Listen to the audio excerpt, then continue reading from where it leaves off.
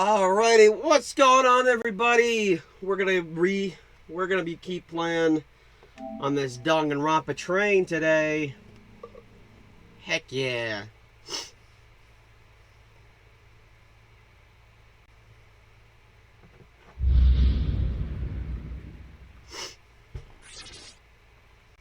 Danganronpa. Danganronpa.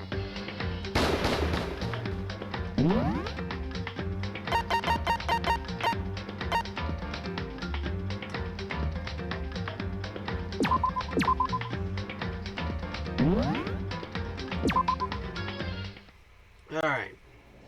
When last we left off, we had figured out who whose Sayaka's killer was. It turns out it was Leon. We saw his execution happen, and so now we are going to move right along into chapter 2.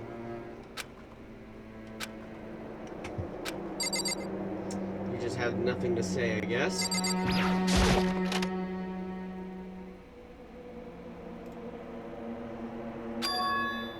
It's gone. She really is gone. It's almost like there was never anything there to begin with. Every last sign of Sayaka's existence has disappeared without a trace. It's just like he said. After the class trial, before we took the elevator back up, Monokuma told us... Uh-huh. Oh, I almost forgot. Since the class trial is over, I'll go ahead and dispose of all the corpses. What are you gonna do? It's okay, no need to thank me. Just seeing your delighted, smiling faces is thanks enough for me. After all, nobody wants to look at a rotting corpse every day. That can't be good for your health. No! No! Didn't even have time to mourn Sayaka and Junko's deaths. Okay. I'm sure that's exactly why he did it. It's a bad joke, a sickening dream, but I have to accept the reality of it all. I headed back to the dining hall to meet up with the others. Sorry I'm late. So, Hey, are you okay, Makoto? Listen to me! You sure took your sweet time. I was just about to go get you and drag you back here. Sorry. So, what happened? Was your room fixed up like he said? I've imagined it would be pretty hard to sleep with a rotting corpse in your bathroom. Hey, come on. Jesus, what? That's fucked up, man. Why would you say something like that? My room was spotless. There wasn't anything left.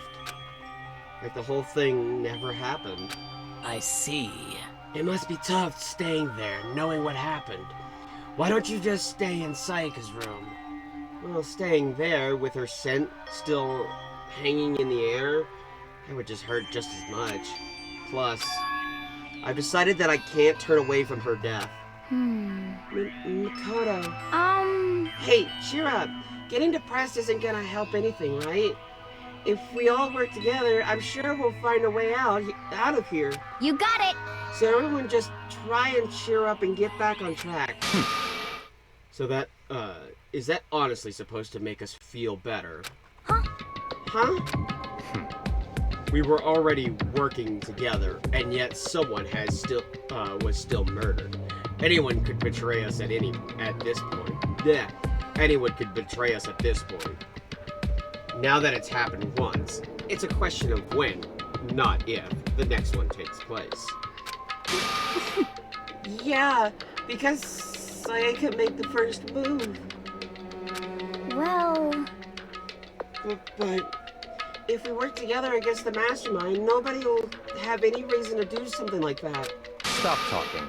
Keep telling yourself that. I'll be over here in the real world. Working together, fighting a common enemy. Like it or not, it's not that simple. What do you mean? Are you okay with this? The mastermind seems to... Sorry. The mastermind seems to be much more powerful than we ever suspected. They took over Hope's Peak which was supposed to be well defended, then modified it to fit their desire. They created Monokuma, which seems to be incredibly advanced, and they're providing for our every need. And the cherry on top is that the execution we witnessed, Honestly, everything has been planned down to the last excruciating detail. This is not the work of your everyday psychopath. Defying them may be too great of a risk. So then... Then, what are you supposing to do? Anyone who truly does want to escape will just have to follow the rules. In which case, the only option is to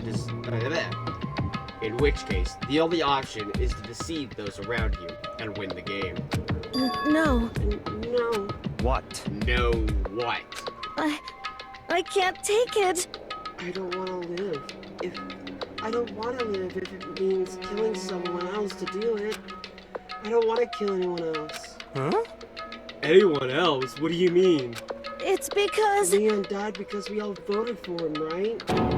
It's no different from us killing him ourselves. But... So, If we didn't vote, if we hadn't voted for him, then we all would have died instead, right? That wasn't what you wanted. That isn't what you wanted, is it? So it would seem. She's right.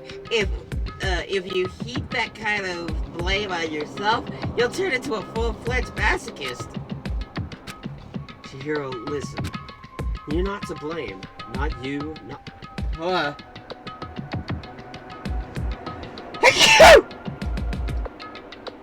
excuse me. Woo!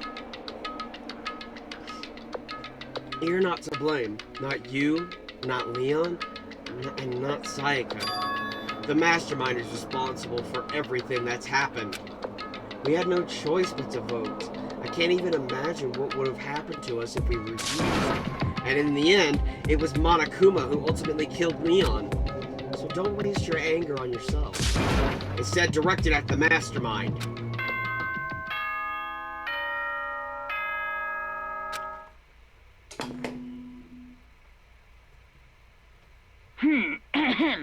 This is a school announcement. It is now 10 p.m. As such, it is officially nighttime.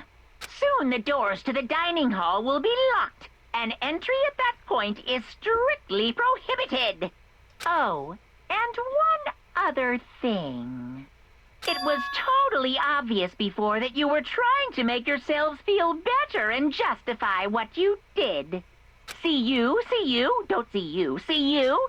Now pay attention and remember this well.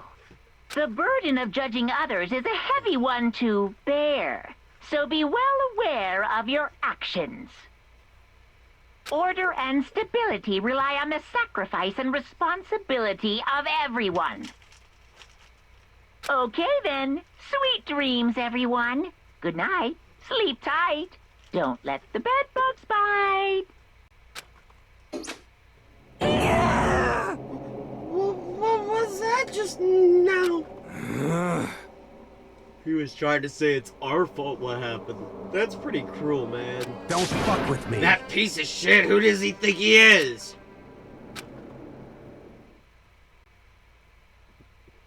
Oh, excuse me, guys. Oh, my goodness. I'm disgusting. And so, the day drew to a close. A tense, maddening day that saw the deaths of 3 classmates, Sayaka, Junko, and Leon. But this is just the beginning. Our despair has only just begun.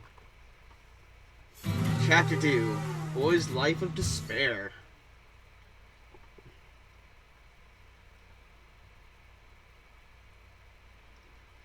I woke up the next day to Monokuma's normal morning announcements. Then he called us all to the gym. What's he gonna do to us this time? We were practically frozen with fear, but Monokuma was determined to get us involved in his little game. And with that goal in mind, he began it. Okay, lift your arms up and down. 1, 2, 3, 4. 1, 2, 3, 4. Now reach way up and bend way down. Tighten those muscles. Let's add a little strength, a little speed to those young bodies of yours.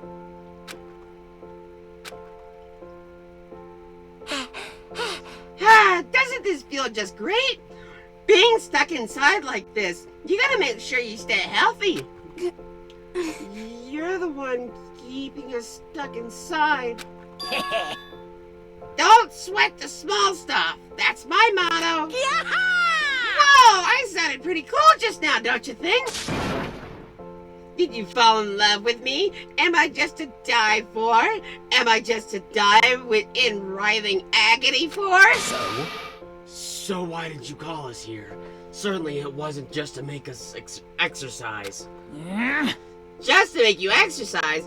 Just to make you exercise? Hey! If exercise makes you laugh, exercise will make you cry! Now, if you keep doing these exercises, you will uncover the secret of the assassin's fist! Passed down from generation to generation in the Empire of Darkness, the power can be yours. That sounds like the kind of junk a middle schooler would come up with. It doesn't matter. Just get to the point. Did you really call us down here just to Did you really call... Oh my god. Did you really call us down here just to exercise?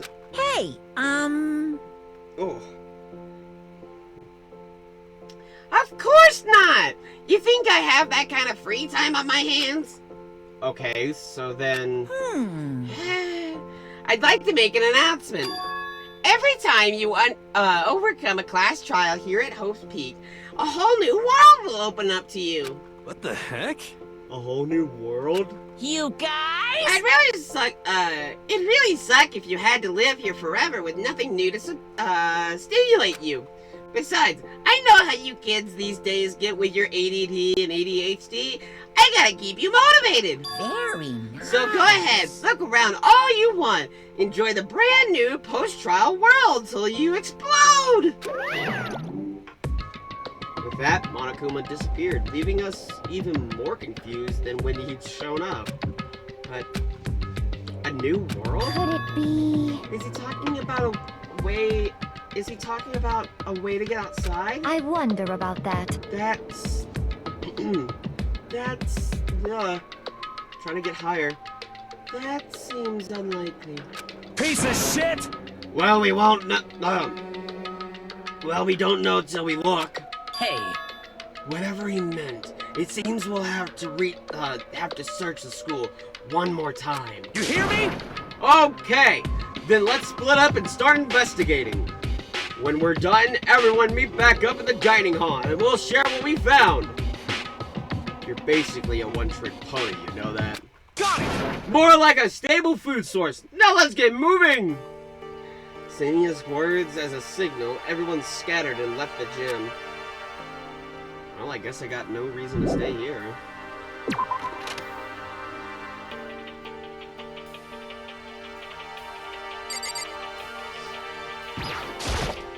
What the heck? Hey, Makoto, did you see what's inside the display case? Man, this is super bad, man! What are you talking about? I didn't notice anything. What are you talking about? I didn't notice anything. All that weird, I didn't notice anything all that weird in there. Sure, to the untrained, hang on. Sure, to the untrained eye, it's nothing. But this is awful. A bad, awful, terrible trap. You're serious? That stuff you see lined up there, any god could come by and use it to send a message. Huh? Been struck with knowledge. It's an ill omen and totally devastating and ruin. Oh, of total devastation and ruin. Let me out of here! Let me out! I have no idea what he's talking about. So maybe I'll just leave him alone? It's like Hero doesn't have really any helpful advice. Let's sort of go this way.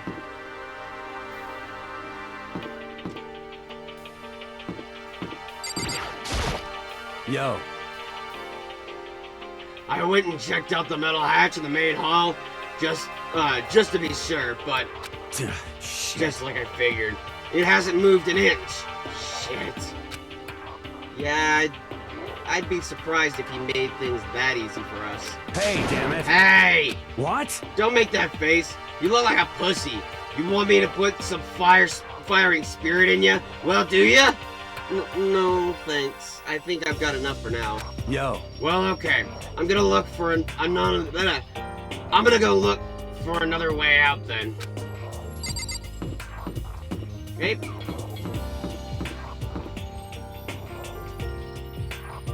Not that way. I'm going the wrong direction.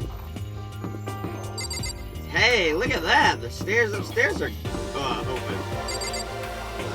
Lock first. Got it! Makoto, look!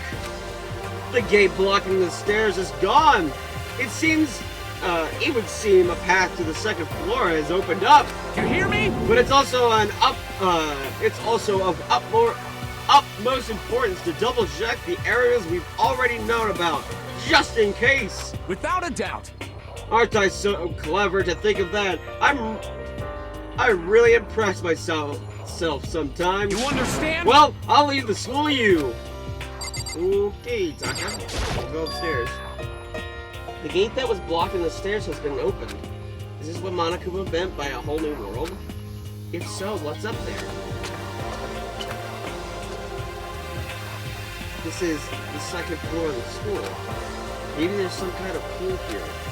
Yeah, I'm sure of it. There's gotta be something here.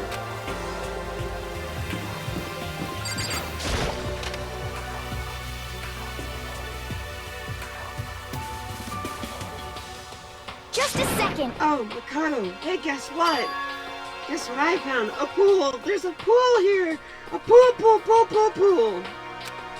You don't have to keep repeating it, I got it. Okay. And there's a ton of exercise equipment in the locker room. Sakura's gonna go nuts when she finds out. Yeah, you're right about that. He seems way more excited than usual.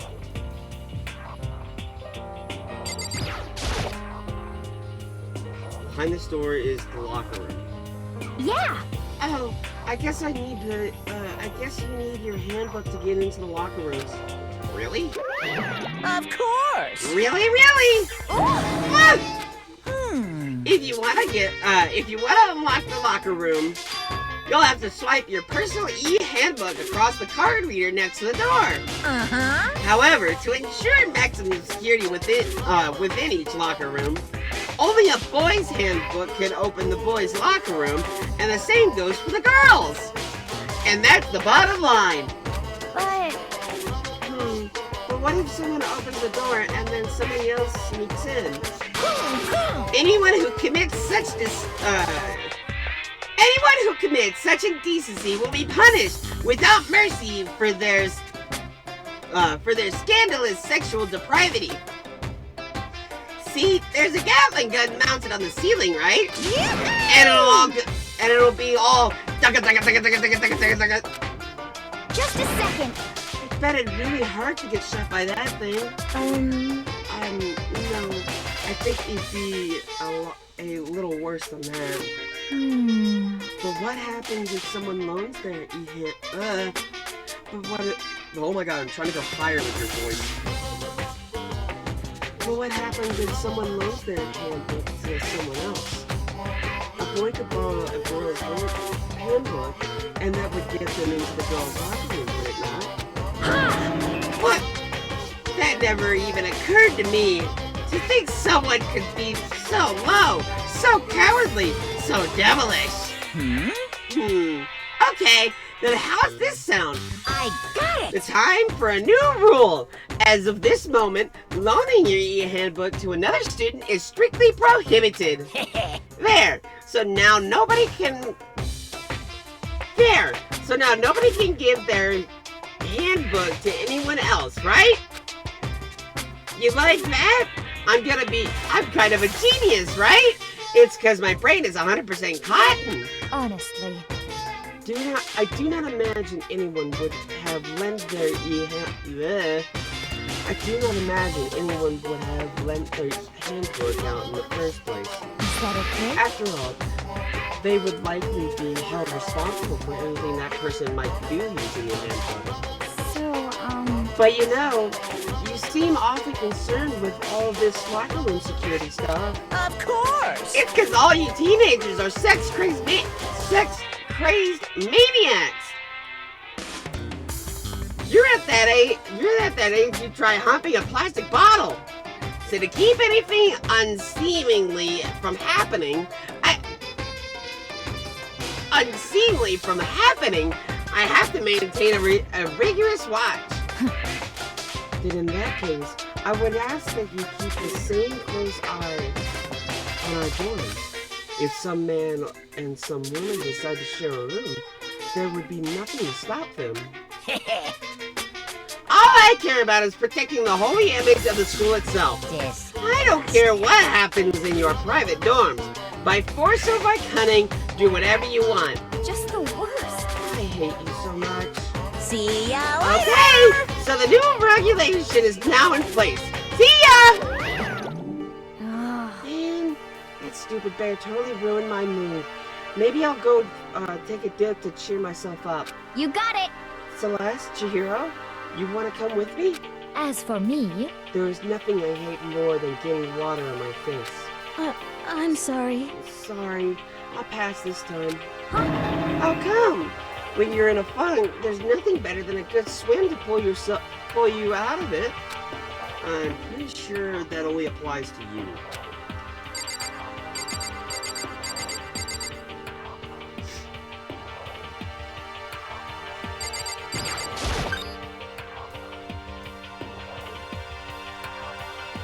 Yeah, they weren't kidding about exercise equipment. Woo! Excuse me. Now this is an interesting poster. Obviously someone put this in the school, but is it really okay to have something like this here? Well, I'll go to the door, check out the pool.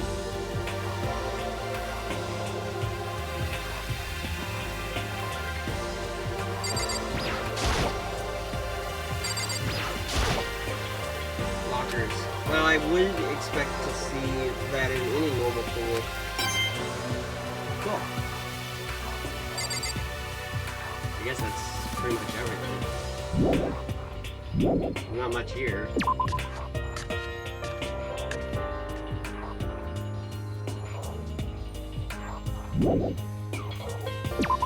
Whew.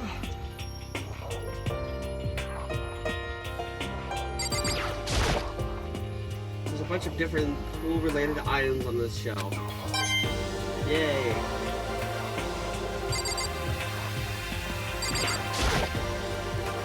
Looks like one of those lifesaver flotation donuts.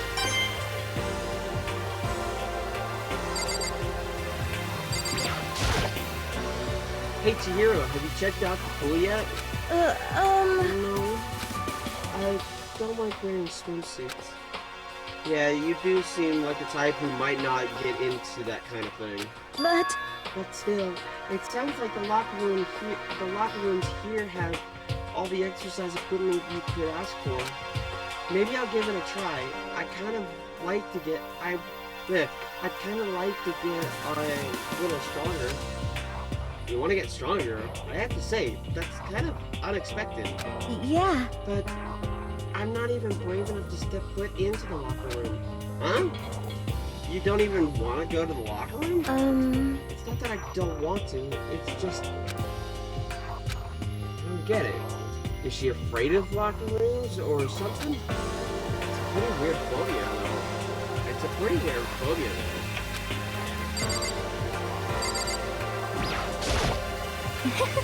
The second floor has opened up.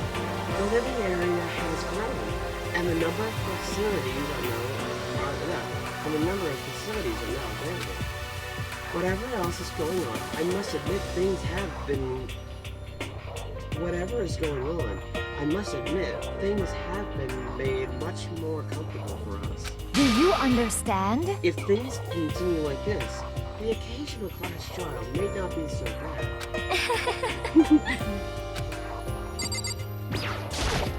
Okay. The locker rooms connect to a pool. It looks super nice and big and fantastic to swim in. I'm beyond excited right now. I can't wait to dive in. In fact, I'm getting kind of mad thinking about it. Why are you getting mad? Well, I guess the three of them are fine. Check out the rest of this place. Bathrooms. Oh, bathrooms.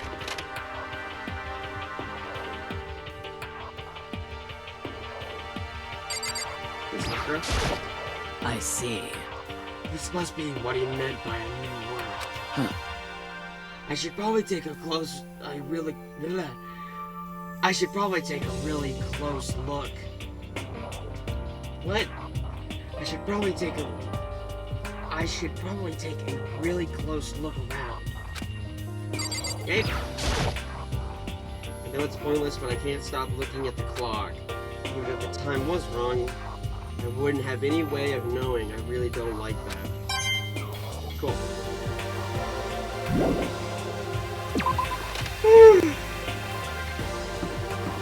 I am sorry, guys. I don't know why I'm so tired. I'm gonna go past the library and check the other hallway. I think. Yep, there we go.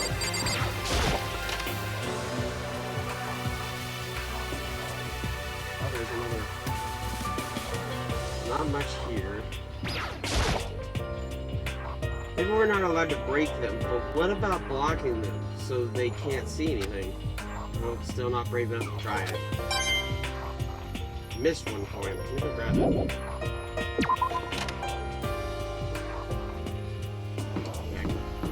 Back to the other classroom, past the library.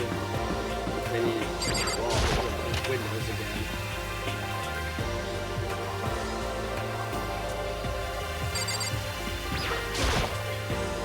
I guess I shouldn't be surprised, but on the second floor too, the windows here have the same metal plates covering them.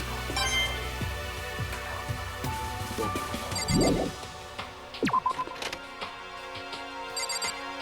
Now we can go in the library.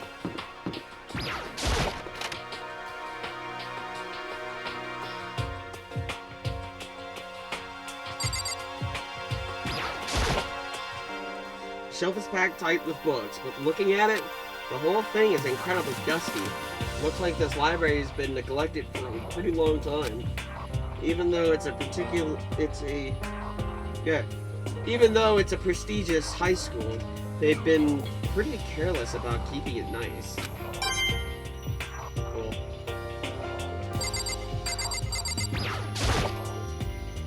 Shelf is packed. Everything is kind of dusty. We've left it for a long time. As nice as the school itself is, whoever's in charge of upkeep has been pretty lazy. Strange. Get it all.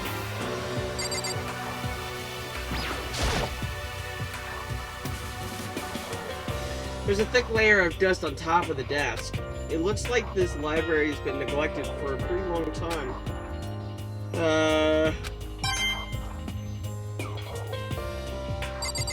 Alright, Toko. You must be pretty happy to have all these books around, huh, Toko? Not particularly. Nothing's really caught my attention so far. Indeed. There's a plethora of books, it's true, but the content seems lacking.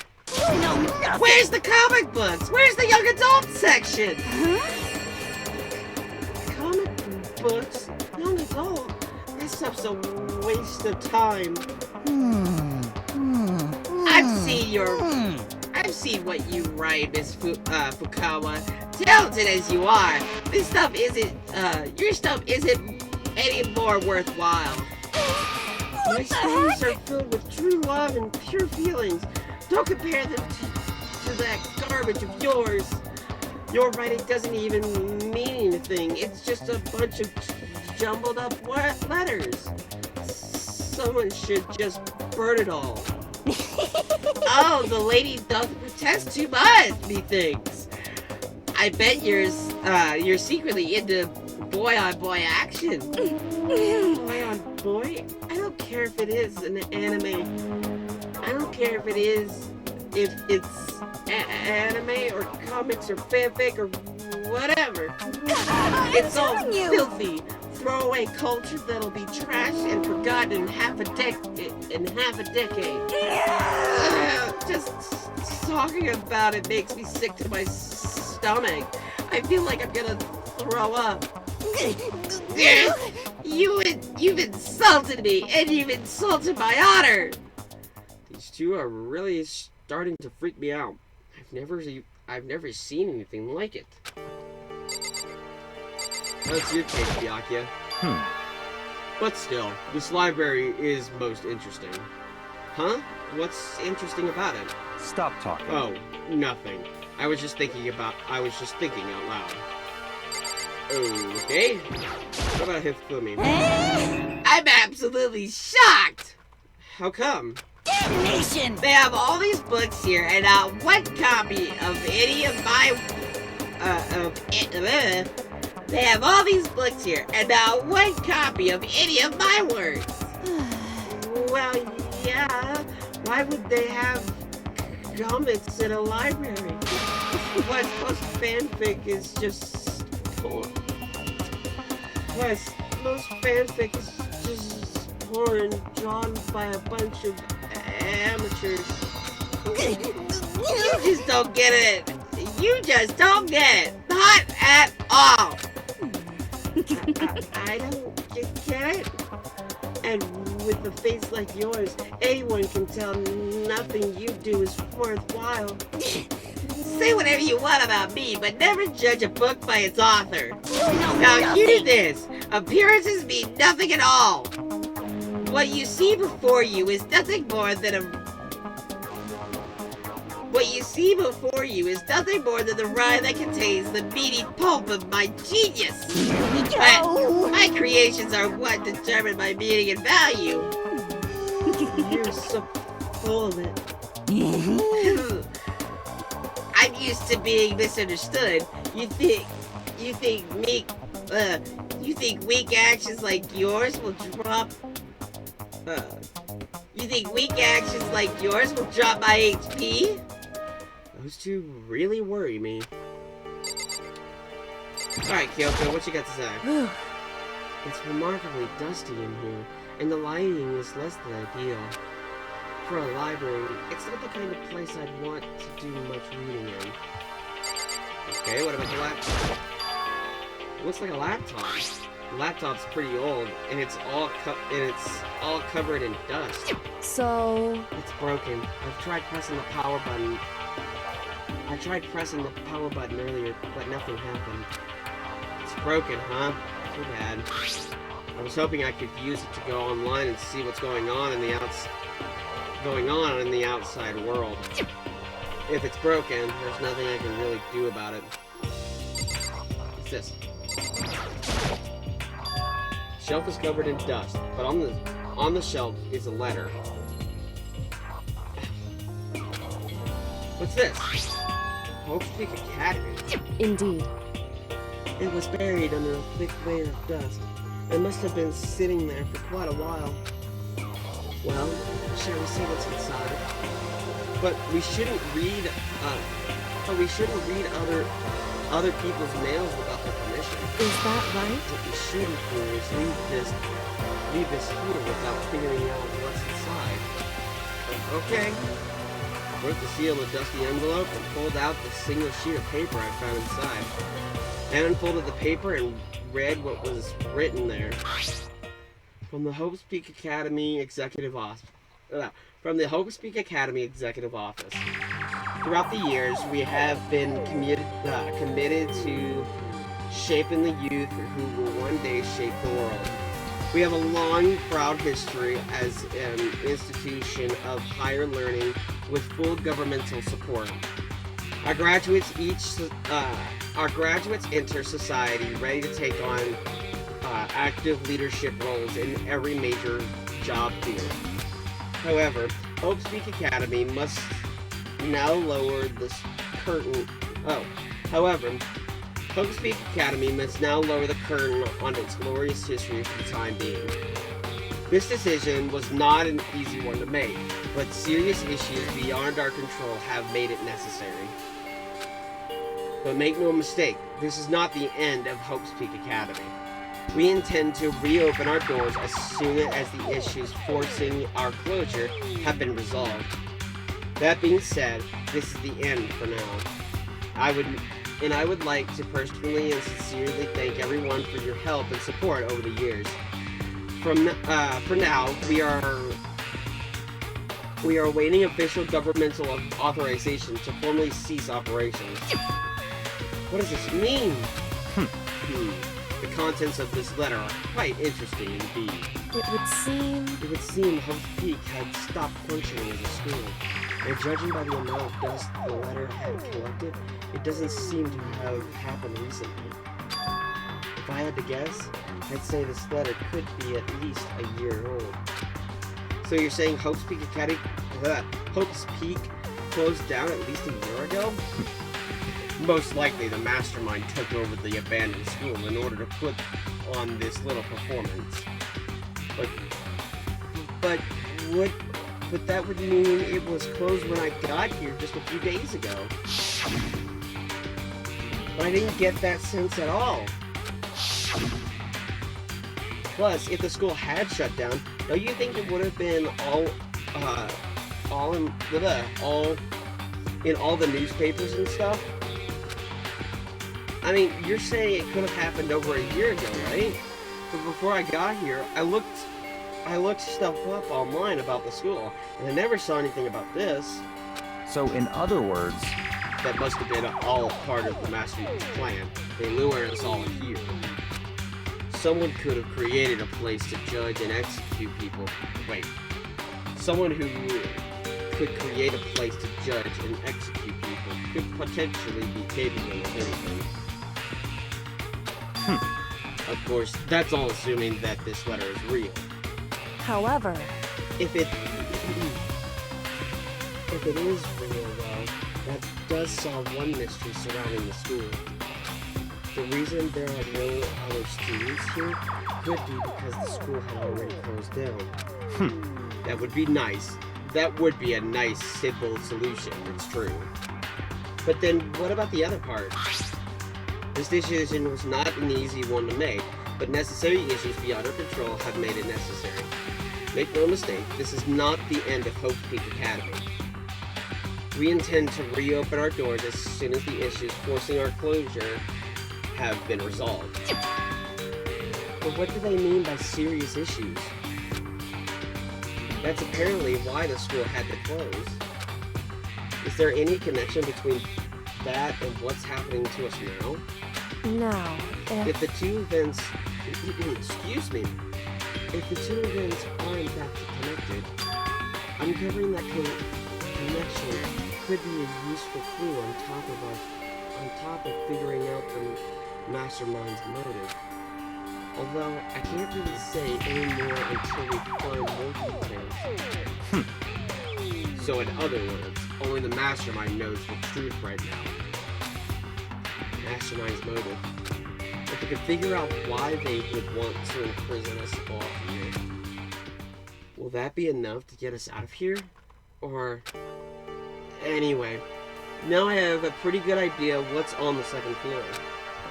But I didn't see anything that might lead to any kind of exit or anything. All I can do now is hope someone else found something worthwhile. Okay, I better head back to the dining hall as soon as possible.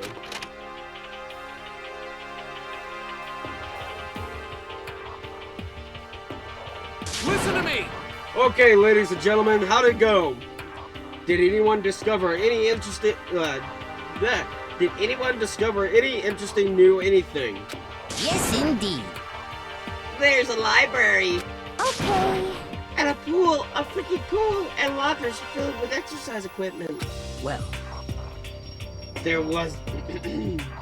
there was not, however, anything resembling an escape route. Yeah, she's right. I see! Well, hey, there's no reason to get all sulky. Well, hey, there's no reason to get all sulky. Wait till you hear about my amazing discovery. Quiet down and listen! The warehouse and bathhouse on the first floor of the dorms are now open. You hear me? The warehouse is chock full of food, clothes, whatever you want. There's so much, it's insane. So go ahead and stuff yourself to the gills whenever you feel like. Ha ha ha! Are you okay with this? Keep in mind, of course, that going out at nighttime is still prohibited. Please do not forget. Yo, Okay, and what about a fucking way out of here? You find anything like that?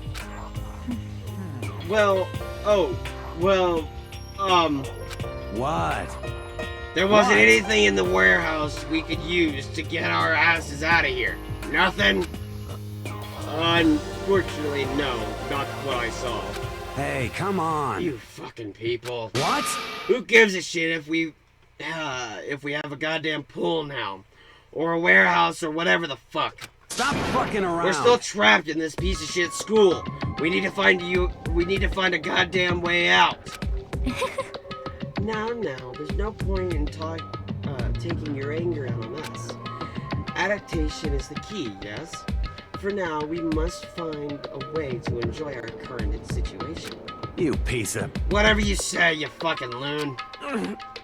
For now, let's just continue our investigation and let everyone know if you should discover something. So then, So, are we done for today?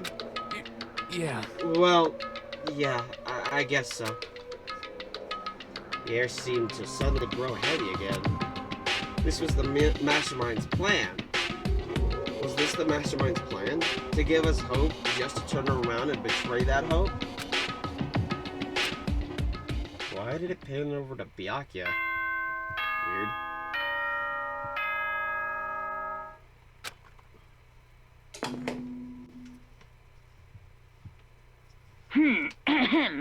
This is a school announcement. It is now 10 p.m.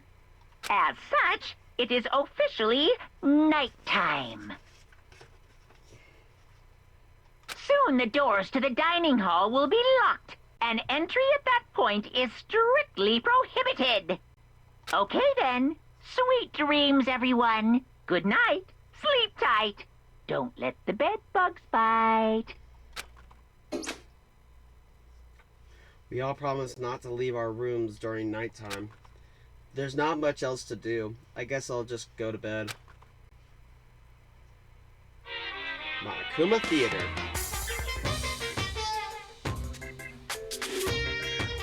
Mr. Monokuma, do you have a second? I don't really like myself. I don't have any kind of skill or hobby I can say I'm super good at. And my grades are totally average too. My reflexes are okay. Not great, not awful. Could I get into a decent college where I'd make a few friends, maybe even find a normal girlfriend? Which is exactly why I don't like who I am. I understand that now. My life is just one giant copy paste. I don't have an imagination. I'm a perfectly average cardboard cutout. You see what I mean, right, Mr. Monokuma?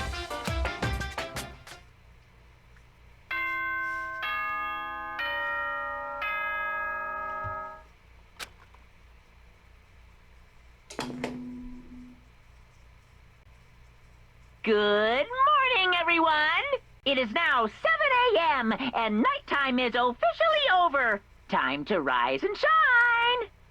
Get ready to greet another beautiful day!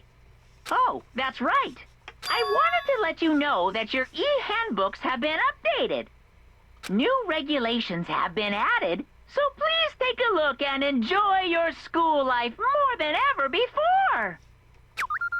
A new rule has been added to the regulations menu. You must be referring to yesterday. Loaning your e-handbook to another student is strictly prohibited. But right now, I need to hurry up and head to breakfast.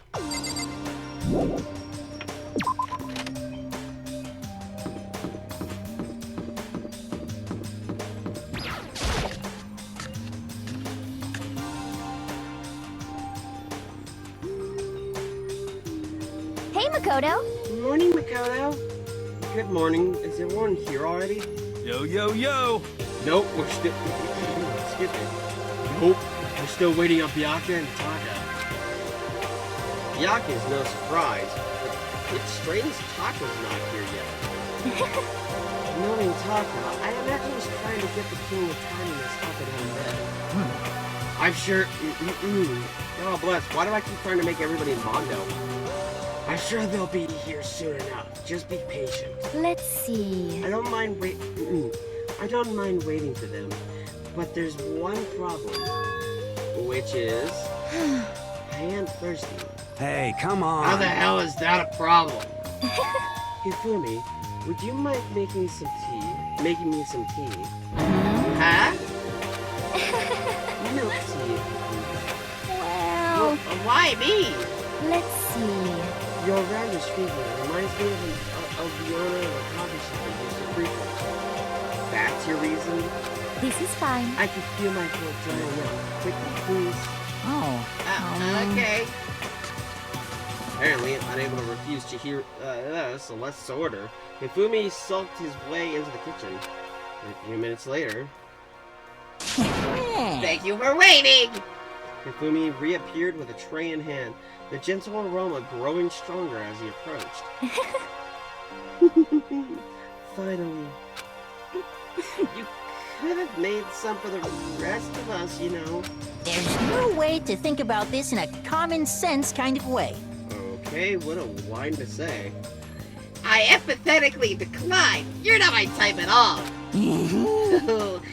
It's all about the law of causality, basic instinct, act and react. Well then, if you don't mind, small smile played across her lips as she held the teacup delicately in her hand. Oh, Wait. She cocked her head to the side and threw the cup as hard as she could at the wall. what? What then? Hey, what are you doing, my little white rabbit? I hate this kind of tea. I don't understand. Yes, indeed. Imagine we are at a coffee shop, just any normal, everyday cafe. I sit down, I order some tea, and I order some tea. Then they ask me, would you like lemon or milk? Now further imagine that I reply, yes, I would like milk tea, please. In that case, along with my tea, they would bring me a small container of milk, yes? But this is not for me. I am... Oh my goodness. Give me one sec. Okay, I'm good. I am among those who prefer the milk to be part of the process from the outset. The fragrance is just so overwhelmingly sweet that way. Adding milk or lemon right before you drink it is like dousing your fries in ketchup, mere condiments. Whenever I'm looking for a cafe, I first review their menu to see if it offers the proper style of milk tea. And I cannot acknowledge any milk tea that does not add milk during the brewing process. If I had to describe our shared reaction to what we just heard, I'd have to go with wide-eyed bewilderment. I went to all that trouble to make you that tea, and you wanted me to go even further? Yes, I realize it can be a bit of a hassle. Even in cafes that offer proper milk tea, it is always more expensive than simple tea with milk. It takes more time to prepare, surely, right? Why even bother creating a menu if you are not going to offer the highest level of quality? Well, we don't actually have a menu. You little bitch. That doesn't matter. Hurry up and bring me what I asked for, swine. Say what? What? Okay, your little piggy will bring it right out. I do love coercion. Huh? You were like a totally different person just now. Yeah, shit. You really went psycho there. I knew there was more to her when I first met her. I'd hate to have her as an enemy. Seriously, man, she's one scary chick. The dining hall doors flew open, and one of the late arrivals came storming in. But bad news, everyone. There's a mystery afoot. Huh? What happened? It would seem Byakuya refuses to leave his room. I stood there pressing the doorbell over and over, but he never showed himself. Maybe he just wasn't there. I think maybe... I'd like to think so, but I'm worried something might have happened to him.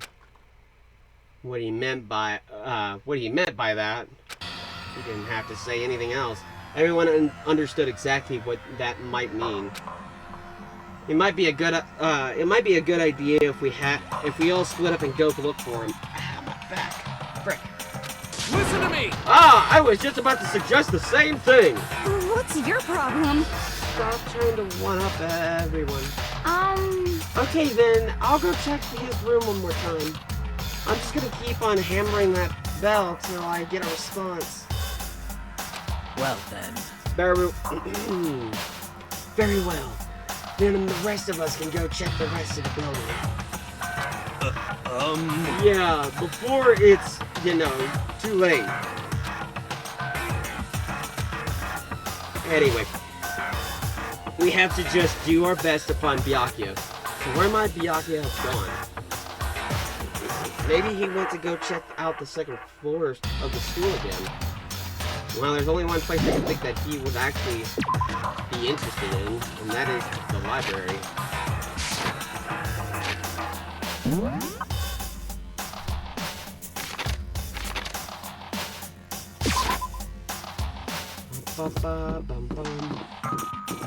The only place I can think of that he'd actually be interested in would be the library.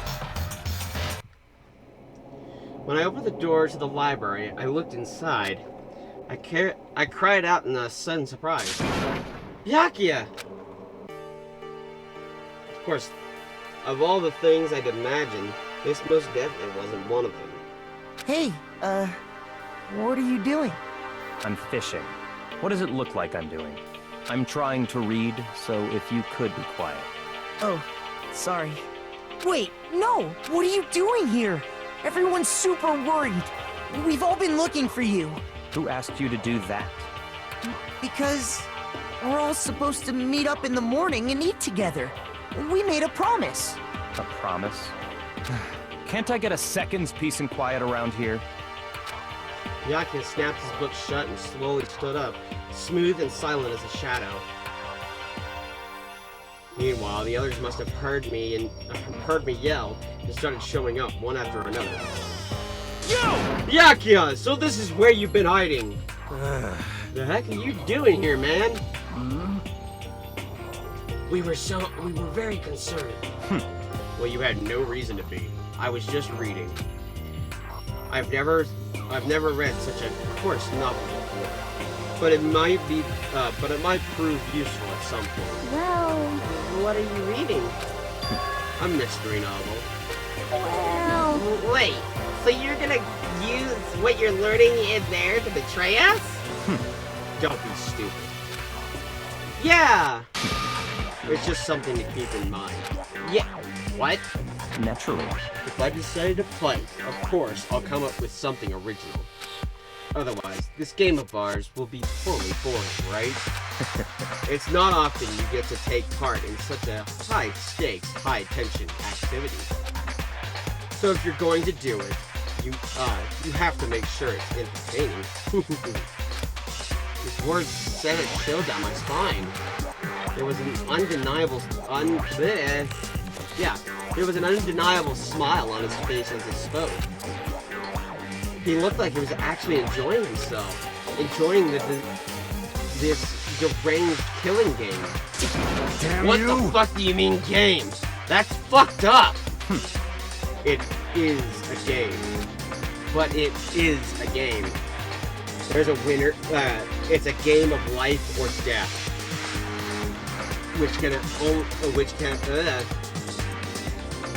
Oh, Jesus. Badass reflex today.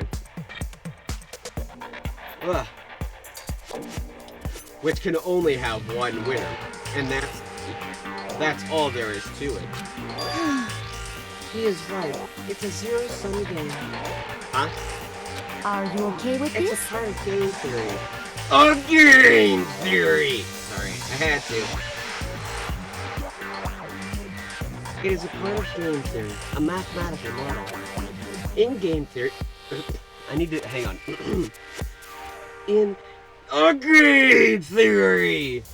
we are all going through right now. What we are all going through now is called a zero-sum game. It is the type of game in order for one person to gain something, others must necessarily lose something. In other words, it is a situation in which participants must compete for position or resources. I see. You mean like a kind of elimination? Actually, Entrance exams, sports tournaments, job openings, most social interactions fall into this category. Everyone must scramble to obtain something which is limited. For you to succeed, someone else must fail. It is all.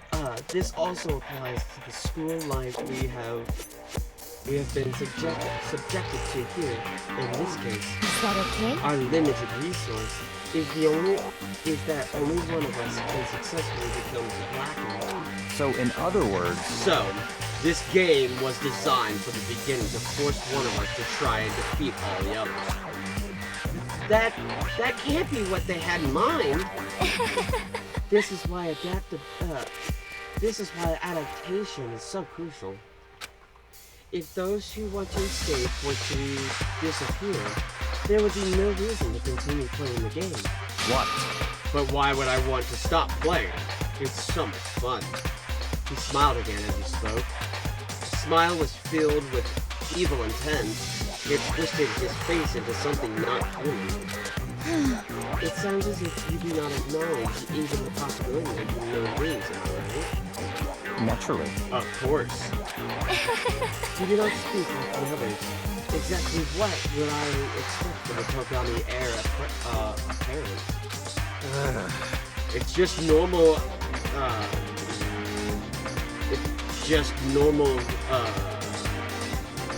what is that word? Oh, sorry. I couldn't read that. It's just normal arrogance, isn't it? Just a second. You talk like that, but what if you end up dead? Not possible. I won't. It simply isn't possible. You son of a bitch! Who the fuck do you think you are? You know, I still can't... You know, I still just can't believe it. What? Believe what? That an uneducated, brain-dead, useless piece of garbage like you has survived this long. Piece of shit! I'm gonna fucking kill you! Don't make me repeat Like myself. I said, I won't die. You keep saying that, but... Do not bother arguing with him. For him, the concept of losing simply does not exist. He is the ultimate affluent progeny after all. A boy raised to succeed in the days of the throne. He considers victory his destiny and has lived his life accordingly. Tests and challenges are merely ways for him to stand victorious, even if it is a life and death situation. Is that not so, Fiatia? at least one of you seems to understand. Isn't it wonderful? It is because I am the same as you. Games are meant to be won. That's enough. Are you trying to suggest you're on the same level? Are you trying to suggest we're on the same level? Close that vulgar mouth of yours. Oh, Well, I do apologize. Anyway, let me just say this to all of you. You all need to try harder. If an opponent isn't going to give it their best, where's the fun for me? no. That's a terrible way to look at it. What? It's because... Oh, goodness gracious. I don't know what's up with me today. This isn't a game. Our lives are on the line, you know? To kill your own friends is... That's horrific. It's horrific. Friends? Who decided that? Huh? We're not friends. No. Quite the opposite. We're in competition. We're enemies. But you know? What? But what? Stop trying to force your contradictions on me and just accept what I'm telling you. Come on. Yes, if you have something to say, say it. Otherwise, keep your mouth closed. I'm sorry. I'm sorry. Stop fucking around. Hey, shithead! You get off on bullying people that can't fight back. You want to try that on me? So, you're back to pretending to be friends, huh? And how long do you think that's going to last? Piece of shit! Fuck you! What? That's all you can say? Is that all you can say? It's unfortunate you would waste your breath on such empty gibberish. You son of a That's bitch! it, you're fucking dead! Just a second. Hold on, just calm down. Piece of shit! I am calm! How is this calm? Anyway, I don't have any intention of working with the rest of you any longer. To cooperate during an elimination game is, well, frankly, it's a waste of time, and I hate wasting my time. Waste of time? Not possible. Engaging in friendly group meals is out of the question. Someone could easily poison our food, and I'd rather not become part of the Last Supper just yet. Shit. Quit talking like you're in a fucking movie or something. Goodbye. All I'm saying is that ultimately, you are all free to do whatever you want on your own. Goodbye. Without a second glance back, Byakuya left. There wasn't anything we could do to keep him from going. His way of thinking was just beyond anything the rest of us could even comprehend. But... Was he serious about all that? He was. He was, without a doubt. don't fuck with me. Well, fuck him then! Maybe. What he said might not necessarily be wrong. I mean, can you say for sure someone won't poison our food? Hey, come on, you too, Taco? Anyway. Well, it's not like anyone would care if I was gone, right? Actually, I bet you all want me gone. Oh, you think I'm disgusting. None of us think that. None of us think that. I'm telling you. just think you don't think that. I know some people think you, I think I'm trying to figure out his voice that I can remember very easily. I know you think people... It's Patrick. There we go. I know you think people like to play the victim, but this is just totally out there. You think I don't know, but I do. You want me gone. And I'm sure the rest of you want the same thing, don't you? Hey, Choco, wait! Just let her go. Once she gets going with that, there is nothing you can say to bring her back.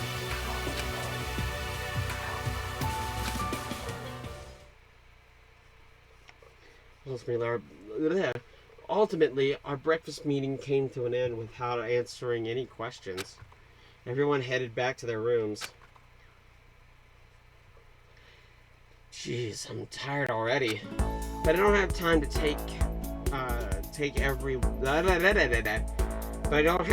take even one day off. I need to get myself going. Free time! Alright, woo! Excuse me. I'm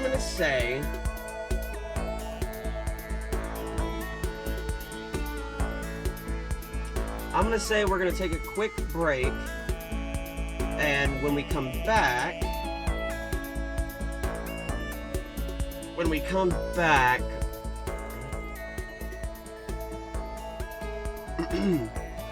When we come back, we will continue on trying to talk to some people and,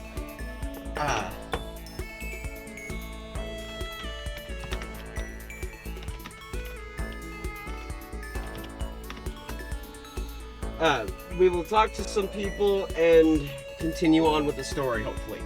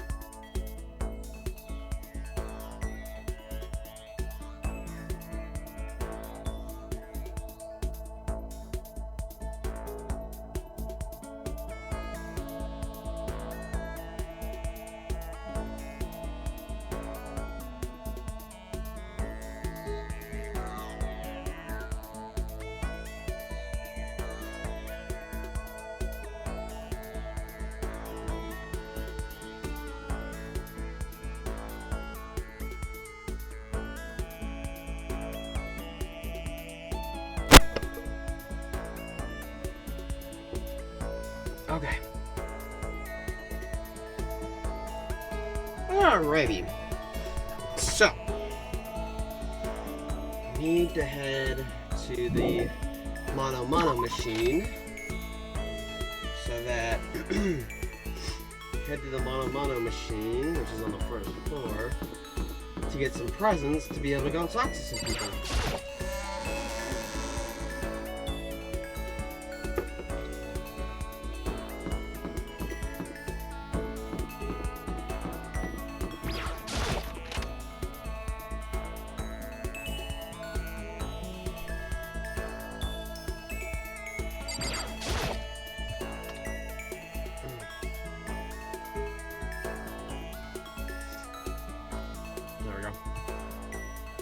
He's gonna, let me go grab some coins, actually. There's more coins that I can be collecting. Give me 1 sec. Let's head back to the gem entryway. And yes, I do have a guide pulled up just for the coins, because I don't want to have to go through everything to find the coins. Oh, wait, no, not the gem itself. I wanted the gem entryway.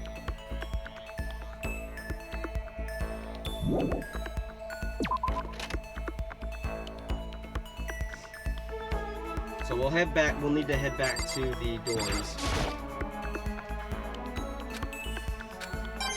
Alrighty.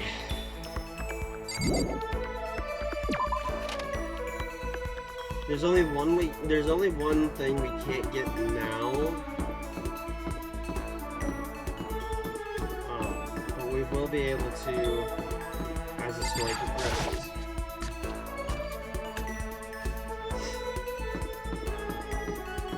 To the laundry room.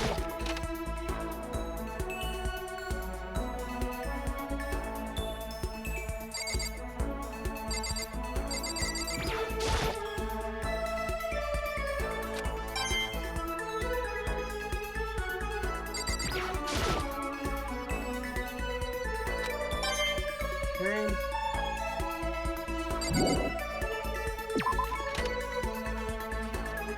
In the bathhouse. There's the right next to it. There's a massage chair. Maybe I'll use it once I get really tired. I gotta turn the music. I gotta turn the game down in my ear. Holy crap. Ah. Now it's like screaming in my ear.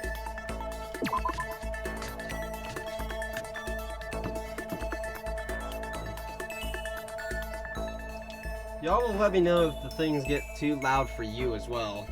Or I'm not loud enough, so. Okay, so we need. Let's go back to the dining hall.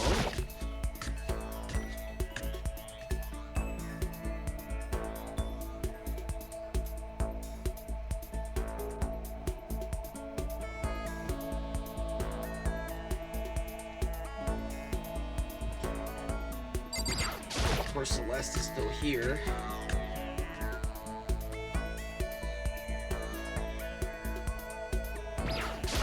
Knife that Sayaka used is still gone. See? The knife that Sayaka used is still gone.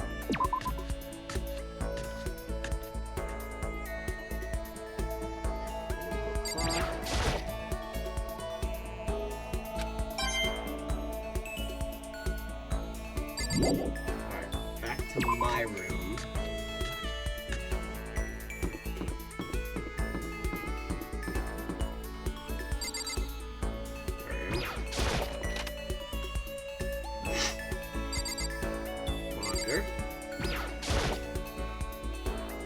God, I want to watch TV. It could be anything. I don't care.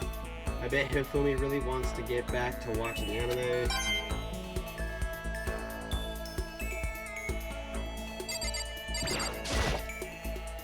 Just a little trash can. I wonder what an abnormal trash can would look like. Alright, I think that's all the ones I can collect now. Yes. Now let's head to the Mono machine.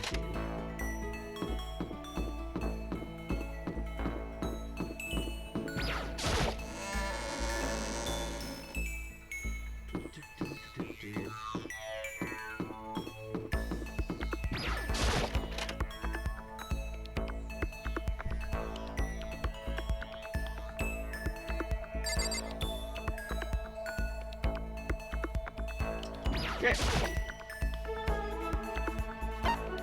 Shot.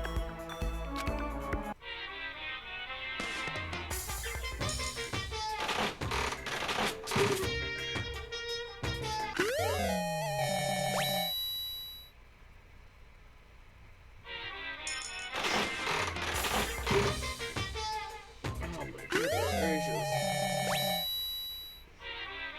We're gonna be here for a little while. So, grab a snack, grab whatever you want. We'll... Oh, almost. Probably gonna spend about 50 till I get probably about till 50 Monokuma coins left.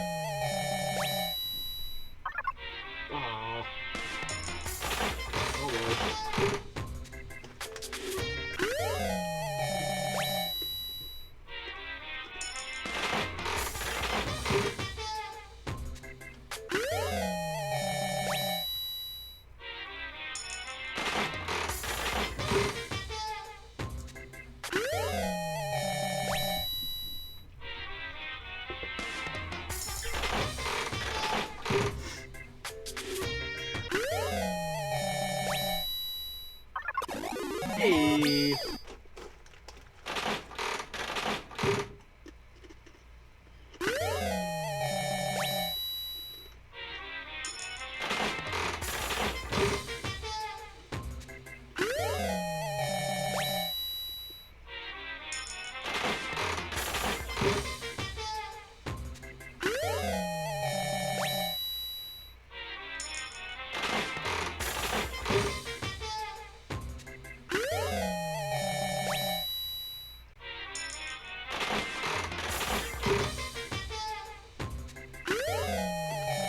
I really don't care if I get repeat items. It just gives me more opportunity to give them to people who like it.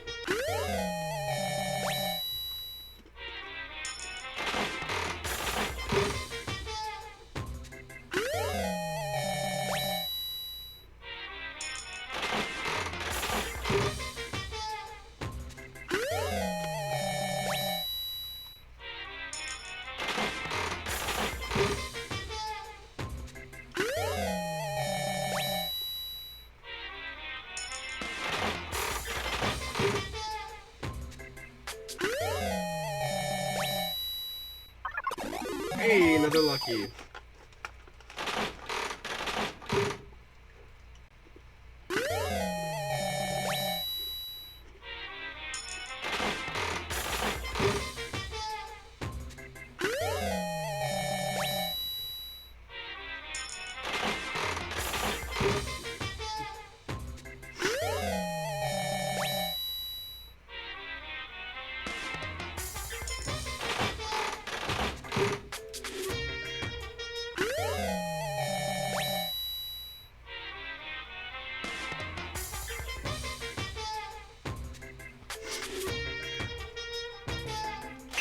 Oops, shit.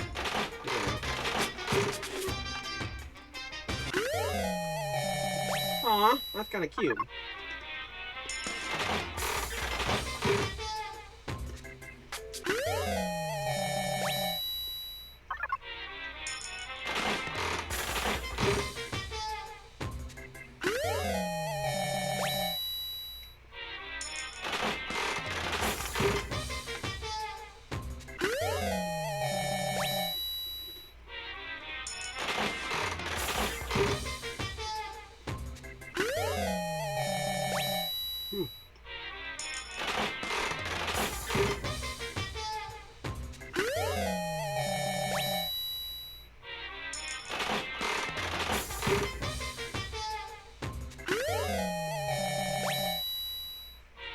Pretty sure in my when I edit this down, and you guys don't really have to pay attention to this, when I edit this down, I'll probably end up just like having it just be of what all the prizes I get.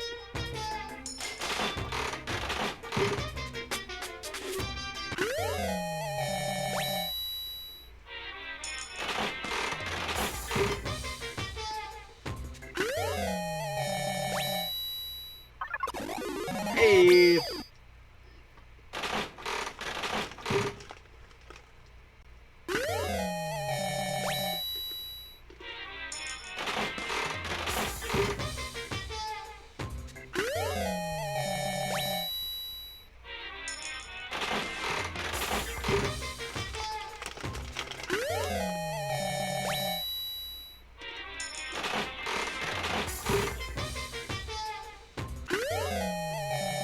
Okay, that's 2 in a row.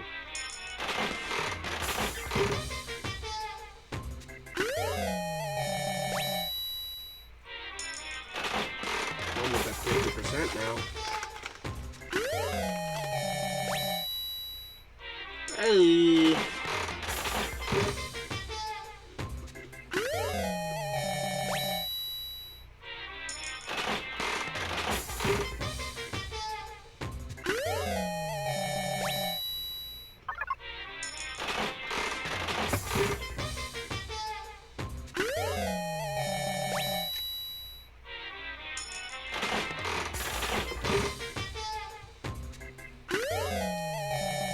What the?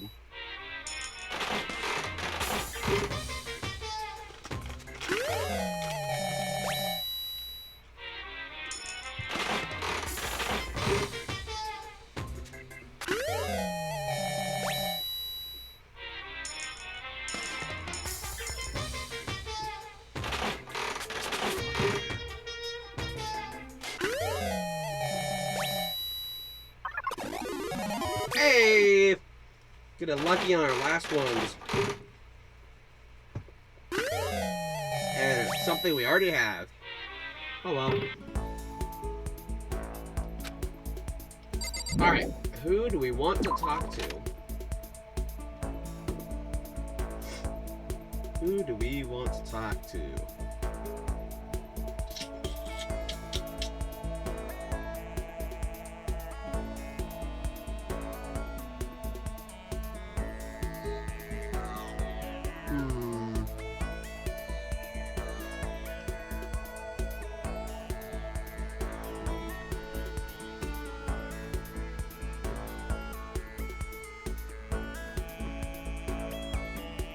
No.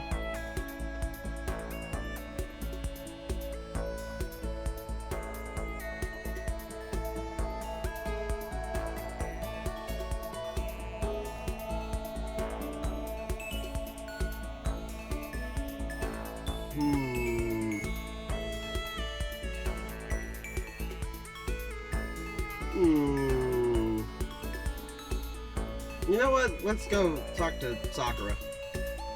Where is Sakura? Not here. Of course, he's in the library. No. No. Hey, they're in the pool. Okay. Turn around and let's go this way. They're in the entrance to the pool area. So let's go talk to Sakura. Ah! Hey, Hufumi, what's up? Your hero?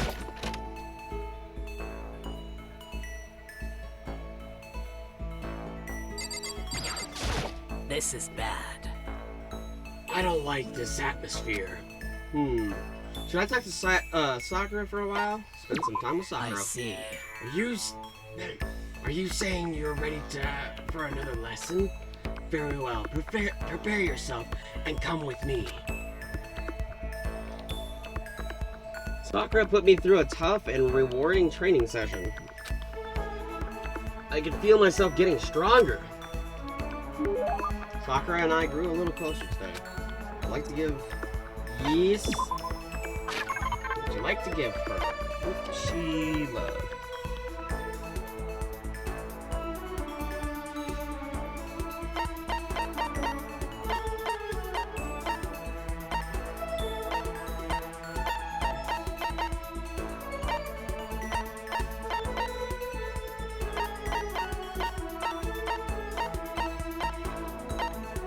Oh, okay.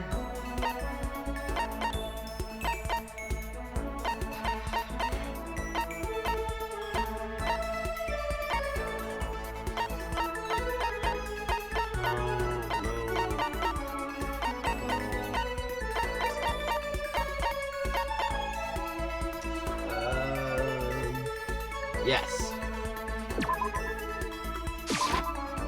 What? Are you sure I can have something so valuable? Makoto, So then. since we've already talked so much, it's okay to talk a little more, right? Seeing Sakura so pleased with something I gave her makes me happy. My post-training break is the most relaxing time of my day. The sensation of your muscles cooling down after heating up during a workout is the only true reward. No matter how many times I experience it, I never get tired of it. Do you exercise every morning, Sakura? Unless there are errands that I absolutely can't get out of, yes. I always do my training. If I don't, I feel restless for the rest of the day. But I'm amazed you can do it every single day. Doesn't it get tough? Huh. I can't say I've ever seen it as tough. It's also that I can get stronger after all. And I have to keep on getting stronger because my destiny is to fight. Your destiny is to fight? From the day I was born, I've been fighting. Heaven sent me to live as its champion. That's one heck of a legend. My father was my master, and and every waking moment was spent with him learning to fight. As a child, I sparred with boxing champions and hit the mat with wrestling gold medalists. I was no match for them when I first began, of course, but before long, they were no match for me. You mean you actually started beating people like that? I'd say my speciality is solid stand-up that transitions into grabbing and a strong ground game. Essentially, it's a complete approach. Anything else wouldn't make sense. You can only become the best by reaching the top of each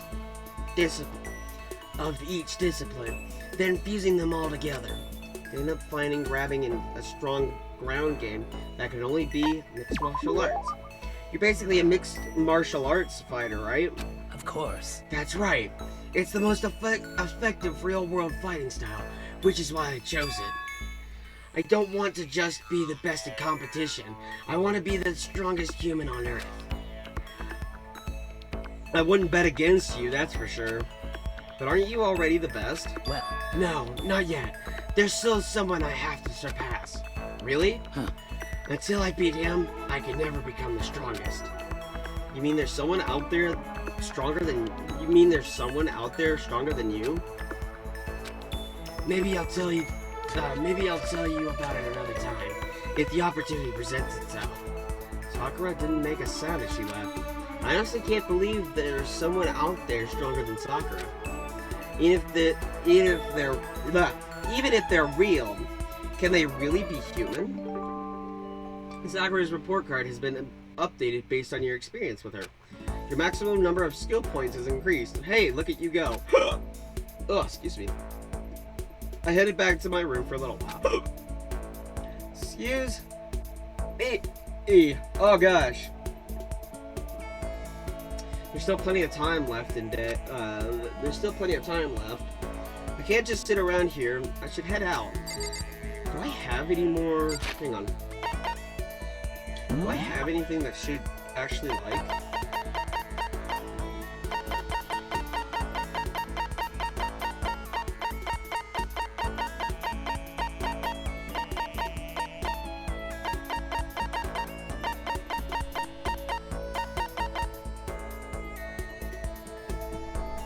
Nope.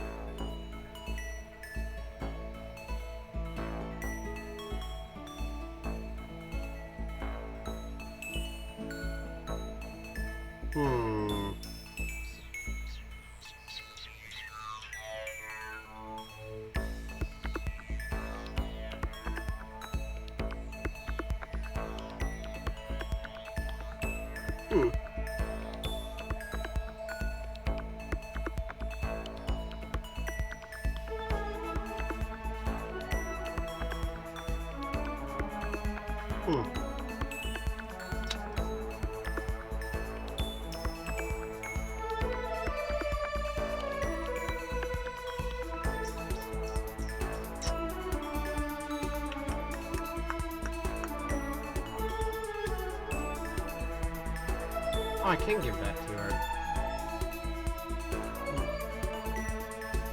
You know what? Sure. Let's go talk to Sakura again. Where is she? No,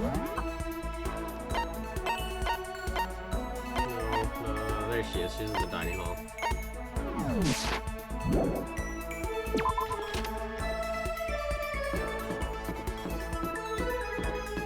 We'll talk to her one more time, and then we'll probably see if we can talk to Kyoko tomorrow.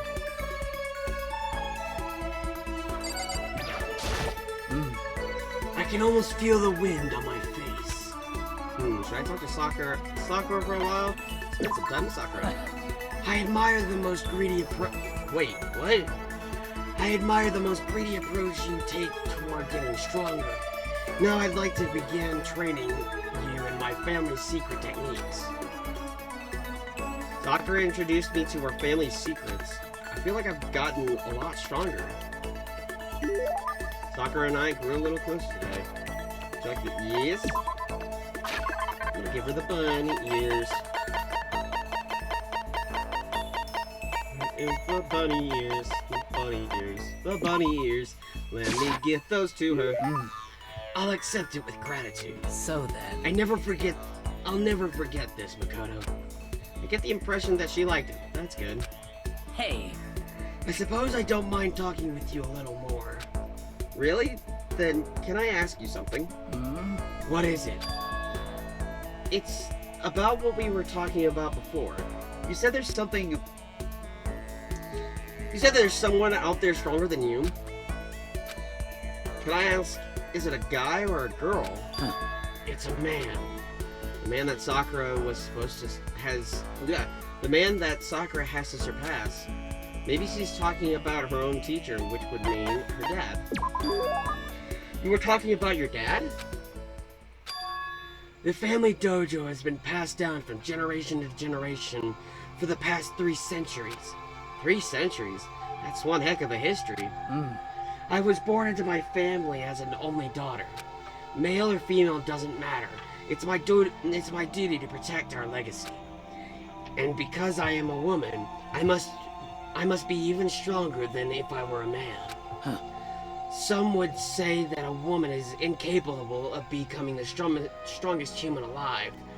I want to prove them wrong, which is why I subject myself to such feverish training under my father's instructions.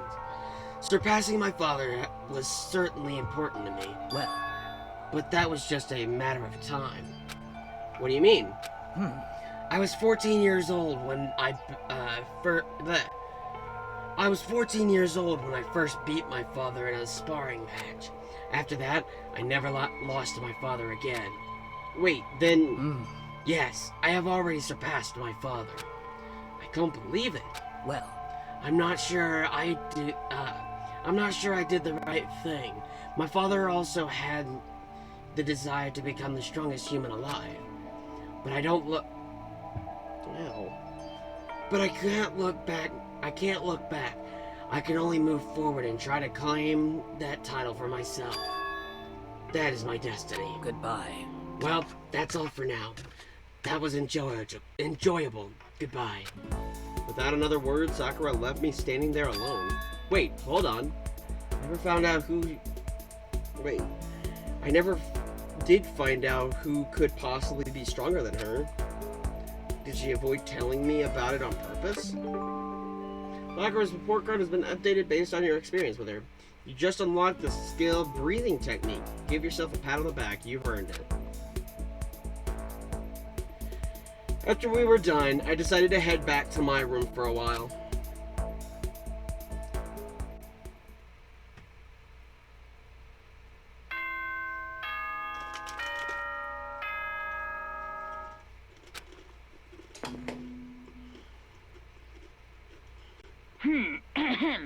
This is a school announcement. It is now 10 p.m. As such, it is officially nighttime. Soon the doors to the dining hall will be locked, and entry at that point is strictly prohibited. Okay then. Sweet dreams, everyone. Good night. Sleep tight. Don't let the bed bugs bite. Another day gone, but even though today is over, the game definitely isn't. How long is this gonna keep going? All the stress and anxiety kept me from falling asleep until late in the night.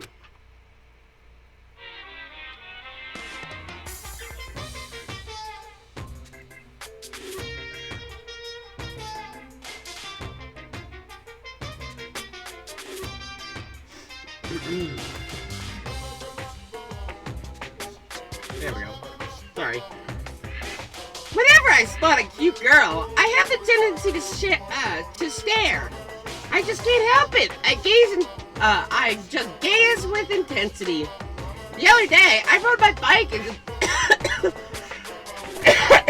oh, excuse me. The other day, I rode my bike into the train station. I was in the bathroom, just looking at myself in the mirror.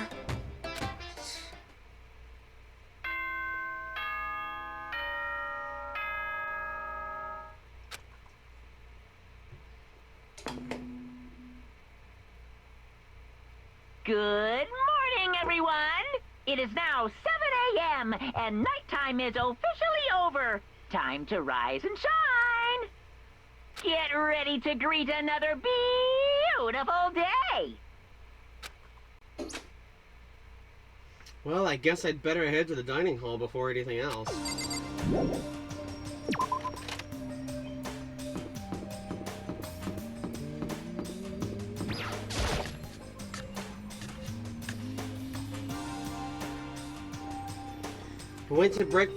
I went to the breakfast meeting, same as always, but...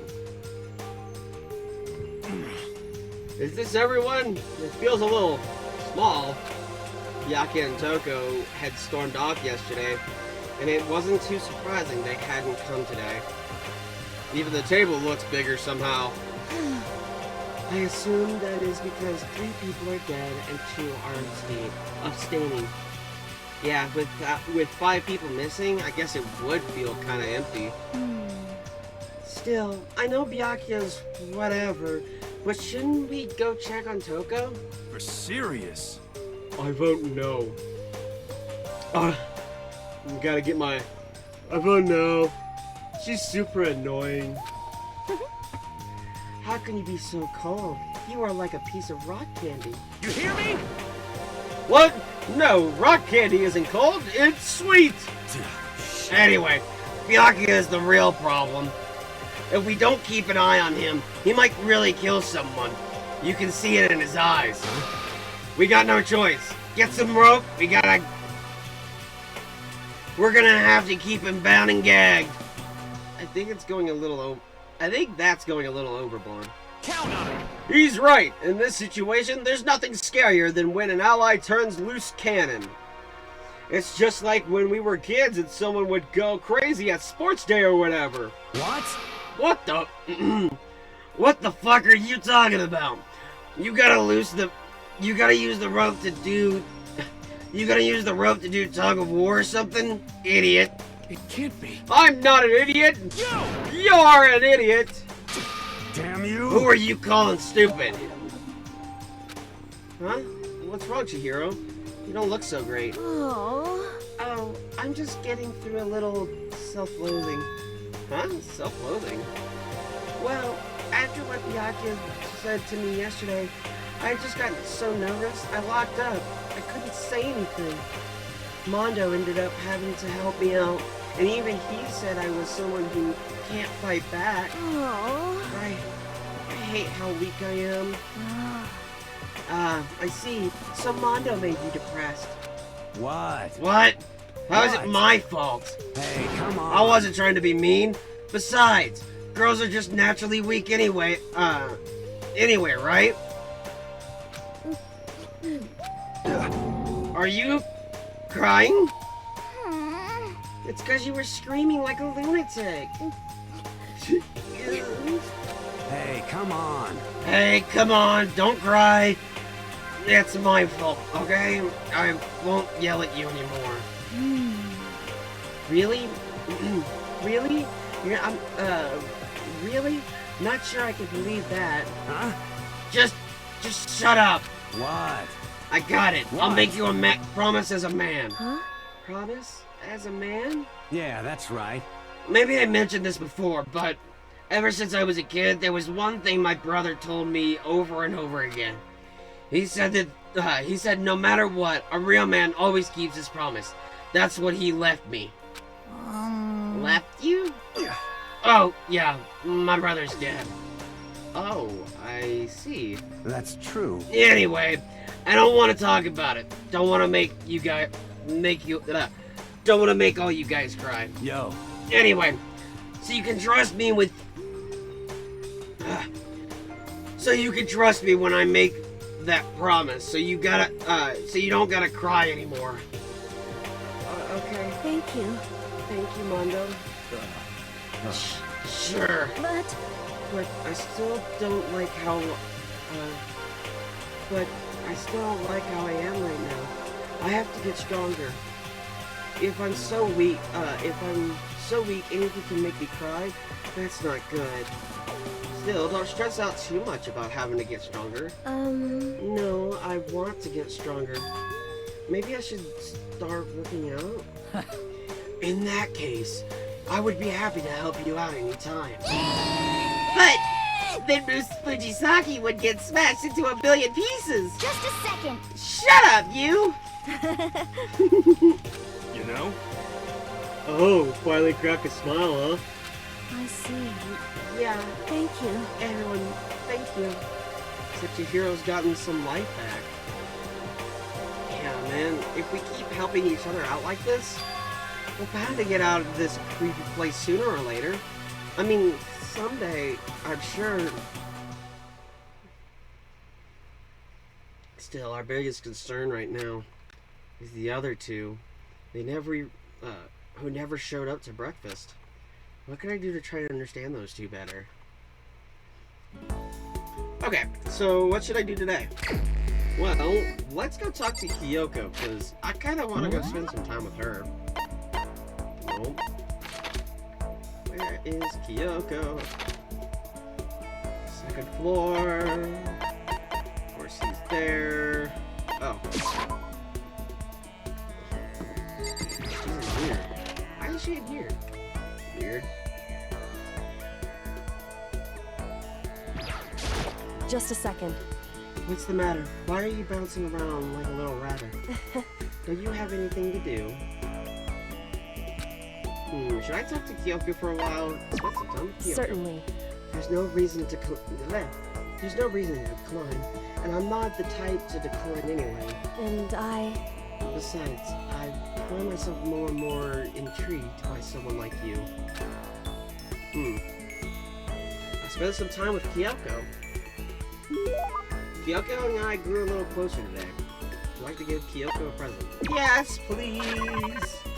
What is it that I have that she might like? Mama. Oh. Ooh, do I have... I don't. Frick! I thought I had some. Wonder who I gave it to. Must have been, Sayaka. There.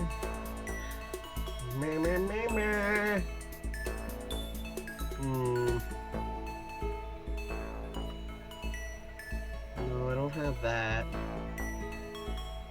No.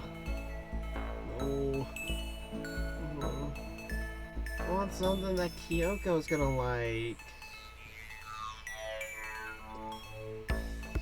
No. Nah. No.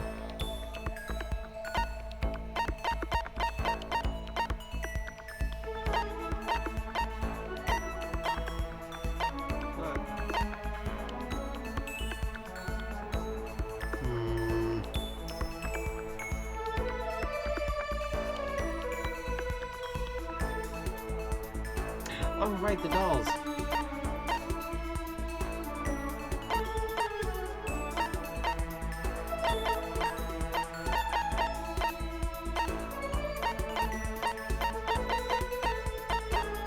There we go.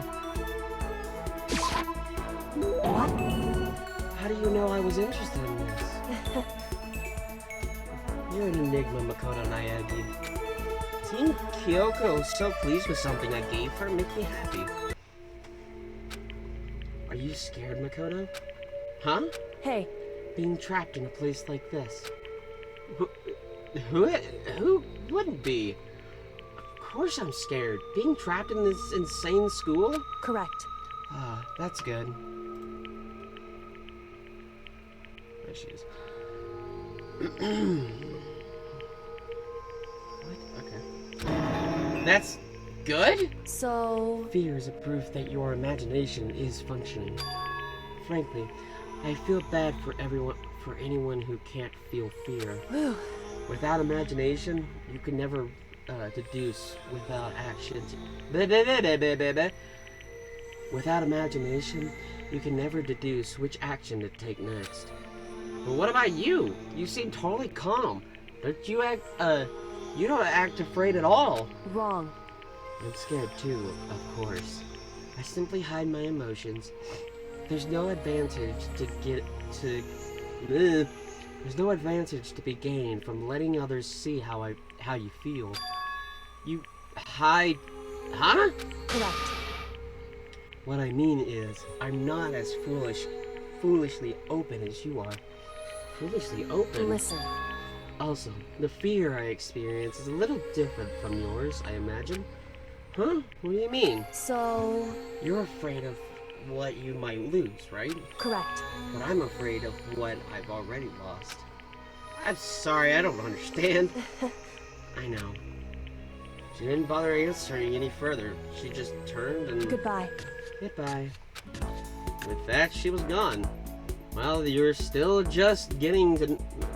Well, we're still just getting to know each other. Maybe we'll talk more next time.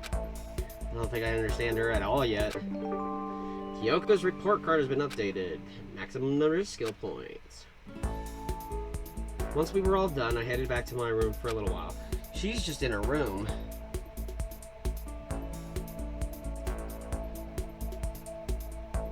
Man, I wish I had still a little time left in the day. I don't feel like just sitting here. Maybe I'll go explore. Blah, blah, blah. I don't have anything that she might like, do I? Royal curry? No. Man.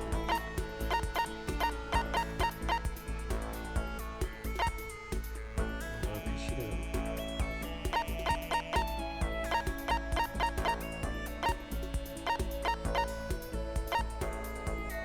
Fresh findings? Wait, what?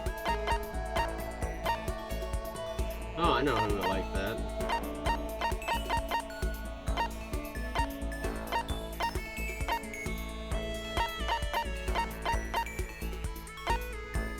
Oh yeah, she said they would, does it say she would like this?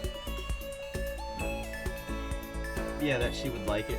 Yeah, I can talk to her again. Give her that. Alright, where is she? Toko, Chihiro, Aoi, Sakura. I think she was the first room, wasn't she? Haka, get her. Guess I should press the doorbell. Did you need something from me? Try to yes. So... I suppose a change of pace is necessary sometimes. That's fine. Fine then. Why don't we take a little break? I spent some time with Kyoko doing nothing in particular. Kyoko and I grew a little closer today. Like, yes. Give her the gun. The golden gun.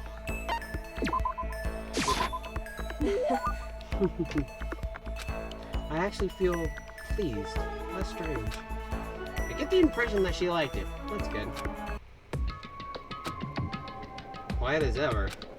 I guess she doesn't like to waste her words. Hey, Kyoko. And? If you're expecting a conversation, don't. There's no need for it. But, I mean, don't you think talking is important? I feel like if we're going to get out of here, we all need to be on the same page. And to do that, we need to get to know each other. You could certainly make the argument that forming friendships may help prevent killings. So... But are you asking for some kind of deep connection? Huh? Because... You could just be deceiving us, pretending to be everyone's friend, so you can gather information. No, that's not... Why?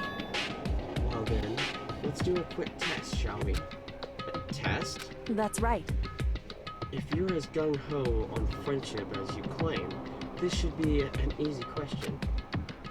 Oh, okay. So I just have to answer your question, is that it? So then... Are you ready? You consider Hina one of your friends, yes? And? If that's true, what is her ultimate ability? That's an easy one. Hina's ultimate ability, she's trained for the Olympics and swimming, a nice body. Wow! Wow!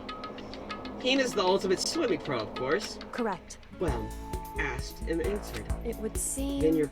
Then you're pleased of... Oh, then you're pleased of... Oh my god. Then your pleas of camaraderie are true. Of course. Yes, of course. Such a foolish, open person as you could never lie. Everyone would know right away. Again, that foolishly open stuff. So then... Okay then, as promised, what would you like to know about me? Oh, let's see. What school did you used to go to before you came here? So... Before I came here, I guess I was living abroad. Abroad? What, was it an exchange program, or do your parents work overseas or something? My parents? I suppose... Question marks. Anyway, okay. So she was living abroad because of her dad's job. So what kind of work does he do? Foreign governments? Top secret clearance? Question marks. Okay. So does he... So he does top secret work for other governments? All I can think of is... Wow! Okay! I was not expecting that. All I can think of is... Assassin? I kept up my end of the deal. That's what she left. I kept up my end of the deal. Goodbye. This should be enough, right? I'm leaving now. She left without even waiting for a reply. She's so full of mysteries. And hearing what she had to say just added even more mystery on top of everything. Okay, that was weird. Maximum number of skill points, cool. Once we were all done, I headed back to my room for a little while. What? Weird. Alright.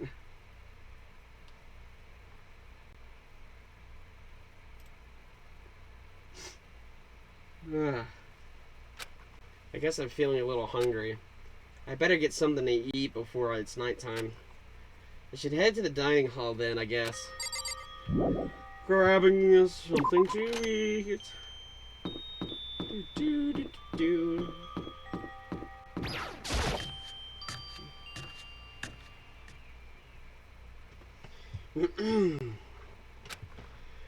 Oh crap, what was that? I just wanted to get something to eat and now I'm about to get roped into something like this. Actually, no, I guess I'm already roped in. Listen to me! Hey, Makoto! Perfect timing! Huh? What's going on? Hey, damn it. I have a favor to ask. A favor? I have a bad feeling about this. Thanks, Star Wars. Coco? Listen to me! Coco, excuse me. You came at just the right time. I must ask you for your full cooperation. Oh, I guess that's it that he has. Okay. Hey, damn it. Come on, Makoto, you gotta be our witness. Witness to what? What? Oh god. Okay. This guy's been... Gotta get my Mondo voice. Give me one sec. This guy's been talking shit about me since day one. Calling me a coward and shit like that. You're corrupt! You are a coward! That's why you turn to violence to solve your problems. You! That's why you can't do what society asks of you. Why you walk around dressed like that. Huh? The fuck you say? You don't know shit. You hear me? You've already lost to yourself, but you're such a coward you don't even realize it. Damn you! So what? You're saying you're not a coward? You think you're tougher than me? Count on it! I know I am! You wanna fight? Okay, then let's throw down. Prove you got what I don't got. You hear me? I'll accept your challenge! What? So that's what's happening, Makoto. You gotta be our witness. You're gonna throw down. You're not gonna start punching each other, are you? Hey. There's a bathhouse on the first floor of the dorm, right? With a sauna inside? I see! I see! A simple endurance contest, is it? Got it! We're gonna see who can stay in the sauna the longest, am I right? Piece of shit! Goddamn straight!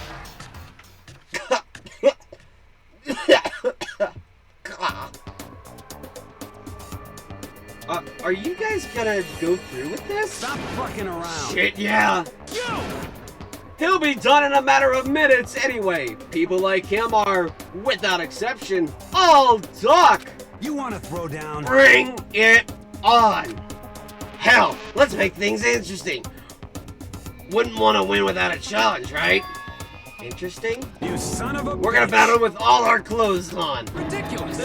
That's idiotic! Suicidal! You wanna fight? What, are you afraid? You're going to regret this! Stop fucking around! Shut up and let's do this! Hey, Mondo. What, asshole? You can take off your uniform, you know? Go ahead. I won't judge. And you can shut the fuck up and mind your own business. I mean, look at you. Your face is all red. What are you, one of those goddamn hot spring monkeys? It just so happens I was born with a red face. You don't have to act all big, man. Act, you say? I'm still plenty good to go. I'm so good, I could eat a steaming hot bowl of soup right now. Are they okay? I tried to push my concern aside. A few minutes passed, then a few dozen minutes, then an hour. Don't you think it's about time you gave up? What about you? You can't even hardly talk. Dumbass. Say whatever you want. I'm still totally good to go. In fact, I'm starting to feel kind of cold. Uh-oh. That's probably not good. Hey, guys? I know you both want to prove how big of badasses you are, but don't you think you've done enough? Shut up! Ah, I just can't win. Ding dong bing bong.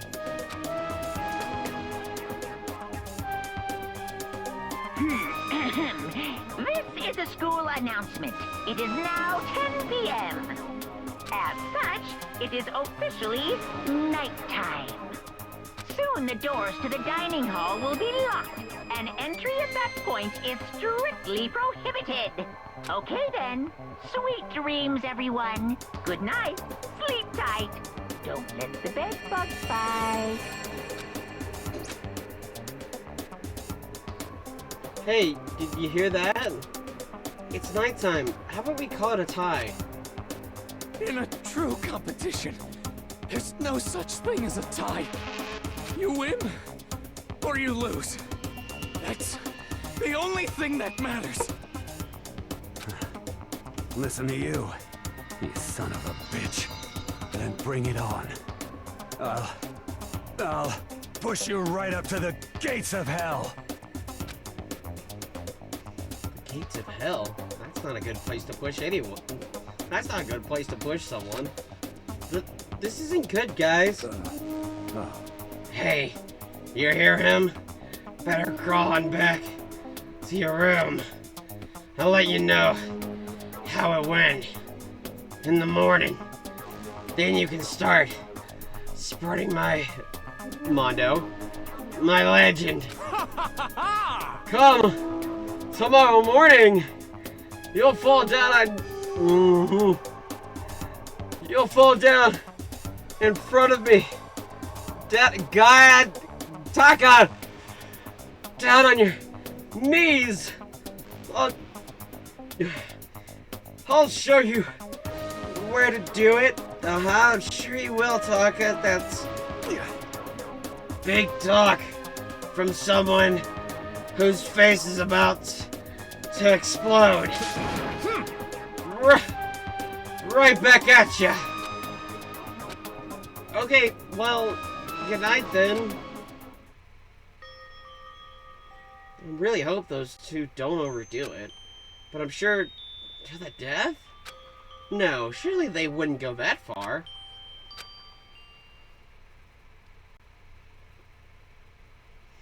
The concern stayed with me as I slowly succumbed to sleep.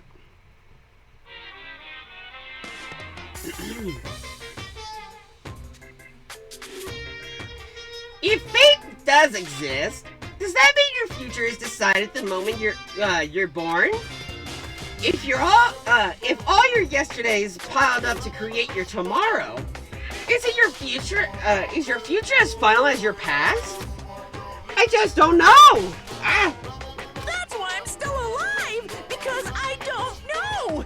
That's why I desperately cling to life. But you're just a bear. Okay. More ding dong bing bong. Good morning, everyone! It is now 7 a.m., and nighttime is officially over. Time to rise and shine! Get ready to greet another beautiful day!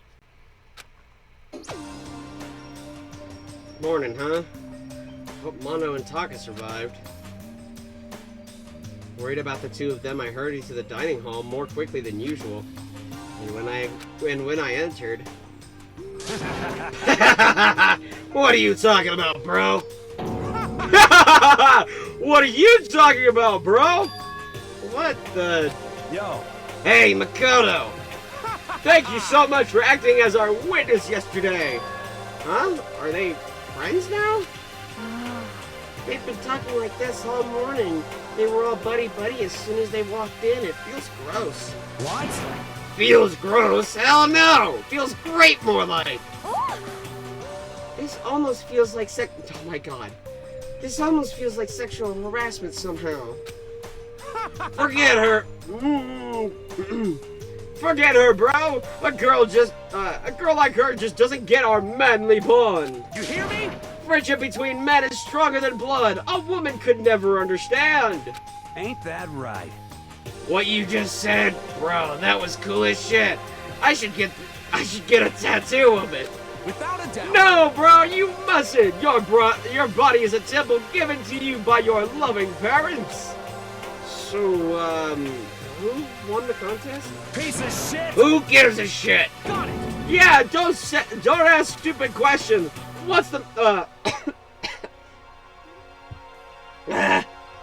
What matters is that we both took part in it together. That's completely different from what you were saying last night. I see. Friendship between men seems very simplistic. Nothing like that. Nothing like what I'm used to with girls. Yeah, for real. All throughout breakfast that morning, the room was dominated by Mondo and Taka's overpowering brotherhood. All in all, it was a pretty unfortunate experience.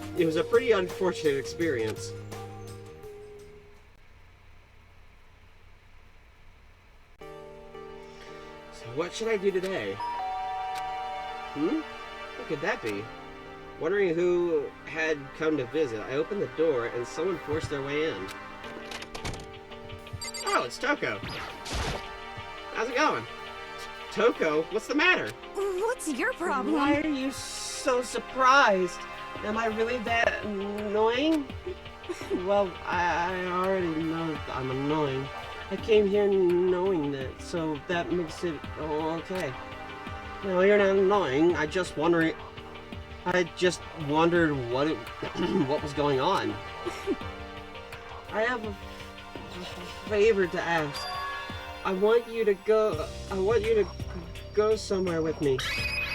What? And where is it you want me to go? You want to go? Well, library. Huh? Are you looking for a book or something? Why don't you just ask Byakuya? He spends all his time in the library anyway. Did I say something wrong? You're not a blabbermouth, right? This has to stay a secret. I honestly have no idea what you're talking about. But if you want me to be quiet, I'll be quiet. Then let's go to the library. Okay, I got it, the library. Jeez, why so pushy? Quiet, be quiet when you go in. Don't let him see you. She actually was starting to get annoying, but I did what she said and gently crept into the library. Unsurprisingly, Byakuya was there by himself, absorbed in a book. He's here. He's really here. Okay, Makoto, go talk to him. What? Stop being so loud. Just hurry up and go talk to him. You go talk to him if you want to so bad. I can't. I don't want to interrupt him. It's kind of crazy.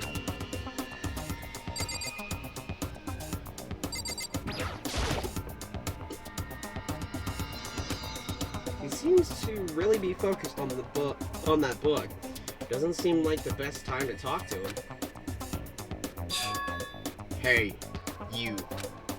What are you doing back there? I hate even having to look at you. So you noticed me, huh? Naturally. Of course. Now hurry up and leave. And take her with you. Hey, Byakuya?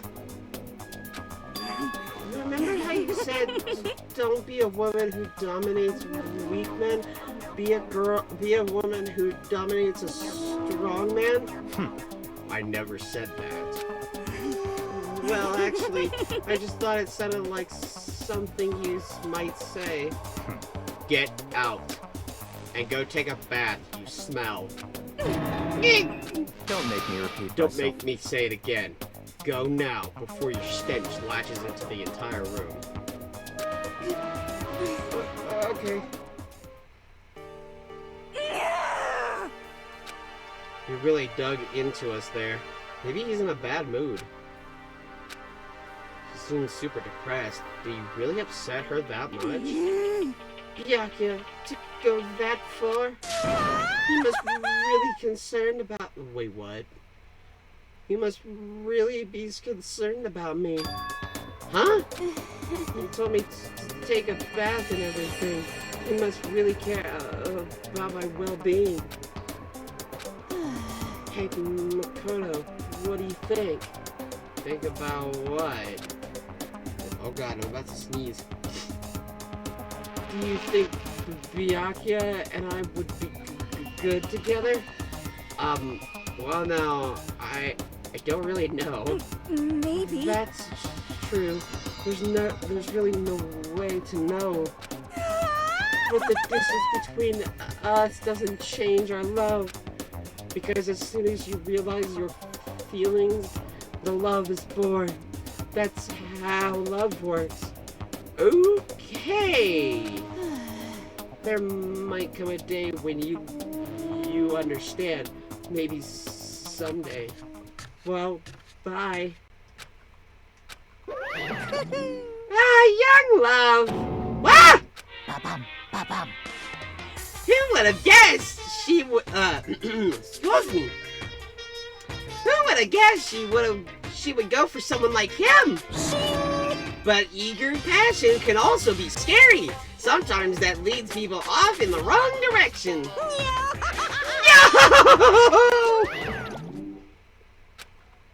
All of a sudden, I feel exhausted. Maybe I'll head back to my room for now.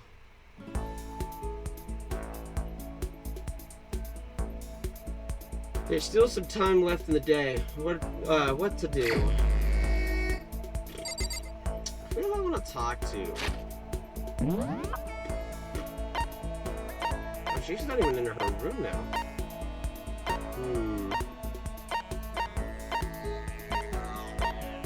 Where is she? Where's Celeste? Oh, there she is. Do I have anything that she'd like?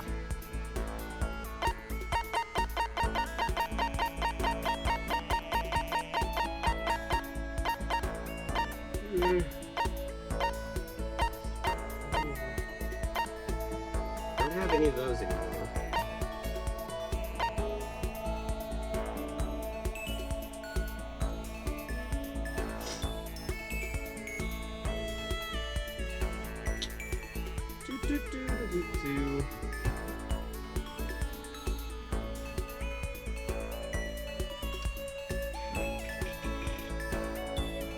I don't have the hope for that.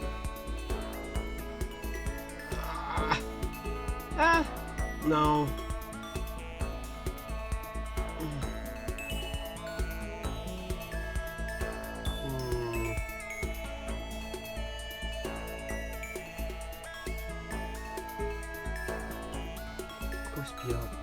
Of course the freaking coffee, but I don't have any coffee. Oh, Kyoko. Okay, cool. I do have glasses, I'm pretty sure. Let me check. I'm pretty sure I have glasses.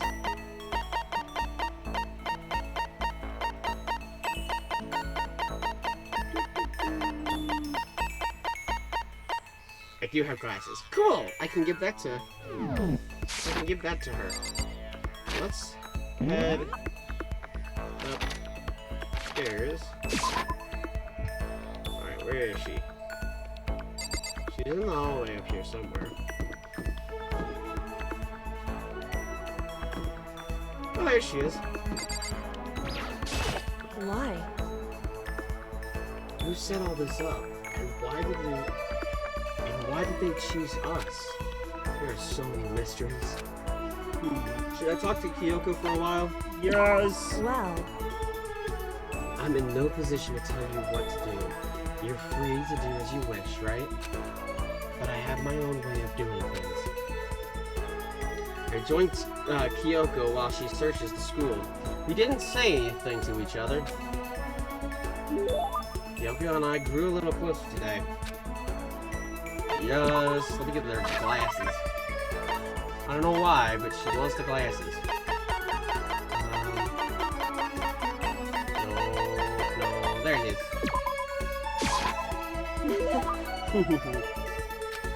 I actually feel pleased. How strange. I get the impression that she liked it. That's good.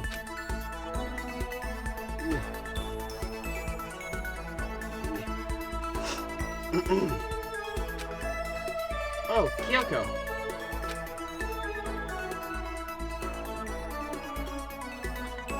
I think that's supposed to be, Naegi. How do you stay so calm, Kyoko? what? Calm? I mean, you never lose your cool. You never show emotion. You say that like I'm some kind of inhuman beast. No, I didn't mean it like that. Hey, Well, I am human. I do have emotions. I simply keep it to myself. I don't show it in my don't show it in my face or in my voice. You make that sound way easier than it is, especially in these kinds of circumstances. that's what we have to do. Excuse me. Yeah. Well, you should consider trying. Your naive honesty. Yeah, your naive honesty makes you an easy target. She keeps saying things like that. It's kind of irritating. Isn't there anything I can say to get a reaction out of her? In other words, Protect against deception and never allow others to read your emotions. And whoever stands before you, don't let them push you around. correct. Remember that. And that's why you hide your own feelings? But that's such a waste. What? Your smile is just so... Oh boy. Your smile is just so cute. Hiding it behind that mask is just a waste. A bright smile is way better. That's... Aww. What are you talking about? what? Cute? That's so... It's so... Cute? It's much too soon to be bringing up things like that. Looks like I got you to show a hint of emotion, didn't I? What? What? Makoto, Can't be. you deceived me? Huh? Wait, Why? I don't believe this. You used the word cute to deceive someone. That's just too cruel. Sorry, I just got carried away. But still, I did deceive you, but it's not like it was a total lie. You see how easily you... Oh. Ha! You see how easily you yourself are deceived. Huh? Hey, You would never just come out and call someone cute like that, completely out of character. You thought I wouldn't pick up on such an obvious ploy. What? You mean... I thought I tricked you, but I was the one getting tricked? Watch yourself, Makoto. You're honest. You're honest to a fault. With that, she was gone. The most formidable opponent. Kyoko's report card has been updated based on your experience with her. You just unlocked the skill Natural Liberation. Huh, what does it do? The focus gauge decreases more slowly during concentration and fever time. Ooh, cool.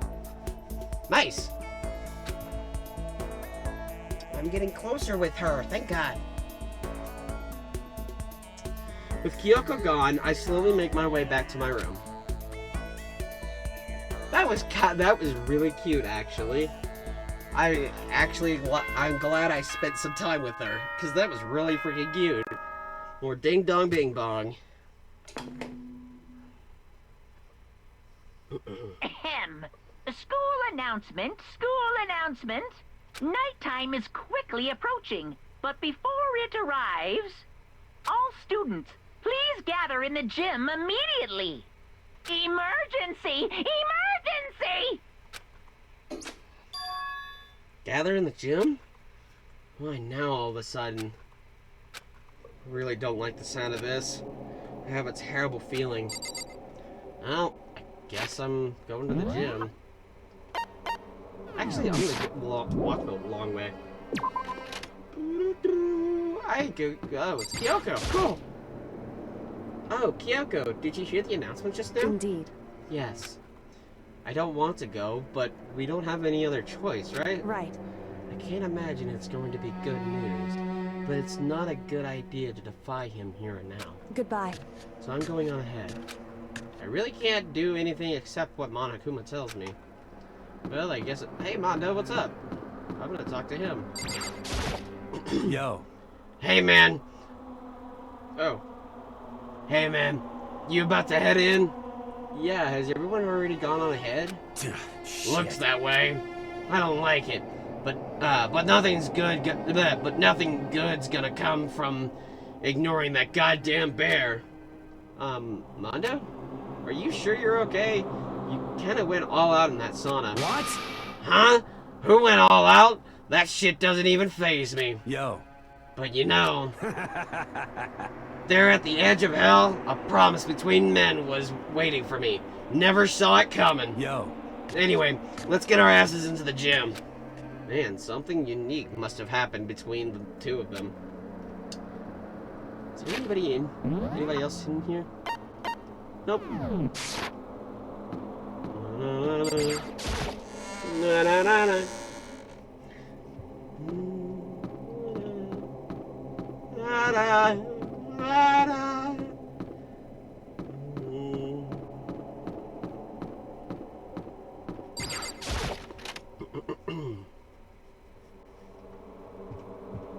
Anybody in here?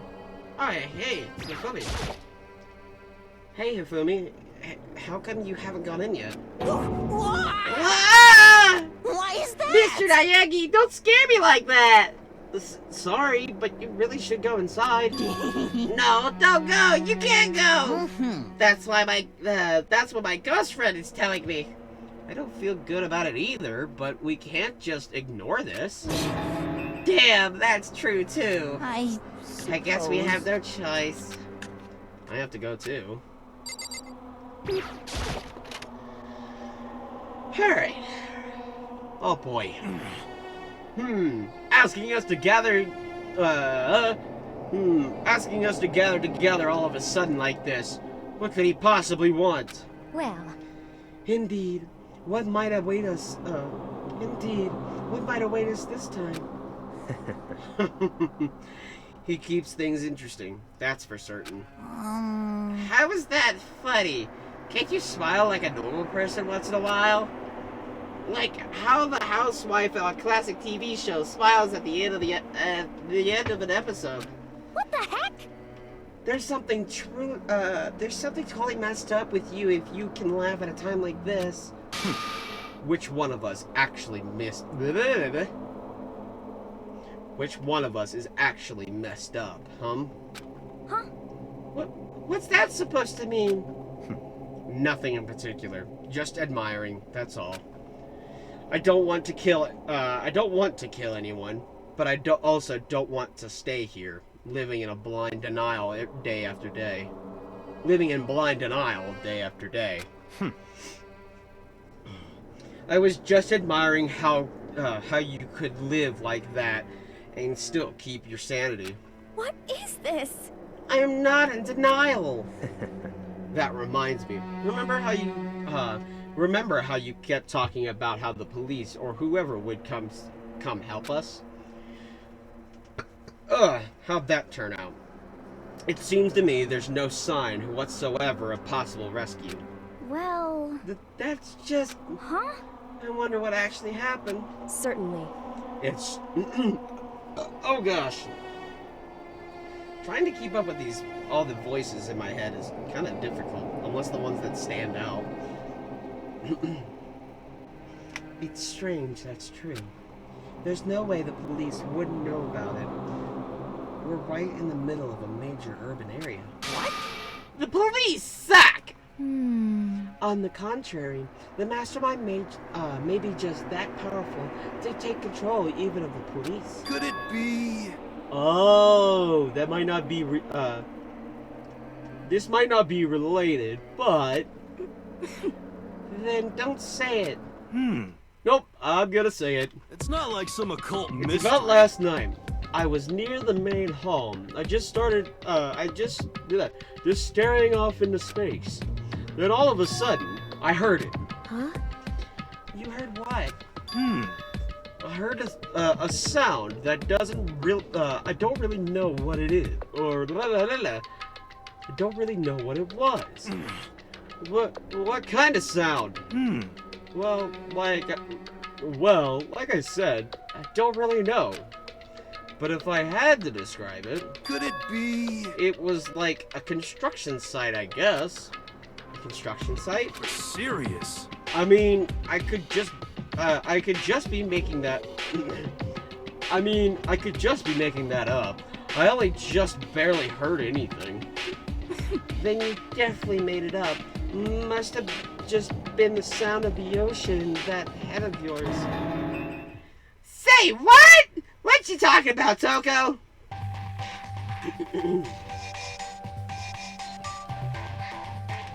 Only person I know that talks like that.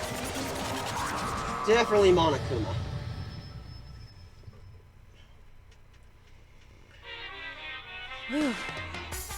He's arrived. What Hiro heard wasn't the sound of construction, but it could have been an explosion. Huh? Or maybe a machine gun. That can kind of sound like construction in a way. What are you talking about? Beyond this point, my mouth is zipped, my lips are sealed, I am fully puckered. That's gross. It's a secret. It's a secret, little secret. And? Fine. Then let's move on to what you can tell us. Why did you call us all here? Say what? You don't beat around the old bush, do ya? Ready for me to get to the point, huh? If you please. But before you, but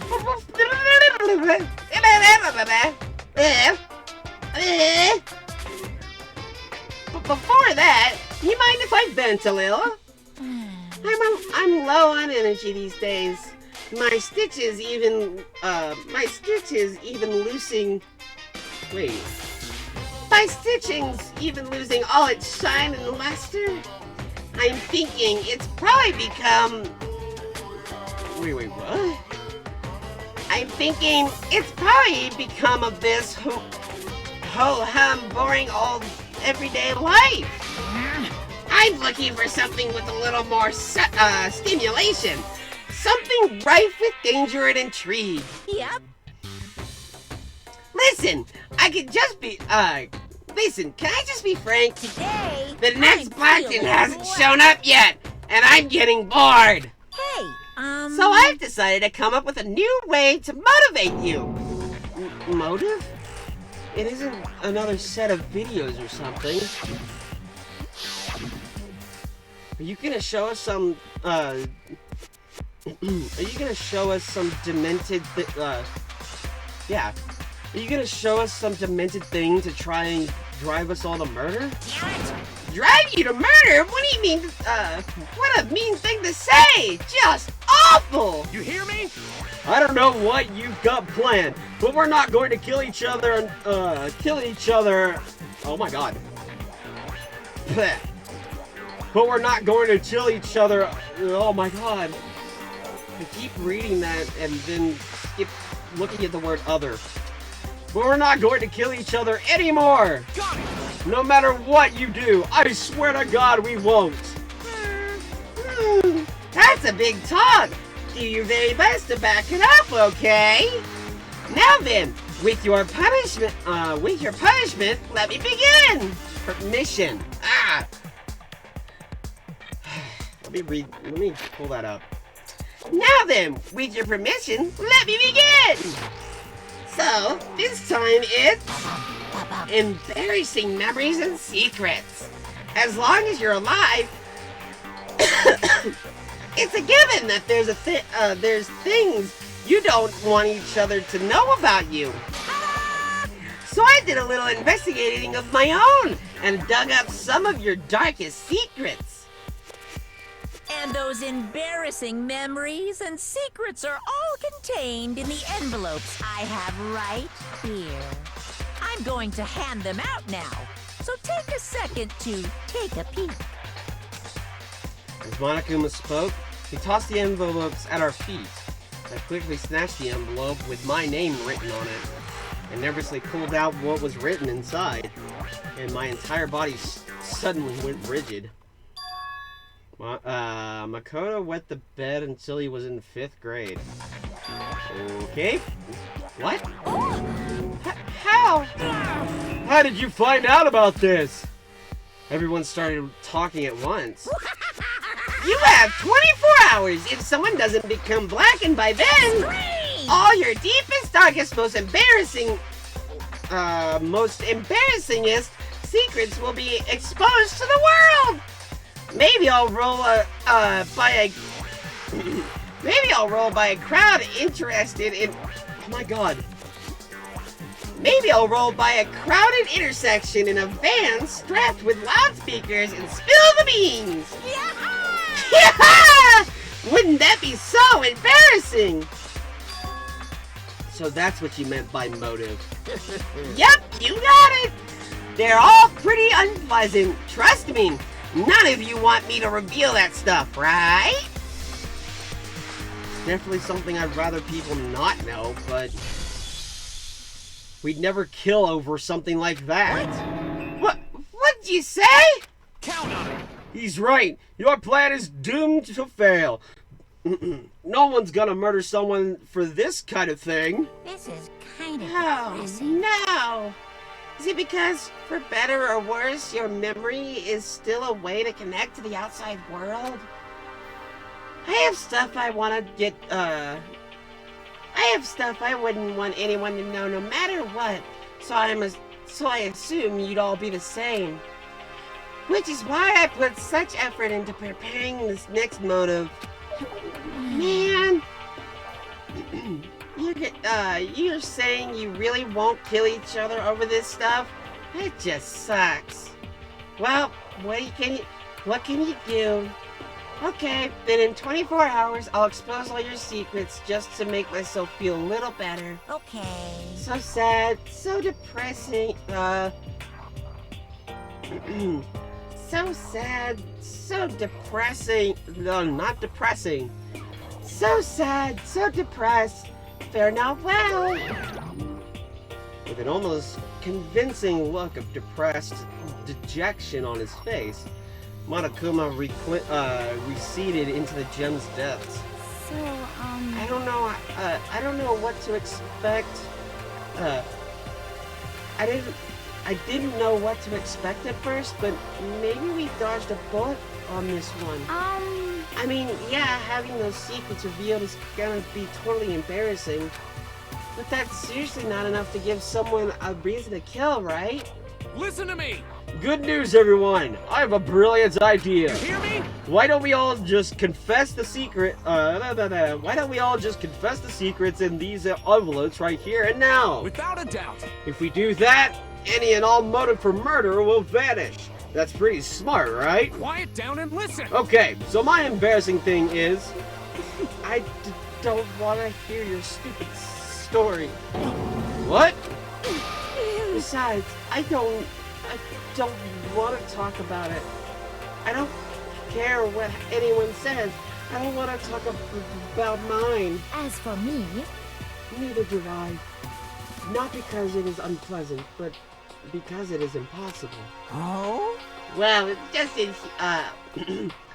it's just human nature to want to hear it when you say it's impossible. Come on. It'll be good for ya. Absolutely not. come on. It's come okay, on. just a little bit. Come on, come on, come on. Honestly, As I said. here we Come go. on, come on, come on, come on, come on. I said I don't want to talk about it, you human pig of lard. Say what? Yeah! I agree with them. There's no need to discuss it. What do you think, Chihiro? I'm sorry, Sorry, I don't want to talk about it right now. but But I also don't want to leave things the way they are. So maybe I can talk about it later. After I try my best to become strong, then I can tell everyone. so, If you don't want to talk, if you don't want to talk, you don't have to. I'm not super excited to talk about it either. That's true. If everyone's that much against it, even if my bro's the one that suggested it, I gotta say no. Well, that's okay then. Either way, if it's just a few secrets, I'm sure nobody's going to kill anybody over it. I hope you're right. A secret's so bad you kill someone to keep it? Nobody's got something like that, right? Okay, I'll stop with all the secret talk, but you hear me? Each of us has 24 hours to get ready. Having our secret exposed isn't going to be fun, but it's not like we're going to die because of it. So,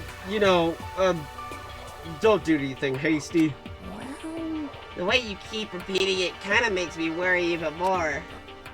Oh, okay, sorry. I know it's gonna be tough, but... Ding dong, bing bong.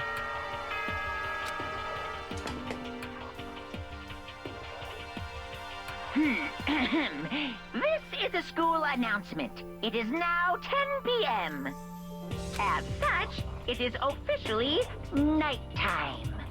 Soon the doors to the dining hall will be locked, and entry at that point is strictly prohibited. Okay then, sweet dreams, everyone. Good night, sleep tight. Don't let the bed bugs bite. Nighttime already, huh? Okay, let's call it a day. Of course. Good idea. We need to prepare for tomorrow. I was left with an anxiety.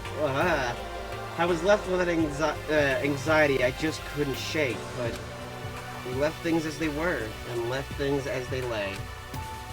One by one, we headed back to our rooms. Secrets are memories you don't want anyone to know about. A way to connect to the outside world. Honestly, all that crap Monokuma was spouting didn't have any effect on me. Probably because I spent most of my time with Kyoko.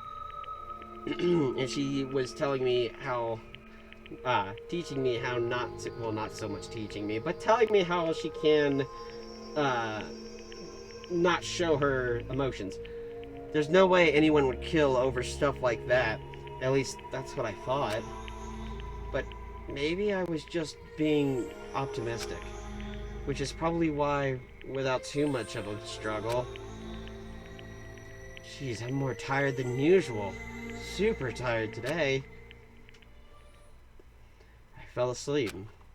But what I didn't know is that even then, a tragedy was taking place.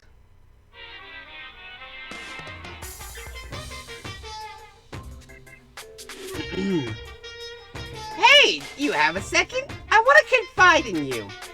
It's about the prevailing world attitude right now. The difference between passive and active, I mean. For example, it's the difference between like, oops, I killed him, and yeah, that's right, I killed him. Amazingly, there are tons of people who don't understand the difference. Can you believe it? There's a huge difference between oops and that's right. You know what I'm saying, right? Anyone can kill someone in the heat of the moment, but surprisingly, few can do it with calculated intent. To make that choice, then put it into action, that's way harder than letting your emotion lead you. It's all about preparation, resolve. So maybe you're wondering, what's the point I'm trying to make? Well, I'm not totally sure myself. Maybe you should try reading between the lines. Alright. With that question mark, I am gonna kind of cool off. Y'all make sure you stretch your legs because it's not good to sit down for a while. And I will be back in a few minutes.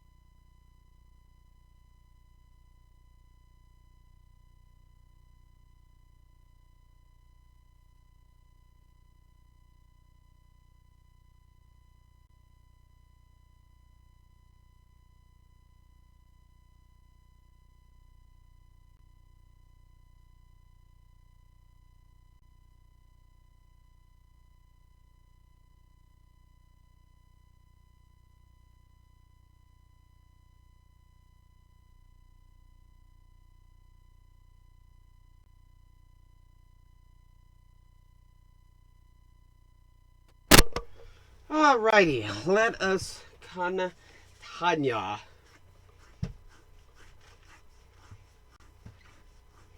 Oh, crap. Okay. Whew. Morning. Good morning. Good morning! Good morning! Ah! Nice reaction. I'm glad to see you didn't disappoint. What are you doing here? Yep. I wanted to spice things up, so instead of a school announcement, I decided to wake you up in person. What the hell for? Because it's fun. And as long as I'm here, I figured I'd let you hear it right from the bear's mouth. Hear what? Are you sure you should be acting this laid back? I mean, even though something happened to one of your buddy classmates? What? Say what? Whoa, what? Your face is all blue like someone is on the verge of death. What happened? What are you talking about?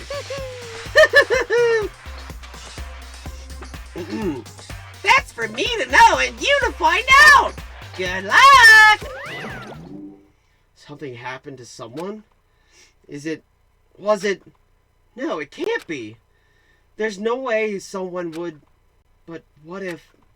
No, what ifs are pointless, especially now when... The dining hall. I need to get to the dining hall. I said that so fast. Blah. The dining hall. I need to get to the dining hall.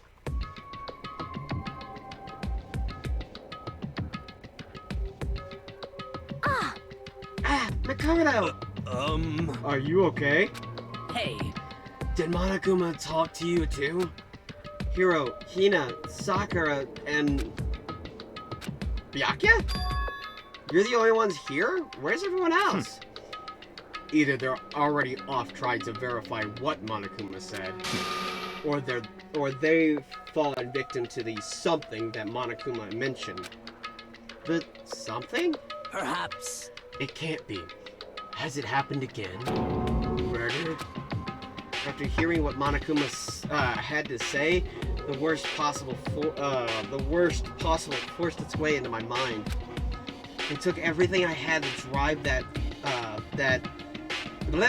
It took everything I had to drive that thought away. So if something really did happen, does that mean someone did it because of what happened yesterday? Huh? It can't be. That stuff was a bunch of old memories. Just old memories? Don't be so sure about that. Clearly, someone felt it was more important than that. Huh? To judge someone else's values based on your own outlook. Do you realize how dangerous that is? What the heck? What? Why didn't you say something yesterday? Naturally. Did you already forget? This isn't a co-op game. It's every man for himself. What good does it do me to get out of my... What good does it do me to go out of my way to help you? Just the worst. Stop saying that already. There's something wrong with him, for serious. Did he get brainwashed or something? Wait. That's not important. What matters right now is what we find out. Is that we find out what happened. That's fine. She's right. Let's split up and begin looking. The game is afoot. Okay, I guess we need to go find what happened. Bathhouse? I'm gonna check the new areas down here first. No, nothing happened in here.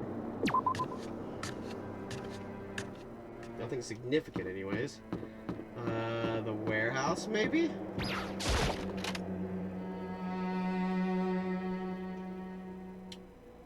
No, nothing strange out of place in here. Okay, let's go up to the second floor then. Can I just map up to the second floor? Guess we'll just start with the pool area.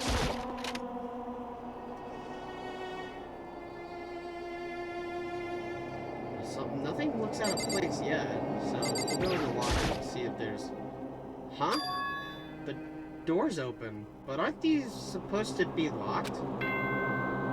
Ding dong bing bong, there's our first one of the day. For this investigation, I have unlocked the doors. Please look around to your heart's content. Investigation? Investigation? It's all clear now. Just as I thought. Byakuya! I see. Judging from what he just said, there can be no doubt a murder really has taken place. Come on! And the locker rooms. They're suspicious. Very suspicious indeed. Wouldn't you agree? Huh? Suspicious? It seems nobody searched the locker rooms. Let's start with the girls' locker room. He was muttering as if talking only to himself. Without waiting for a reply, he pressed his hand against the girls' locker room door. And the door swung open without a sound. In that moment, time seemed to freeze. Uh-oh. No! Chihiro! What? I don't know how long it took for me to fully comprehend the reality of what I was looking at, but as soon as I did...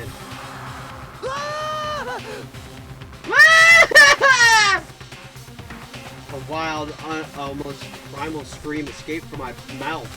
Yeah.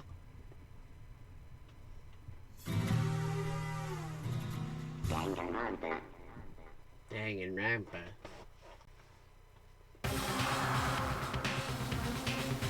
I tried to suppress my screaming, but it was useless. It surged out of me like water from a spring gushing out of the ground. Byakuya, on the other hand. Very strange. Most unusual, don't you think? He was totally calm, almost like he was watching this all unfold in front of a TV screen. I see. Look, Chihiro's corpse has been suspended and something's been written on the wall in blood. Such a brutal way to kill someone. No, this is beyond brutal. Wouldn't you agree? They killed her. How could it not be brutal? No, it's not. That's not my point. This murder is far too bizarre for any... This murder is far too bizarre for any everyday amateur to have committed it. Unlike with Sayaka, this murder was not a crime of passion or necessity. It's almost as if whoever did this did it for fun. You see what I mean, don't you? What? My head was swimming. I was still reeling, too confused to understand what he was trying to say. And before I could even begin to clear my head... What the heck? Hey, I heard screaming! Did something... Ah! Chihiro! Ding dong, ding dong. A body has been discovered. After a certain amount of time, which you may use however you like, the class trial will begin. What the hell is that? What? Ah, that's right. You were unconscious during Sayaka's, so you don't know about it. What you just heard was the body discovery announcement. Apparently, when 3 or more people discover a body, an announcement plays to let everyone know. I imagine it's so that the search for the culprit can proceed fairly for everyone involved. Proceed fairly? The body discovery announcement that Chihiro really is... Naturally. Dead. Yes. Before you start screaming your head off, go round everyone up. It seems another game has begun. Another life or death game to uncover a killer. Ooh, my head's getting woozy. Taka bolted out of the locker room. As everyone made their way to the scene, it felt as if no time at all passed. It was like my sense of time had just taken wing and flown away. When I finally came back to myself, I saw everyone had the same look of confusion, fear, and anger. We all stood there, gathering around Chihiro's body. Give me 1 sec. I gotta take some stuff. I gotta take some stuff to raise my blood sugar. Damn, I couldn't keep her safe. There's another victim. Which means we are now in the same position once again. Fuck, man. What the fuck is this? It's a dream. This is a dream. It's all just a dream. In fact, Hang on. In fact, I haven't been born yet. Don't have any memory of ever being alive. Ah! Shut up.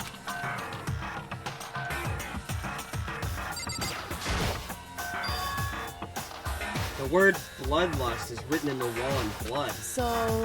I don't think this is any kind of dying message. It's just too strange. But you know, that thing about writing bloodlust in blood, doesn't it sound kind of familiar? A murderous fiend who kills again and again using a bizarre and brutal method. At the scene of each crime, the word bloodlust is written in the victim's own blood. They're like a ghost, attacking suddenly, then slipping away before the police can catch up to them. And what nickname did the internet give this mysterious serial killer? What? Genocide Jack! Genocide Jack, the murderous fiend whose gruesome attacks were famous all across the country. The ultimate murderous fiend, creating a reputation of abnormal, downright cruel killings. What is this? Then this is some copycat killer trying. So this is some copycat killer trying to imitate Genocide Jack's style. But why would anyone do that? Perhaps it's the work of the real Genocide Jack. The real? Wait, are you saying Genocide Jack is here in the school? No way! There's no way. But you're going so far as to write bloodlust. We're going so far as to write bloodlust at the scene. I'm surprised at their stupidity. Well, I can't imagine there we go. I can't imagine a worse situation than dealing with this stupid murderer. What is it now? Toko! Hina was pointing toward the entrance to the girls' locker room. Toko was the last to arrive, and now she was just standing there. No! Why? Why? Why? Why? She fainted. She fainted. Like, that did not sound good. Toko! Hina rushed over to the collapsed Toko and started trying to shake her awake. Toko, are you okay? Come on, wake up! Oh, that's right. I just remembered that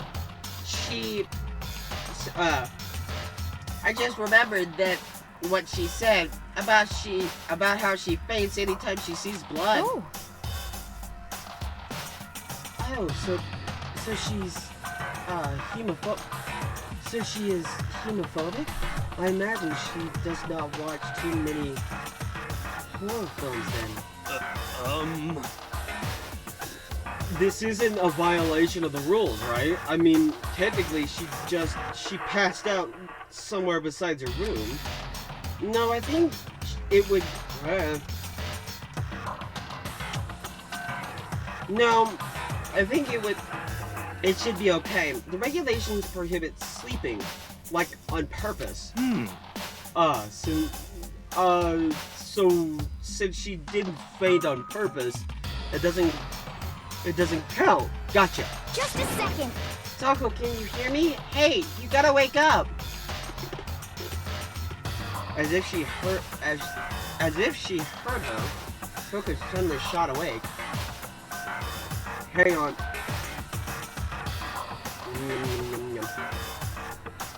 As in, she literally jumped up from where she was lying.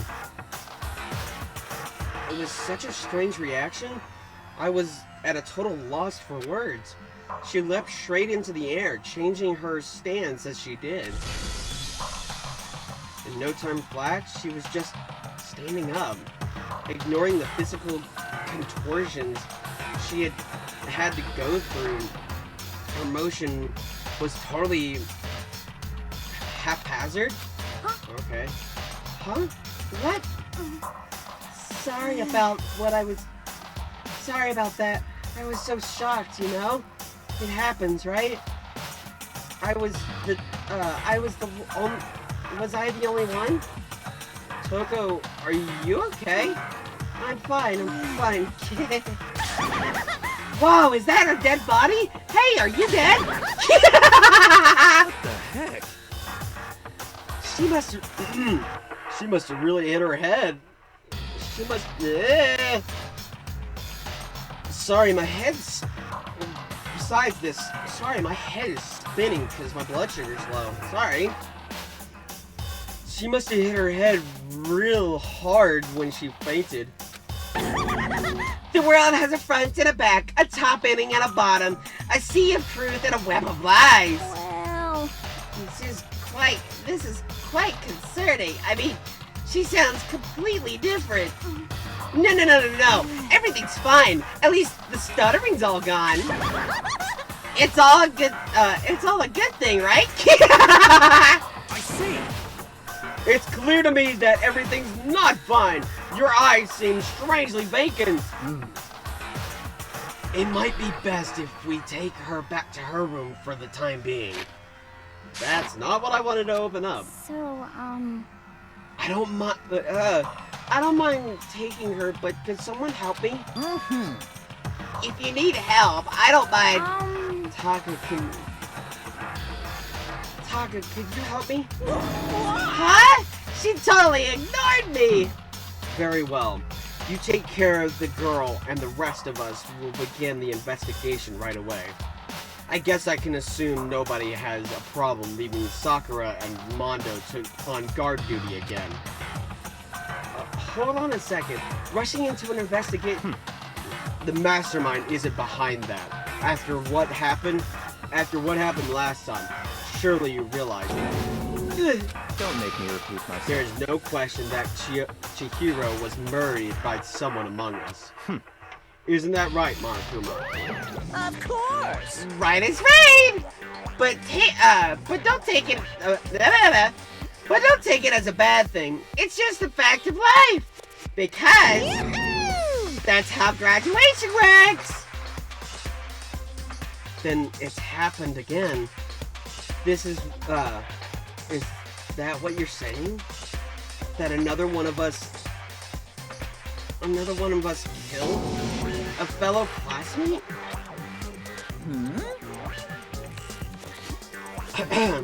What? Does that freak you out? You guys got no balls. You know that? Is there nothing down there at all? Well, I'm not. I'll let you pry. What? I'll let you pray to mine if you want. Actually, I don't have any either. Sorry. Stop talking. Stop monologuing and give us what you came here to give us. You did bring it, right? I sure did, chum. It's the Monokuma file! Allow me to present the next Monokuma file. I know how much you must be looking for. I know how much you must be looking forward to it. See ya later! So, please do your very tippy-top best in this investigation. No way! Did you really did we really gotta do another investigation? Examining the corpse of one of our friends? Sorry, that was the fridge because I need some sugar. Having to investigate all our other friends, having to suspect all our other friends? Why? I hate this. I can't take it anymore. Oh, I hate this too. Help me! I have had enough. I've got to get out of here. Hey! Where do you plan on going? There's nowhere to run. Such ignorance. Just accept it already. After all, blood is just... bleh. Just accept it already. After all, blood is just a liquid. A dead body is a simple object. Wow. Okay, give me 1 sec.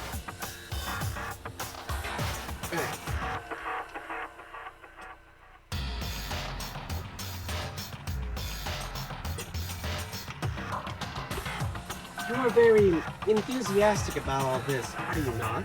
Naturally. How can I not be? If we don't unmask the culprit, we all die. That's true, but to jump into it so soon... What? Do you want to die? Such ignorance. Fine. Then go. Fine. Then go off and die somewhere right now. Go ahead. You're a waste of space. Damn you! A dead body is an object? Piece of shit! Chihiro wasn't an object. Excuse me. Show a little respect or I'll beat some into ya. Calm down. Everyone stop bickering. Listen, there's some truth in what Byakuya said. Kyoko, Because... if we don't solve the mystery and find the killer, our own lives are forfeit. And if Byakuya is right about Chihiro, and if Byakuya is right about Genocide Jack, and if Byakuya is right about Genocide Jack, is somehow the one behind, is somehow the one who killed Chihiro. That's right. Then unless we do something, more victims could start piling up. Forget more victims. If we mess this up, we're all dead meat. Hey! Hey! Hold on! If that's your worry, you don't gotta worry any longer. In any one killing game, the guilty party may only kill a maximum of 2 people. What? I don't remember any rule like that. Actually... I just came up with it. I mean, if one person went around and killed everyone, your lovely student life would... Oh my god. Your lovely student life would be all over, right? The new rule has been added to the regulation menu. So then. In that case, why not limit it to 1 person? Hey! Well, in a good mystery, you don't want to miss out on at least the potential of a serial killer angle. Just one would totally murder. Man, I am all over the place because of my blood sugar. I am truly sorry. Just one would totally murder that possibility. Punishment is waiting Farewell for you. now. I'll catch you guys in the class trial. I can't say I understand his thinking, but if we can kill up to 2 people, then one more person's life could still be in danger. Which is Interesting. definitely not good. We need to uncover the culprit before something else happens. You son of a bitch! You need to shut the fuck up! So, Well, for now, talk Taka and me gotta drop Toko off at her room. Nice!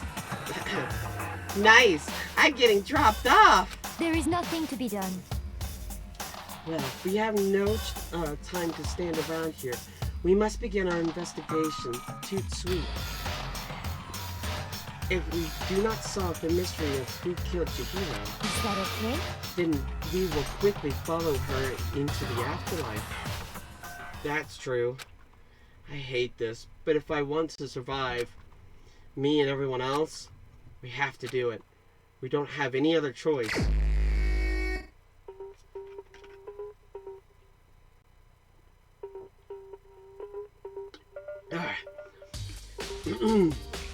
First of all, I'd better check the Monokuma file to see exactly what's going on.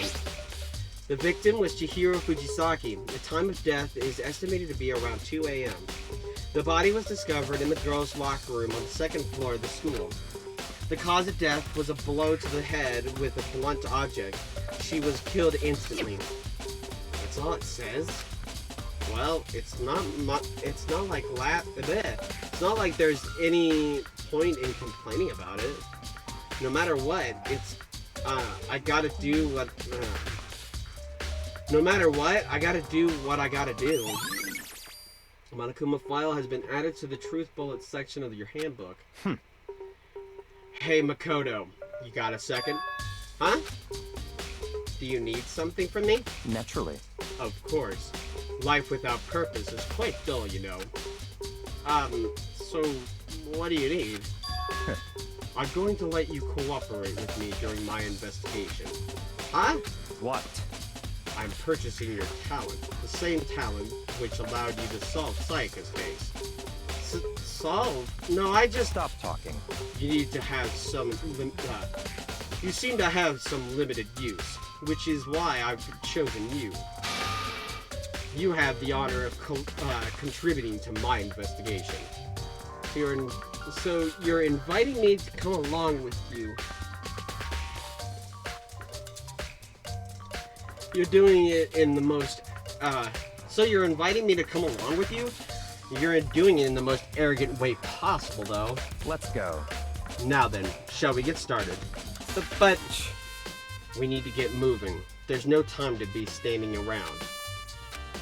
I don't really know what just happened. But it looks like I'll be working with Byakuya on this one. The word bloodlust is written on the wall in blood. What's the meaning behind bloodlust?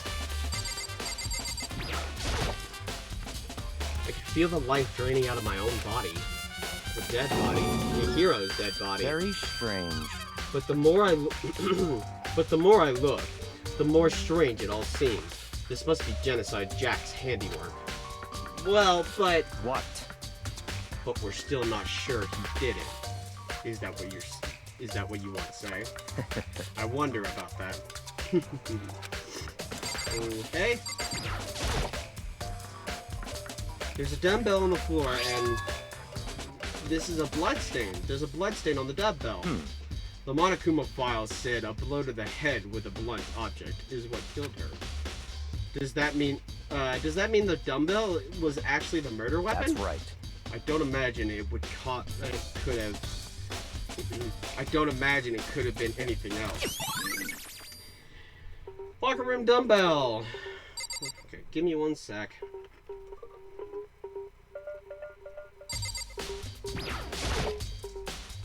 There's a fresh bloodstain on the carpet. It must have been splattered with blood during the murder.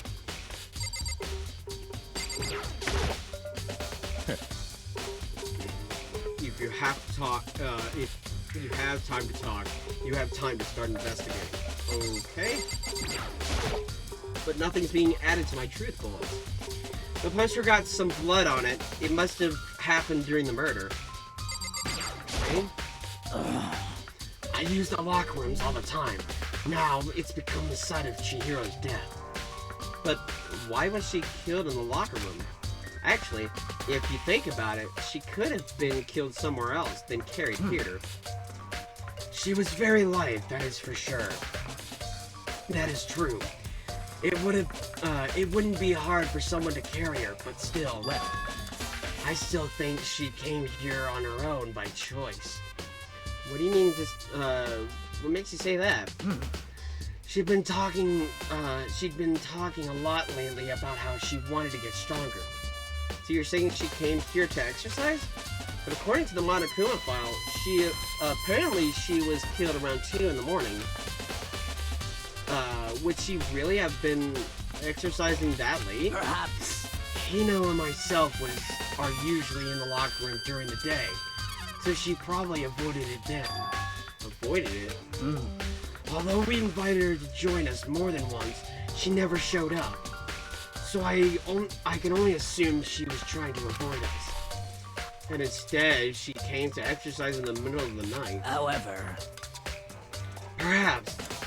But it is difficult for me to imagine she would have come alone. She did want to start exercising, but she specifically mentioned she couldn't do it by herself. She needed support from others. So you're saying she could have come here in the middle of the night to train in secret, but that she would have to come with someone else. It is possible, I think. Sakura's account.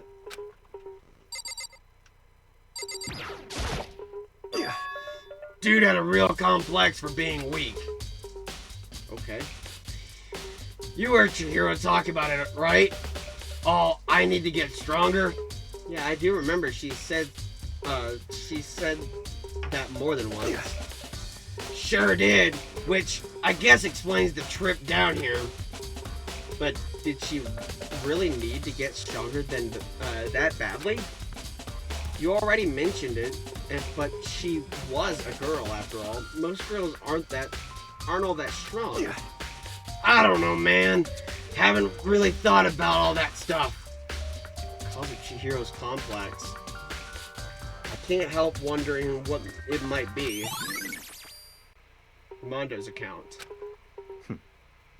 Now I believe it's about time for us to move on.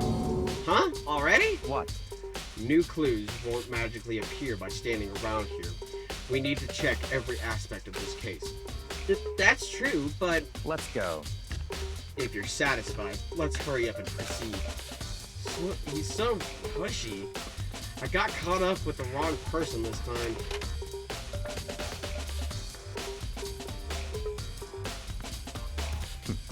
So, this is our next location. Huh? This place is related to the investigation? Figure it out yourself. It's no fun if you don't, right? Okay. If I remember right, this card reader is meant to work with our handbooks, right? What? Do you have an issue with it? If so, you should take it up with Monokuma. He said that, then quickly and sharply clapped his hands together. Did you call for me? You called for me? Has he been domesticated? That's right. It seems that Makoto has a question for you. You need something? Sure, what's up? Well, it's just about the card reader. Yep. Yes, the card readers have all been designed to interface with each of your handbooks. You can only enter the locker room corresponding to the gender listed in your individual handbook. And it's impossible for 2 people in a row to go through while the door is unlocked, correct? Unbelievable. If there were some kind of erotic terrorist on the prowl, the ceiling-mounted Gatling gun would make it, Wait, what?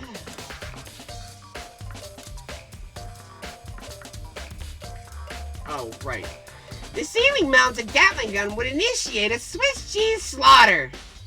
And the school regulations prohibit anyone from lending someone their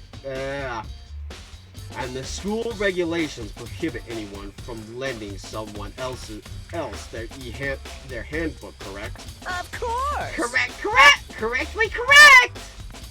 So then, that means only girls can get into the girls' locker room and only boys can get into the boys' locker room. In other words, Chihiro's body being found in the girls' locker room means, hey Makoto, I can see right through you. See right through me? Allow me to tell you what you're thinking. Since Chihiro was found in the girls' locker room, the killer must have been able to get in there. So, in other words... As such, the killer must be one of the girls. Did I get it right? Such ignorance. Good lord, you're simple. But am I wrong? You should pay closer attention to the regulations. The answer has been in front of you the entire time. Loaning your e-handbook to another student is strictly prohibited. Only the act of loaning a handbook is prohibited. Borrowing someone else's is perfectly fine.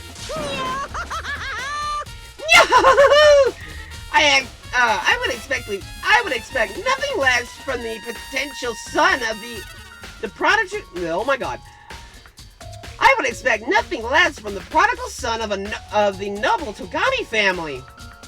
So you managed to sniff out the loophole in the regulations. Knowing you, I would bet you created it on purpose, didn't you? To add a little more excitement to things. Yeah! You're treating me like a puny little appetizer instead of the main course that I am. Now then, since the dead can't actually talk, they're not people anymore. They're things. Yep.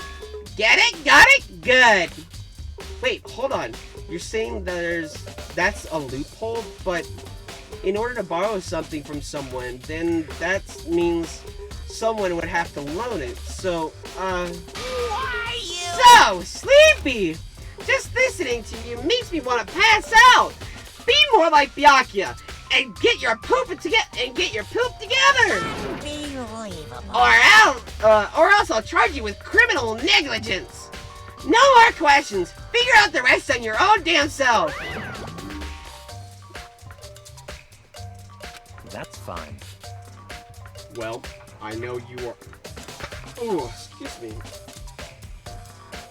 Well, I know you are unfortunately lacking in mental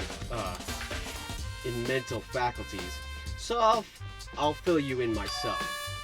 Let's head to the main hall. Main hall? That'll help you understand what's going on. Card reader. Down to the main hall, I guess. We came to the main hall. So what are we looking for?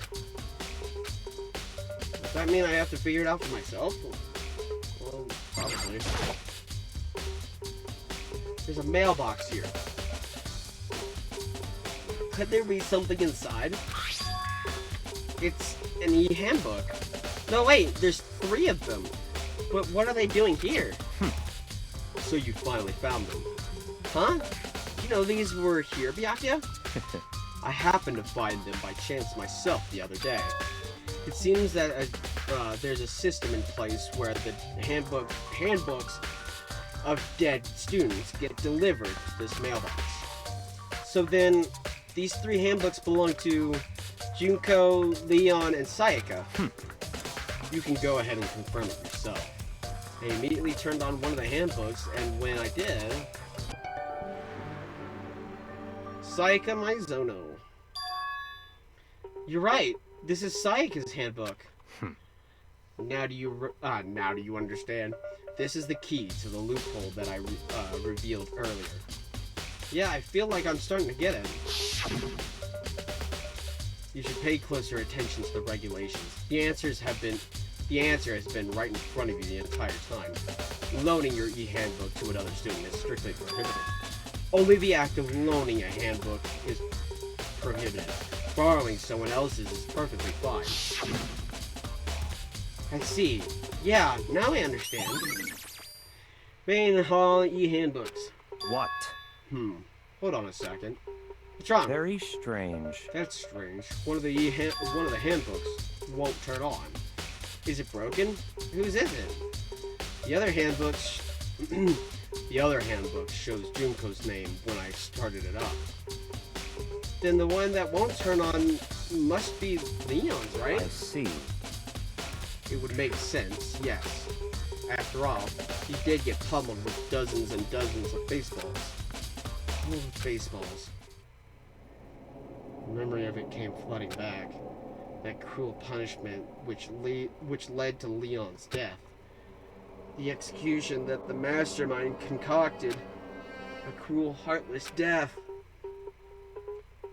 You're right, it wouldn't be surprising for the handbook to break during that kind of assault.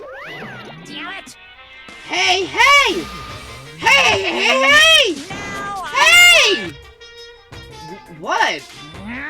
That e-handbook is essential to student life here. Crucial, integral, instrumental, a super big deal. There's no way it would break that easily. But it did. That's impossible! If I say it wouldn't break, it wouldn't freaking break. It can withstand up to 10 tons of pressure, and it's waterproof up to 100 meters. Okay? I don't care how many baseballs you hit it with, it wouldn't do crap. How, but even my amazing handbook does have one single weak point. It does? I can't hear you! But it's a secret. I wouldn't want you to go breaking any more handbooks. What? Then Leon must have broken it somehow without realizing what its weakness was, right? Hard to say. You know what I think? I think his handbook isn't actually broken. What? But you might ask, how could that be? Leaving the question to hang in the air, Monokuma disappeared. What just happened? Monokuma said it's not broken, but it's an undeniable fact that it's not turning on. That's fine. Well, I don't see any connection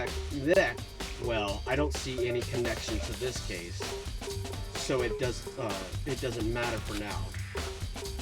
You think so? Either way, something about it still bothers me. Broken e-handbook. Okay then, let's, this should be enough to get things rolling. Let's begin our investigation in earnest and track down the true culprits. Yeah, we need to find out who killed Chihiro. To be exact. To be exact. Not quite. Huh? Not quite. What do you mean by that, Byakuya? To be exact, not quite. Certainly I want to reveal Chihiro's killer, but more precisely, I want to discover the true identity of Genocide Jack. Then, you truly believe Genocide Jack is the one that killed Chihiro? Don't make me repeat myself. Absolutely. I have no doubt that Genocide Jack is the culprit in this case. And I have a basis to believe that. I assure you, Genocide Jack is one of us. Is there really proof? There's something I'd like to take you. There's somewhere I'd like to take you. This will provide all the evidence you need. It's all clear now. Evidence that Genocide Jack is the one that killed Chihiro. Evidence. Does something like that really... Hey, you two! Big trouble, need your help! I don't have time to play We're with you. busy. Leave us alone. But it's an emergency! Emergency! Come on, please, you gotta help me! Alright, what's going on? Please! This is a serious emergency! Please, please! You gotta help me! Calm down. Calm down, okay, Hino? But it's an emergency! An emergency? What happened? Well... Something's wrong with Toko. She's acting super strange. Well, I mean, she was acting pretty strange earlier, right? What should we do, Byakuya? Very strange. Since it's Toko, I must admit, I'm intrigued. I suppose we can take a second to see what's going on with her. Are you sure? Don't make me repeat myself. I didn't expect that. I thought for sure he'd just say no, and that'd be the end of it. Yeah. Okay, hurry on. Come on, hurry. Wait for us, Hina. Let's go. It looks like she headed to the dorms, to Toko's room, most likely. You're right. You guys are too slow. I think you're too fast. So what's the emergency? Well, after what happened in the girls' locker room, we left Toko in her room so that so she could lay down. After a while, we came back to check on her, see how she was doing. But when we did, it was weird. She refused to come out, and she kept saying all this weird stuff. Weird stuff. That's fine. We should try talking to her ourselves. Yeah, good idea.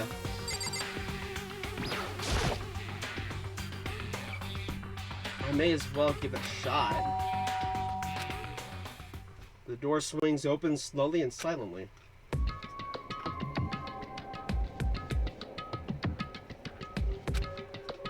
Holy crap! An aura of negativity flows out from behind the door, forcing a gasp out of me. What? Oh, nothing. It's just that, Hina was really worried about you, holding yourself up in your room. Leave me alone. Yeah, sure thing.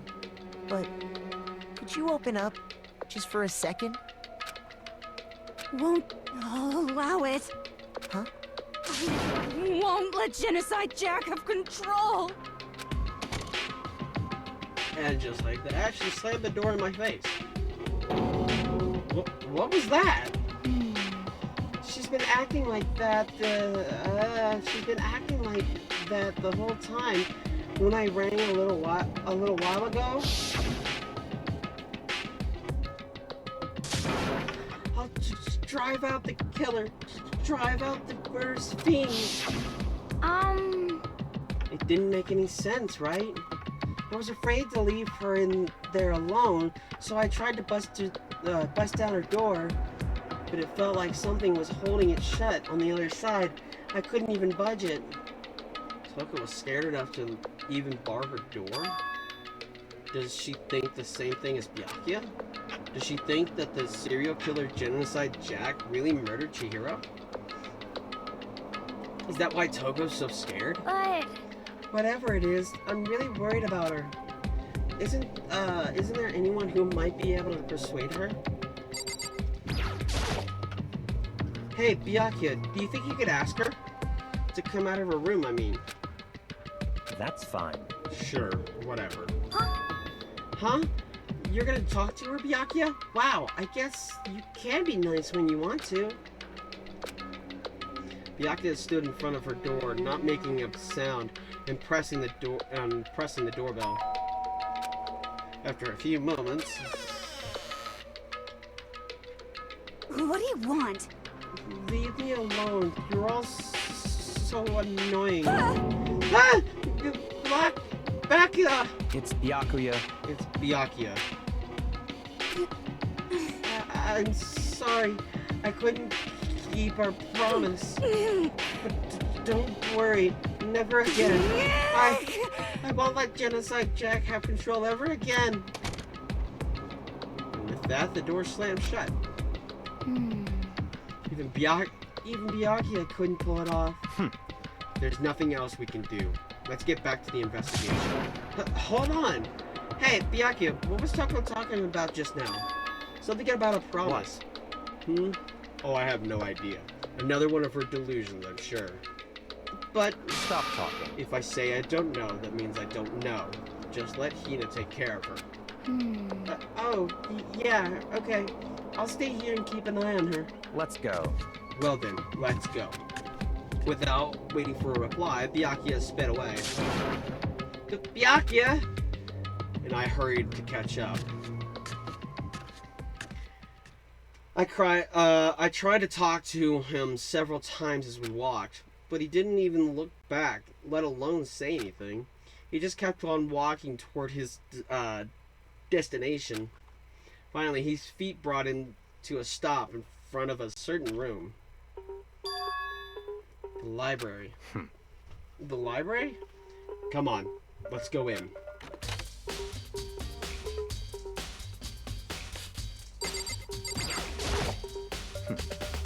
Knock it off. What does a desk lamp matter right now? Okay. If I remember, on the other side of this door, it's the archive, right? Hurry up and go inside. Oh, here? Let's go. It'll all make sense once you're inside.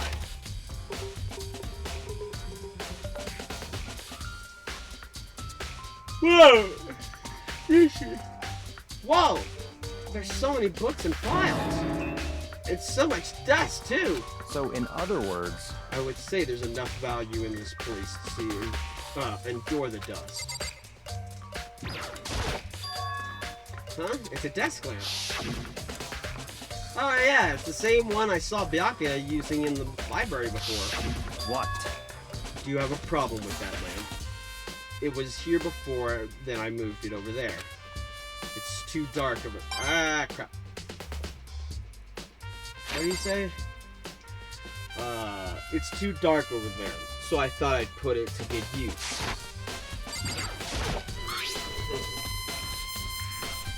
There's a wooden box. It's empty. Although, judging by the smudges and the dust, it looks like there was something inside. I wonder what it was. There was an extension cord plugged in there. It was, it proved very useful while I was in the library. Extension cord, huh?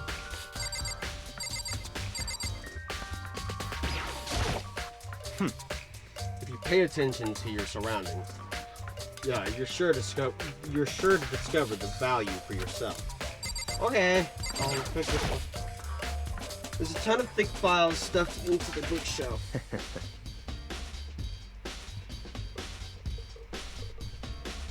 If you're thinking of looking through any of them, let me give you a little warning. Those things are filled with graphic, disturbing photos of all kinds of crime scenes. It's the kind of thing any normal person wouldn't ever want to go look at. Be careful. But what do you mean? All those files are the investigation reports related to different cold cases. Those are integral documents for police eyes only.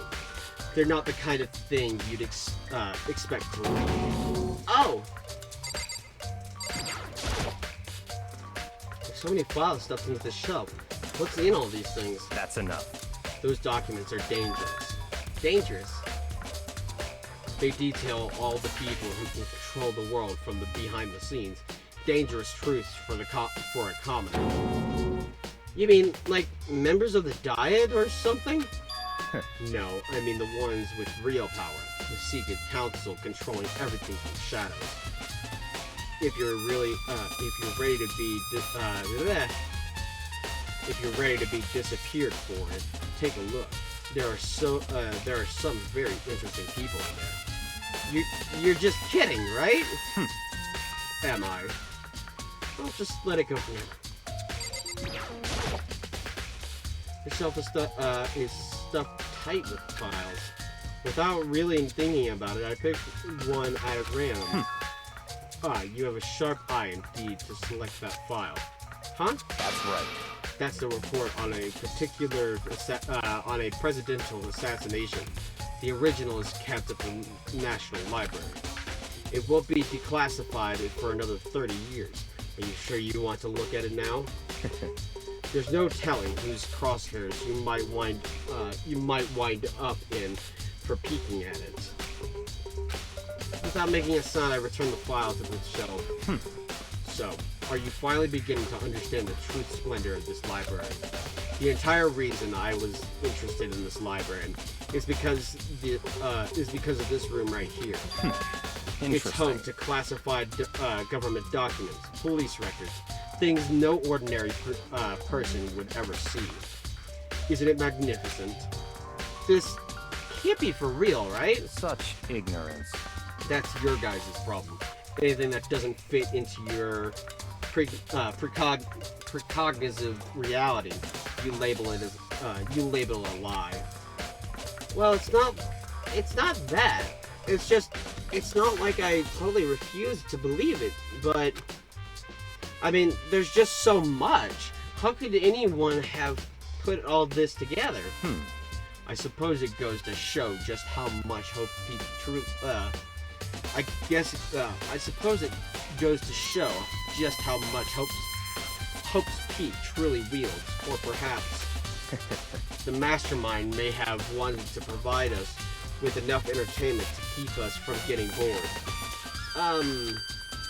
It's no use. I can't keep up with all this.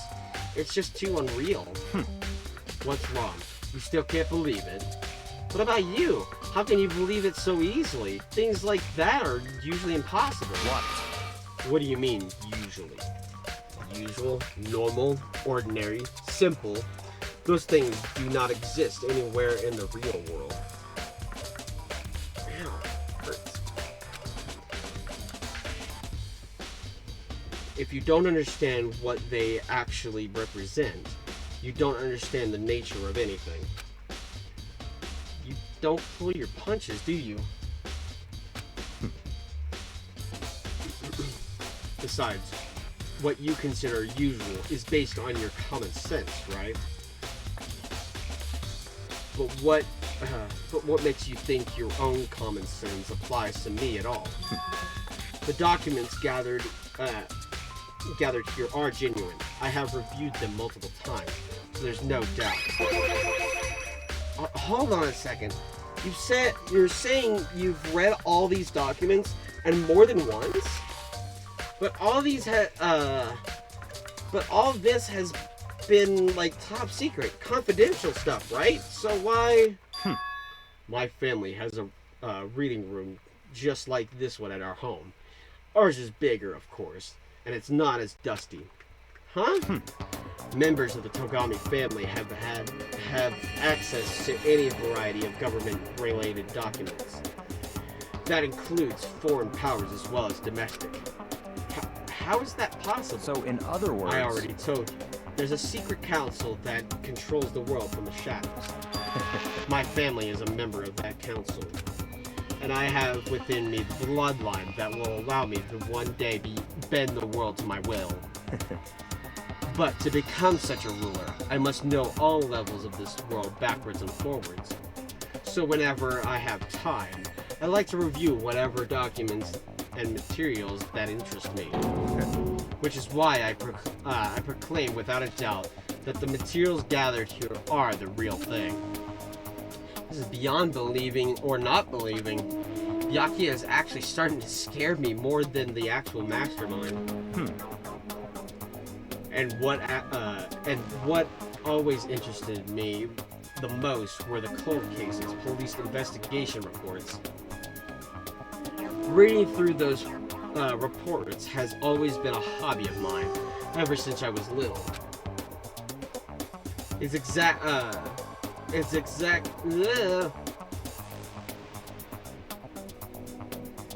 excellent mental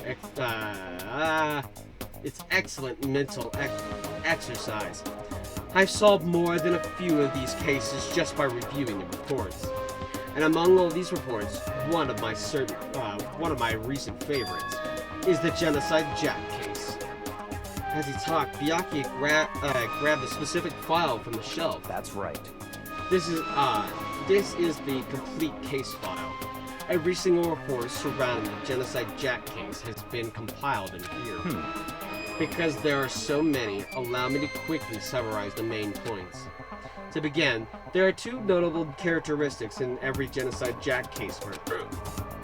The first characteristic is that every crime scene, the word bloodlust is written in the victim's own blood. And the second is when the victims are murdered, their bodies are suspended a certain way. Bloodlust is written in blood and the victim's body is suspended. That's exactly the same as what happened to Chihiro. Save your surprise, the best part is yet to come. For the second characteristic, where the victims are suspended, the only ones who knew about that particular fact were the members of the police and other higher-ups. By all accounts, nobody in the media ever found out. Huh? In other words, no one on the news, no one online, nobody knew about that aspect of each crime. Only key officials and the killer himself knew about this act of mounting the victim. Now, if you recall Chihiro's corpse, her body was most certainly mounted in this fashion. So, how could the killer have known about suspending the victim? That's right. That's the key question.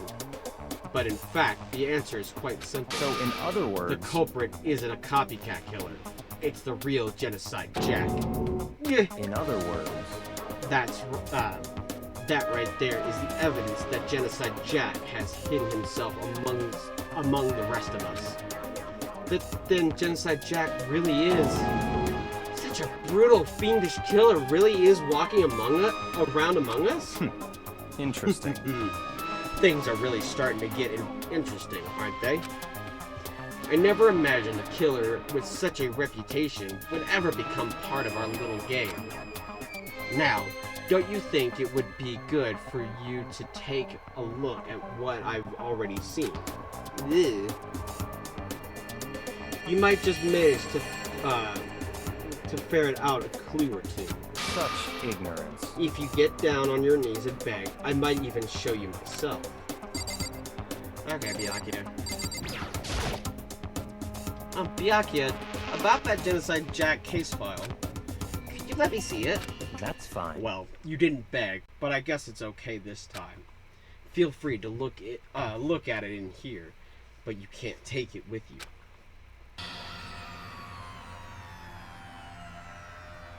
Byakuya handed me the file, and I flipped through it with tense, nervous fingers. Suddenly, my hands stopped. I had reached the page where photos of the scene of each crime had all been collected. The names of Genocide Jack's victims ran on for several pages. I am not reading their names, so have fun with that. If you want to read them, pause it now.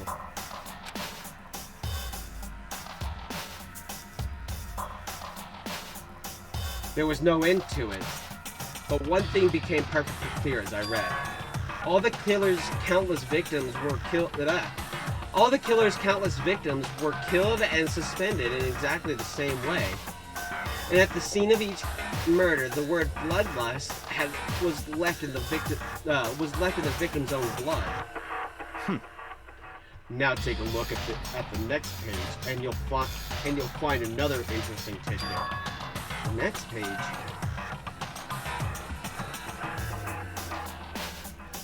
Profiling results. All the crimes took place either on weekends at night or during holidays, either day or night. The most common time for the killings to take place was on holidays in the afternoon. Based on these facts, it could be suggested that the suspect may be a student. Evidence suggests that the suspected lingered at the scene, but when they did leave, they were in a panic. Because an eyewitness has never come forward, it's unlikely that they had any external reason for this. This confused behavior suggests that the suspect may potentially suffer from dissociative identity disorder. So, in other words, the key point here is that the culprit may well have a split personality. Teachers know. A split personality, like the kind of thing you see on TV? So, I'm a part of another totally unbelievable story? But this one is way more unbelievable than anything else up until this point. Up until now. Or maybe it isn't real. I don't know. I feel like my mind has gone numb. Genocide Jack case file. let's go. Alright, we should get going soon. Huh? Where are we going? Anywhere but here. We've finished our business here. Peaches, I can't see. I love you, but I can't see. Anywhere but here. We finished our business here, haven't we? put me down, girl. I can't see. No. Don't claw me. Thank you. She's shedding like crazy. Okay. Wait, Byakuya! As usual, Byakuya turned and left without another word. I hurried out of the library to catch up. Well, this is where we part ways. I have some things I need to take care of before the class trial. Huh? Just all of a sudden like that? I don't have time to play Come with on, you. enough of your annoying misapprehensions. Did you really think we'd be together the whole time? Take responsibility for yourself and do something useful. Move the investigation forward on your own. Goodbye. Well, goodbye. Just like that, he was gone. Just as quickly as he asked me to join him, he cut me off. In the end, I felt like I was just some plaything getting tossed around. At the same time, I'd uncovered some really important clues thanks to him. And it's like Jack. He's the one that killed Chihiro. And that murderous fiend is one of us? But who is it? I have to find out, no matter what it takes.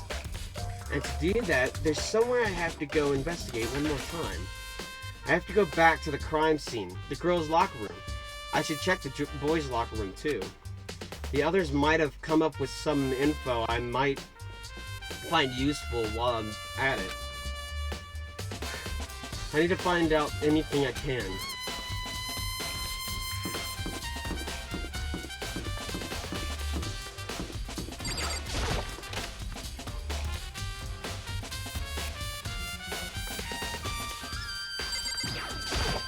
Da-da-da-da-da! Ding, ding, ding! Fumi has discovered evidence revealing the identity of the culprit! I feel as if... Another stat increase for me! Evidence? What did you find? I can't reveal that just yet, That's it. I'm but I sure. guarantee that what I found will steal the killer's... But I guarantee what I found will steal the killer's breath from his lungs! Are you sure about that? Oh, yes, Miss Ludenberg will, said she'd witnessed something worthwhile, too. Really? What did she see? Well, if She it would refused to seem- tell me. It's like when a girl bullies the boy she likes, right? Right? Okay, so where is Celeste now?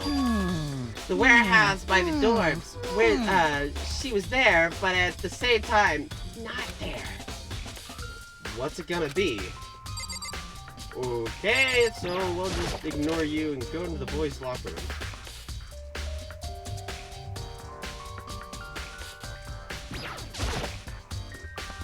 Huh? This poster. It's a popular band called Tornado. Somehow it doesn't quite seem to fit in the boys' locker room. There's a strange stain on the carpet. What is it? Boys' locker room carpet. Okay, let's go check the girls' locker room too, because I feel like there's something there that is switched. Bingo. It's the bloodstained poster. The poster is the most noteworthy part, but the big-breasted the big-breasted swimsuit model is pretty noticeable too. A girl's locker room doesn't seem like the kind of place you'd find something like this. Oh, but wait, that reminds me. The poster in the other locker room is... That's right. That's definitely something strange about this. In the boys' locker room, there's a poster of a popular boy band. In the girls' locker room, there's a poster of a big-breasted swimsuit model. Could the posters have been switched? But if they were, why? What reason would anyone have? Maybe I should talk to someone who knows a little more about the locker rooms. 2 locker room posters. There's a blood stain on the carpet. It could only have been caused by Chihiro's murder. Okay. Hey, Kyoko, have you made any progress on your investigation? Indeed. Genuinely speaking, However, generally speaking, when I have to get going, I have something unrelated to take care of. Something besides the investigation? What is it? well, Nothing you need to worry about. Just concentrate on the murder. But so then, before I go, let me give you one piece of advice. You should examine Chihiro's body one more time thoroughly. Also, her handbook is missing. You might want to determine its whereabouts. goodbye. That's it. I'll be praying for your success. With that, Kyoko turned and left the girls' locker room. I guess I should take a look at the body then. And Chihiro's handbook is missing? That's definitely worth worrying about. Chihiro's e-handbook.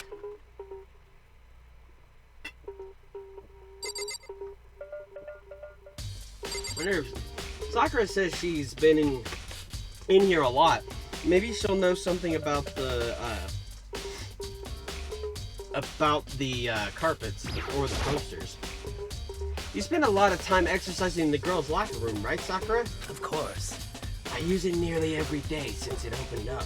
Sometimes he and I use it together. Okay, then let me ask you something. Do you think the posters in the boys' and girls' locker rooms could have been switched? I'm sorry. Sorry, I can't really say. I never really paid attention to the posters. I see. However, But there is something that's been bothering me about the locker room. You see, I like to drink a little protein coffee every time I finish exercising. We have protein coffee? In the warehouse. It's not the highest quality, but I don't have a lot of other options. I mix protein powder with coffee and down a glass of it after exercising. Anyway, the other day, I spilled some on the carpet in the girls' locker room, and it left a stain. A stain? But it doesn't, but I don't see any stain on the carpet now. of course. Exactly. I noticed it earlier. The stain has disappeared. I can only assume someone came along and cleaned it up. But still, isn't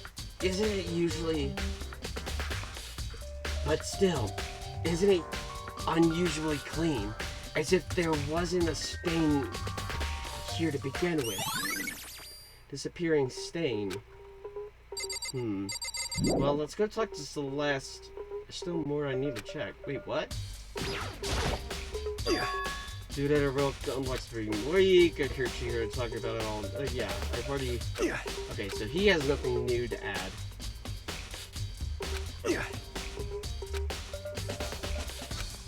So he has nothing new to add. What about this? There's a bloodstain in the car, but it was... Okay, weird. I'll go check Chihiro's body. Kyoko said I should examine the body one more time. I know she said thoroughly, but I do have my limits. Well, I'd better give it a shot anyway. Let's see. Chihiro's hands are bound with what looks like some kind of rope. The rope was used to prop her up in kind of a crucifix position. Huh? This rope has a plug. Wait, so then this isn't a rope at all. But the more I think about it, the more that's not the only thing that concerns me. Chihiro's fatal injury was a blow to the head, which means someone struck her in the head in order to kill her. That's right. That's the issue of... There's an issue of being suspended and the fatal blow. At first, I didn't see any reason to think too much about it early.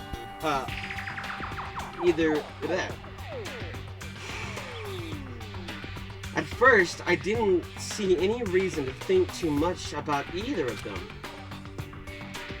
But seeing them again after looking through the Genocide Jack file, there's something not quite right. What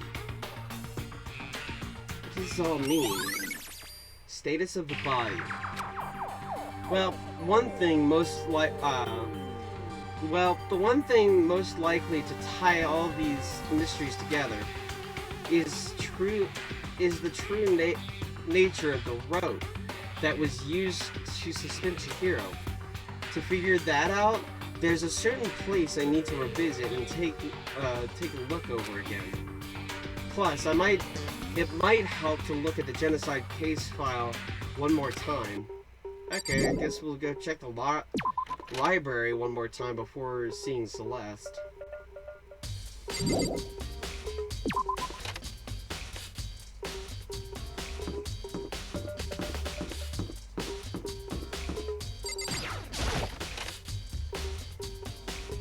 Whew, my blood sugar.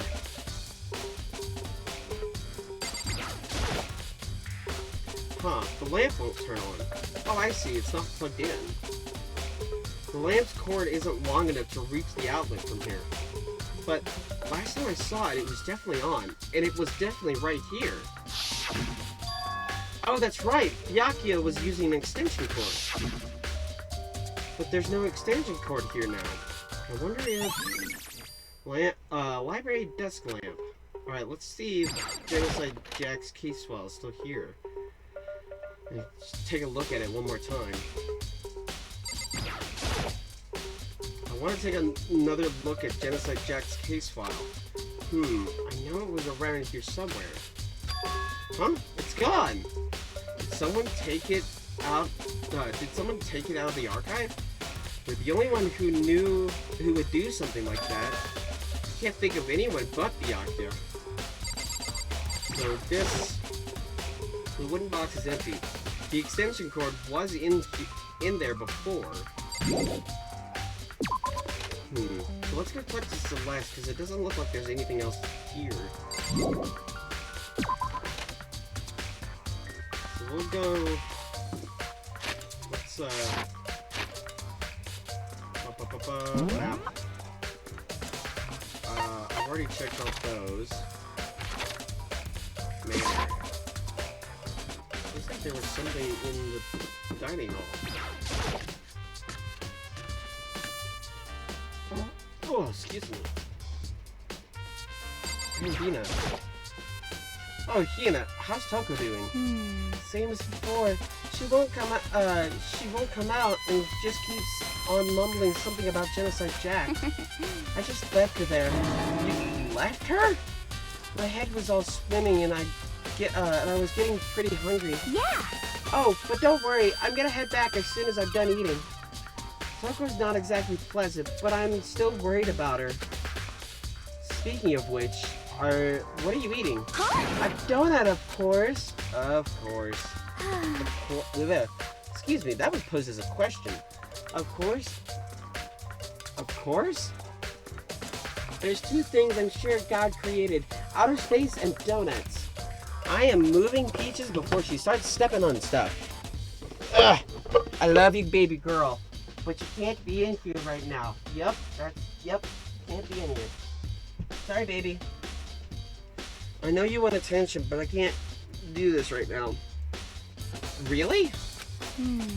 I bet Chihiro would have liked to eat more donuts. Maybe that was her one big regret. I should have tried to spend more time with her. Come to think of it, who did she spend time with? Well... Yeah, she was a bit strange. Didn't really hang out with the other girls much. But she was she was there. It was like she was trying to keep her distance from us. Actually, Sakura said something similar. She said that even though you invited her... She said that even though you and her invited Chihiro to exercise with you, she always refused. Yeah, totally. Yep, that's true. It was like, it wasn't just us either. It was like she stayed away from all the girls. Was she just shy? I don't know. She talked to all the boys. She talked to the boys all the time. Isn't it kind of weird to be shy around your own sex, but totally fine with the opposite sex? Oh, wait, maybe she was used to guys spoiling her. The law says don't judge a book by its cover, right? You think so? I never saw... You think so? I never really saw her as that kind of girl. Always account. Okay. So let's go see Celeste in the warehouse. Maybe she'll have some insights.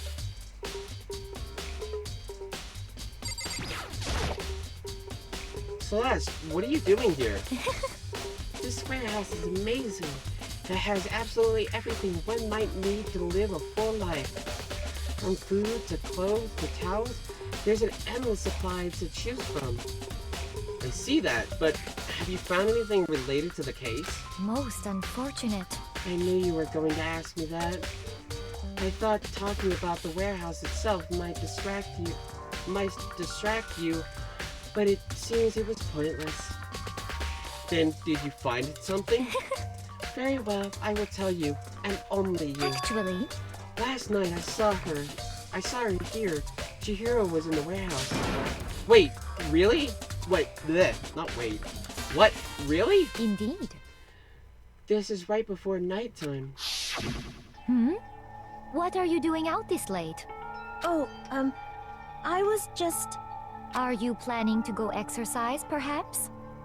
What? How did you know? Because I can see a blue track jacket sticking out of that duffel bag you're carrying. Oh, you're right. Thanks. Well, I'd better get going. I'm kind of in a hurry.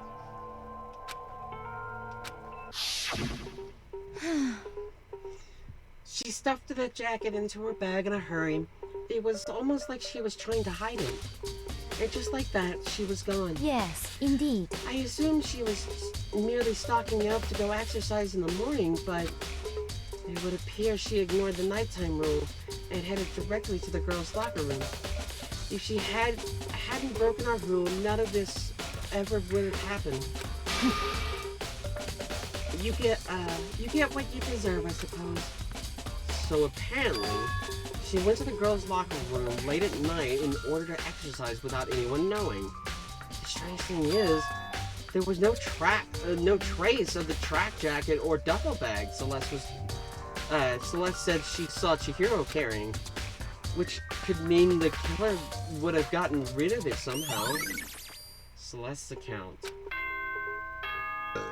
Oh, excuse me. Ding dong bing bong.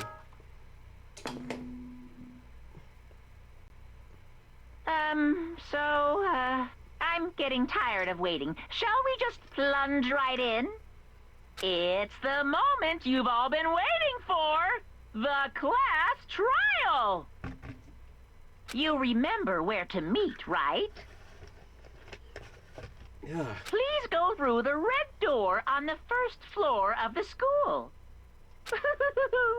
See you soon! Begin the class trial, or it's about to begin.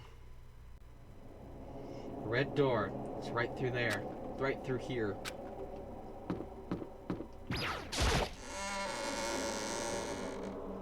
Alright. Ahem! So, is everyone ready to... What? Am I blind, or are we missing someone? Yo. Yeah, Toko's not here. And Toko is... You really don't remember? Come on! Kidding! I'm just kidding! I know, how could I forget that little nut job? She's a critical part of this class trial this time. What are you gonna do? Okie dokie. I'll go ahead and drag her here, kicking and screaming. Just one moment, please. And just like he said, a few minutes later, he reappeared, dragging Toko behind him. I told him I didn't want to, but he forced me. I can't believe you would drag a girl around. Terrible. You're terrible. Phew. So now everyone's here, right? Okay then. hustle into the elevator and let's get this show on the road. I'll see you guys down there. Let's go. So, shall we get going? It's time to find out who killed Chihiro. Chihiro Fujisaki. She was so gentle, so calm and meek. Nobody had any problems with her. Someone made the choice to kill a girl like that. And that murderer is one of us. Someone standing right here.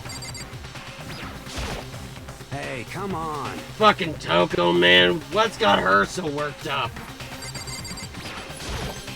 Oh, very This Fujisaki, I must admit, for being 3D, she was quite remarkable. Of course, just the idea of 3D makes me cringe. I don't know why the killer did what they did, but I'm sure it'll work itself out. Justice always prevails, right, bro?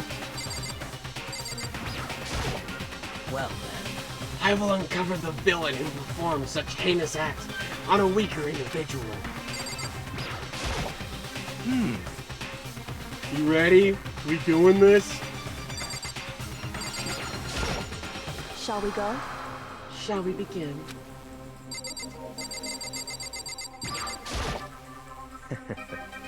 I gave you plenty to work with. Show us how far your logic can take you. Is there something odd about Toko's behavior? I do not think mere shock is enough to explain it. Hold on, Peaches. I'm almost done. I guess I wasn't much help at all in this one. Alright. And then Toko's just gonna... Yeah. So, on to the elevator. We have no choice, right? We have to do this. It's true. Yes. I gave a small nod in reply. With one last deep breath, I walked towards the elevator on shaky legs. With each step forward, I could feel my heart starting to race faster and faster. Is that all you wanted to do? You just wanted to sit in my lap? And as soon as everyone was on, the elevator began to descend. I couldn't get a handle on my emotions. Couldn't stop speculating. Okay, you're clawing at my leg, girl.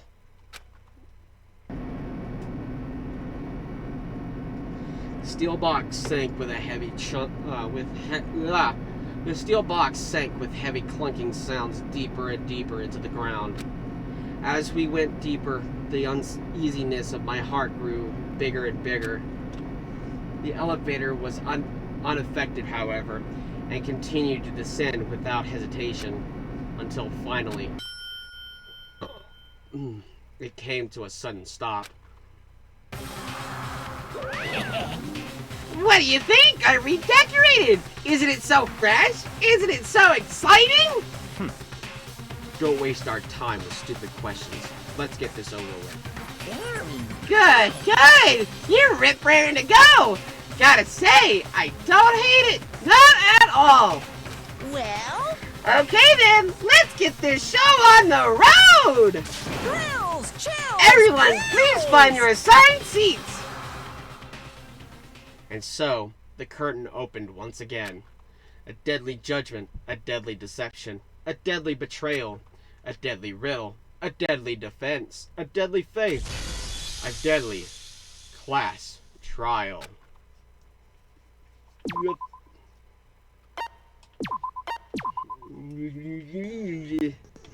Alright.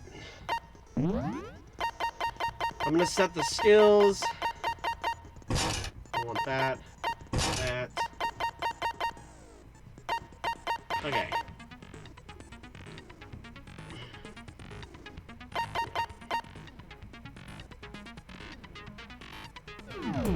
Okay. Take a break. When we come back, we will do the class trial and wrap this puppy up. It's another hour and a half, I'm pretty sure, so we'll be going late into the night, like usual. So, take a break. Get up, walk around. It's not good to sit down for a long ass time. And, woo, excuse me. And I'm gonna fix my blood sugar while we take a break. All right, be back in a minute.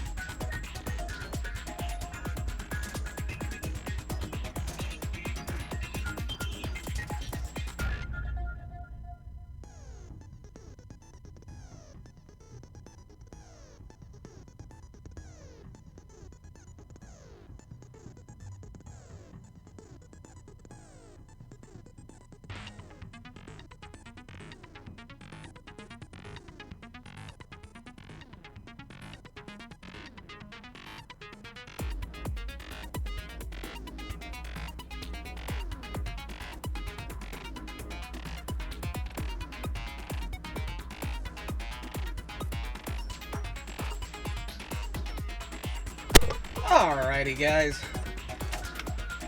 Let's go over. Oh, weird. Thought I had something on my nose.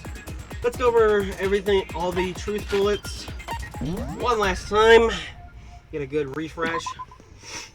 Alright, Monokuma file number 2.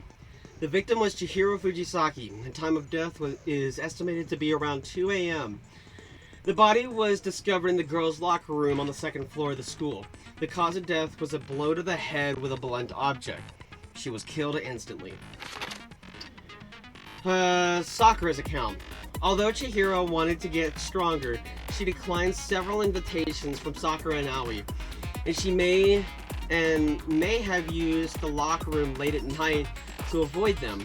Despite this, Chihiro had stated that she desired help with her efforts. She may have been meeting someone in the locker room the night she was murdered. Locker room dumbbell.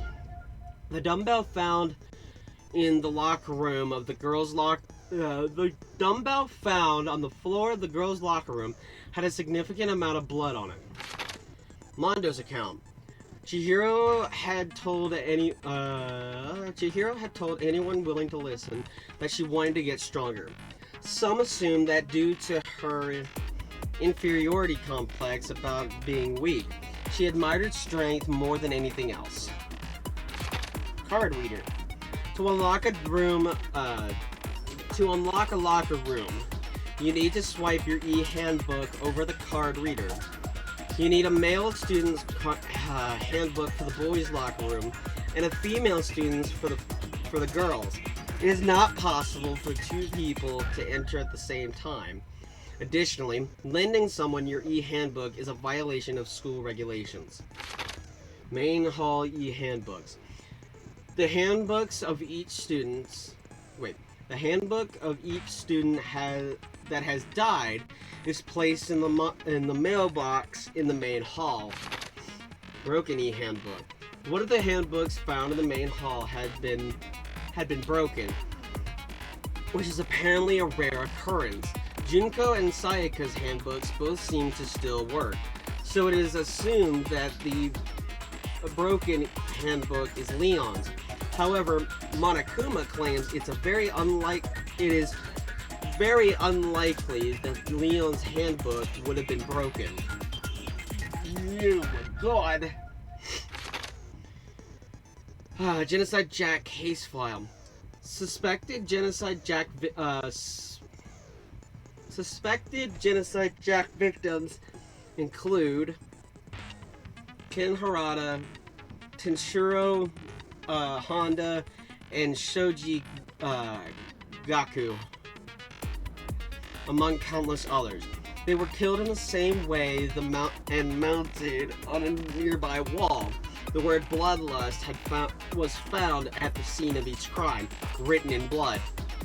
Profiling indicates the killer is likely a student suffering from a split personality. Aoi's account. Chihiro seems to have wait, what?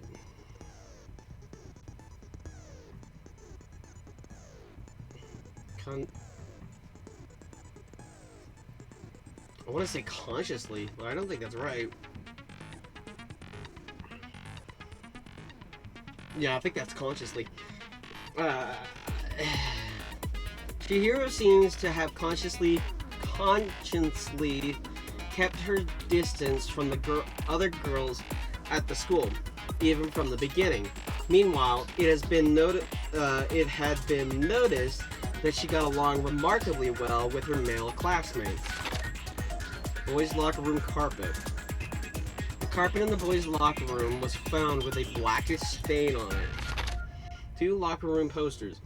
Blood was found on the poster in the girls' locker room, and the posters featured. Blood was found on the poster in the girls' locker room. The poster featured a big-breasted supermodel popular among young boys. Meanwhile, the poster in the boys' locker room was for a boy band popular with teenage girls. Chihiro's e-handbook. Chihiro's handbook was not found on her corpse and has apparently gone missing. Status of the body. Oh, bless my nose is itchy. Chihiro's body has been suspended with her hands had been Chihiro's body had been suspended and her hands had been bound with some kind of rope. Her fatal injury was a blow to the head. Disappearing stain. Sakura mentioned that she was responsible for a coffee stain on the girls' locker room floor. However, the stain had since been inexplicably scrubbed away. Library desk lamp. Byakuya was known to use this lamp often. However, the extension cord has gone missing at some point and the lamp's cord doesn't quite reach the outlet.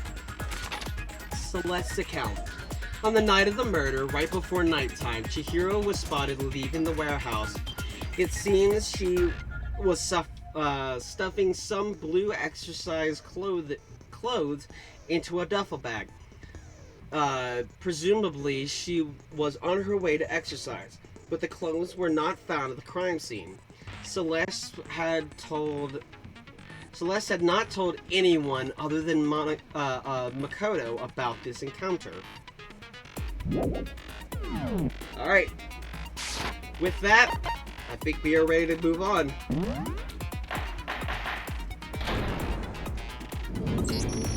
Let's begin with a basic explanation of the class trial. So, your votes will determine the results.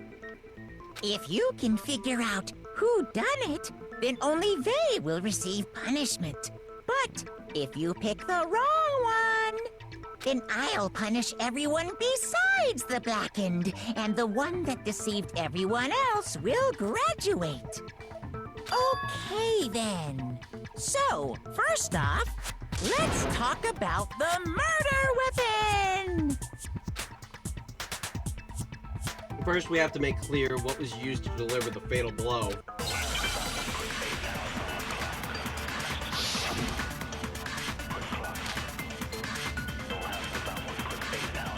Chihiro's fatal injury. It appears it was a head wound. According to the Monokuma file, the killer used a blunt instrument. But what kind of blunt instrument could it have been? I bet it was an iron pipe. Nope. No, that's wrong.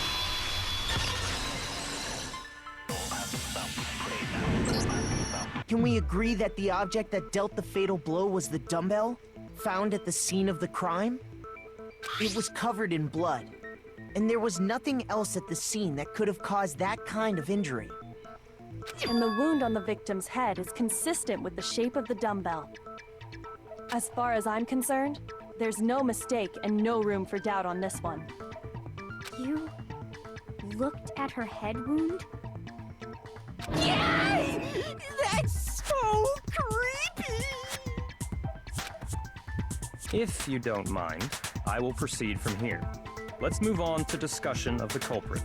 Although, I believe the criminal behind this heinous act is already quite clear. What? For real? Chihiro's killer is the fiendish serial killer, Genocide Jack. Genocide Jack? The fiendish serial killer. Did he really kill Chihiro? New element has been added, yes. For this debate, lines of white noise will appear to disrupt your reactions. Your truth bullets will disappear if they hit these lines. So think of them as obstacles in your debate. But there is a way to keep this white noise from getting in your way. Press the X button to attach the silencer, which you can use to shoot down the white noise. However, if you shoot an actual mark with your silencer instead of the white noise, the time limit will decrease. So take careful aim when you take your silencer out. Oh, but if your action difficulty is set to gentle, white noise won't appear at all. In which case, you can forget about the silencer and just focus on the situation in front of you. Well then, good luck and have fun.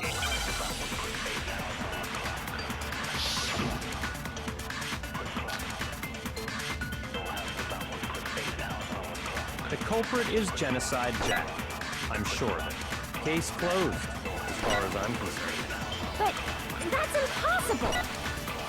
Why? What makes it impossible? Well, I mean, come on! There's just no proof for it. Hey, so, speaking of Genocide Jack, I don't know who that is!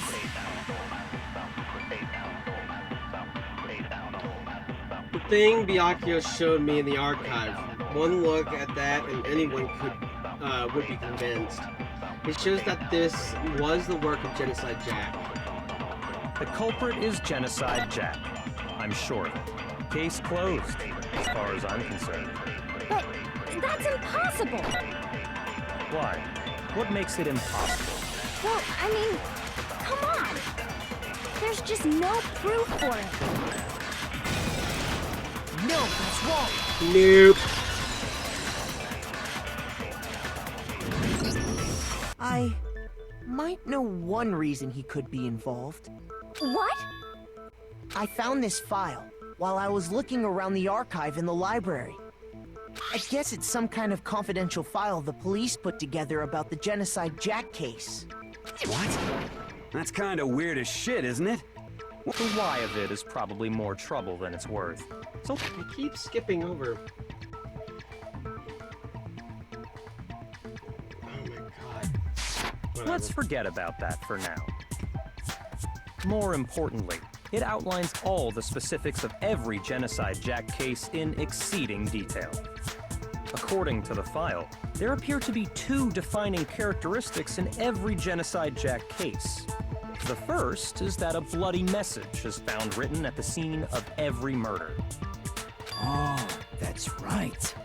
Booblust. Booblust. No.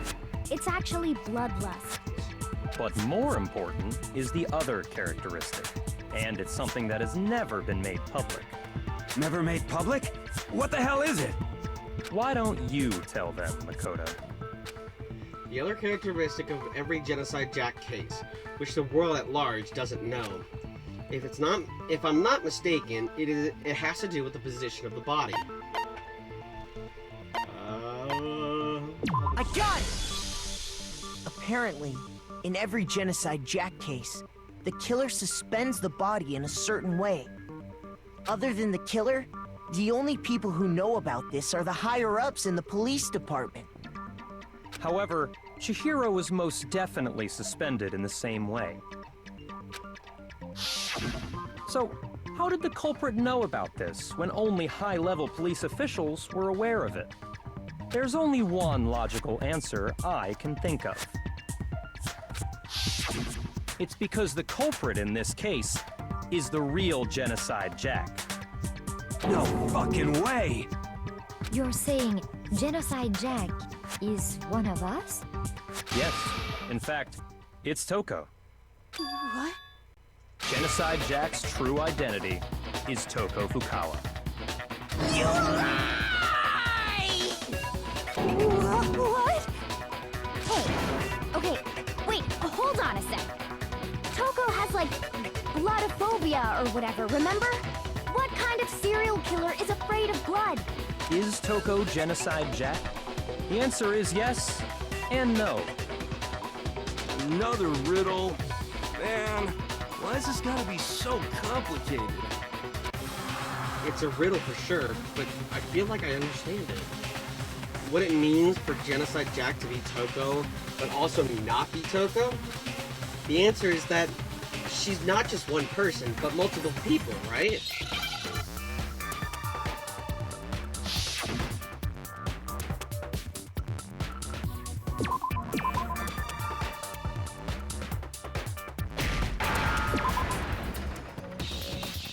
I need to see.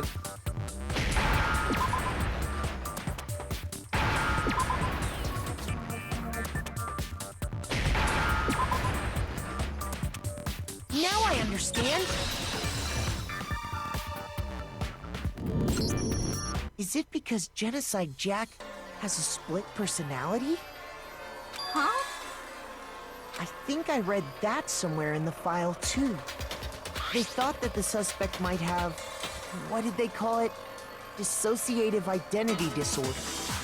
Oh, okay. But still, to go and say that about Miss Fukawa is... Perfectly acceptable. Toko's strange behavior after seeing the body is proof enough that she has a split personality. One thing that shows Toko could have a split personality, it has to do with her behavior. I got it! Behavior changed. You're talking about how she started acting totally different than usual, right? That's right. Think back. She fainted when she saw Chihiro's corpse, and then, when she woke up... I'm fine, I'm fine. Whoa, is that a dead body? Hey, are you dead? She must have hit her head real hard when she fainted. The world has a front and a back, a top ending and a bottom, a sea of truth and a web of lies. This is quite concerning. I mean, she sounds completely different. She was acting funny, that's for sure. That melancholy tone of hers completely disappeared. Don't go assigning adjectives to my tone without permission. Not to mention, once she regained consciousness and saw Chihiro's body again, she was utterly calm. In other words, within her is one personality that can handle blood, and one that obviously can. So when Toko trapped herself in her room, it's because she was scared of Genocide Jack?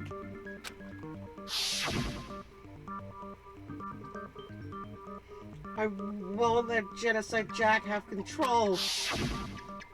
I'll drive out the killer. Drive out the murderous fiend. The reason she locked herself in her room wasn't to keep other people from getting in. It was to keep her other personality from getting out. What? Toko was afraid. Afraid of the murderous fiend inside of her. Of killing even more people. How? Yeah. How can you know all this? I do believe you misunderstood her. What she's trying to say isn't, how can you know all this? No. What she wants to know is, how could you tell them? Huh? Last night, just before Monokuma gave his motive speech, Toko and I had a strange conversation. She told me a most interesting story. She said a murderous fiend lived within her, and she was afraid it could appear and attack at any time. And that trepidation is what's caused her to have such a bleak attitude. Isn't that right, Toko? This is all a lie. Right, Toko? You said you wouldn't tell anyone. What? You promised! I can't believe you lied! You have only yourself to blame. You came to me with your tragic little story. I did. This is the real world, not some romantic fantasy fairy tale. Besides, you broke your promise first. You said that as long as you were here, no matter what, you wouldn't let Genocide Jack kill anyone. But in spite of that promise...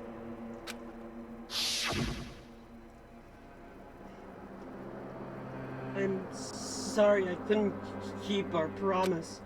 But don't worry, never again. I won't let Genocide Jack have control ever again. You said if I kept my promise, you would go out with me. That's the only reason I promised. How many times do I have to tell you? I never said that, but you weren't able to do it. You just couldn't resist that rush you got from killing, could you? I tried. I swear I tried to control it. But your efforts were useless. What a disappointment. I hate you. Well, the opening act is nearly finished. All that's left is to hear from the person in question directly. The person? You don't mean... Togo's body suddenly lunged backwards. A huge thud echoed across the courtroom, but in the next second... Well,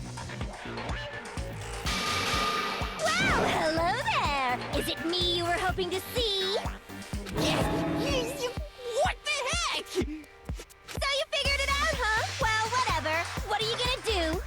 I'm the ultimate murderous fiend, Genocide Jack! Or better yet, let's go with Genocide Jill! What the fuck is this? Toko, what happened to you? Not Toko, that's a loser name, and what happened is a textbook split personality. So what if one of them happens to be a serial killer? You should turn a blind eye to one's faults.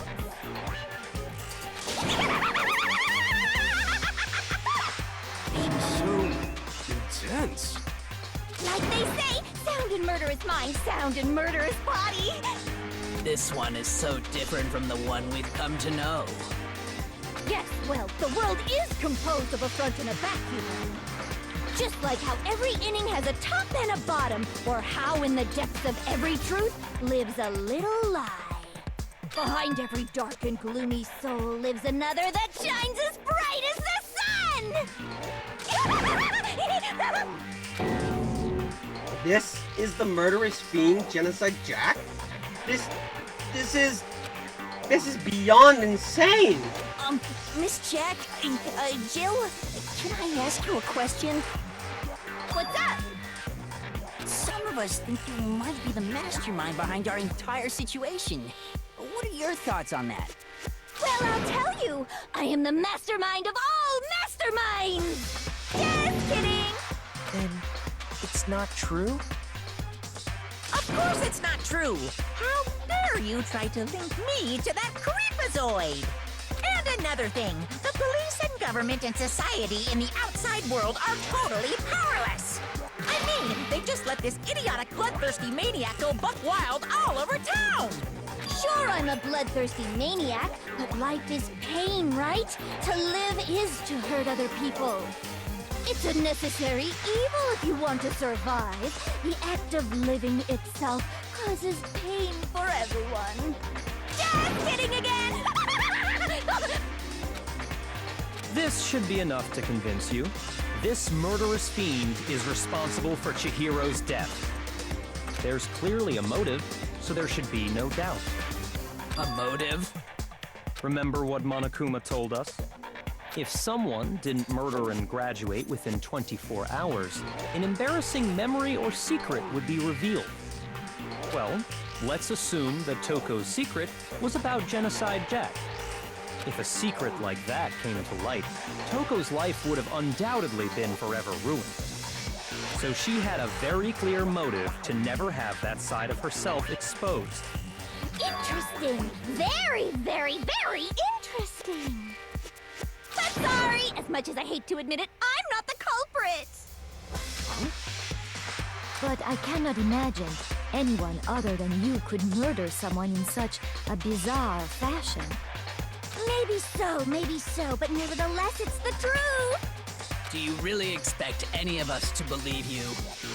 Yeah. I could never believe a word you say, you monster. Maybe she's totally right about that, but something's still bothering me. As she said, I need to get some more details about all this.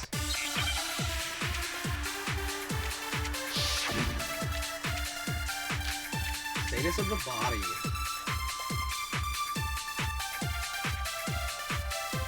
Sorry, but I didn't kill anyone. You say that, but do you really expect any of us to believe it? Perhaps if you had an alibi, that would change things. Oh, an alibi, huh? Now we're talking. When you compare your past murders to this incident, the modus operandi matches completely. No, that's wrong.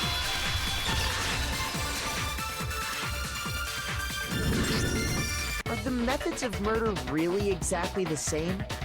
I'm not so sure about that. I think there's a slight difference between the Genocide Jack cases and this one. Huh? How's it any different?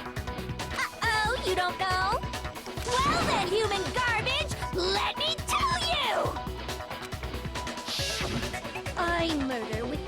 passion and conviction. I consider myself a professional, and I have a very particular way of doing things.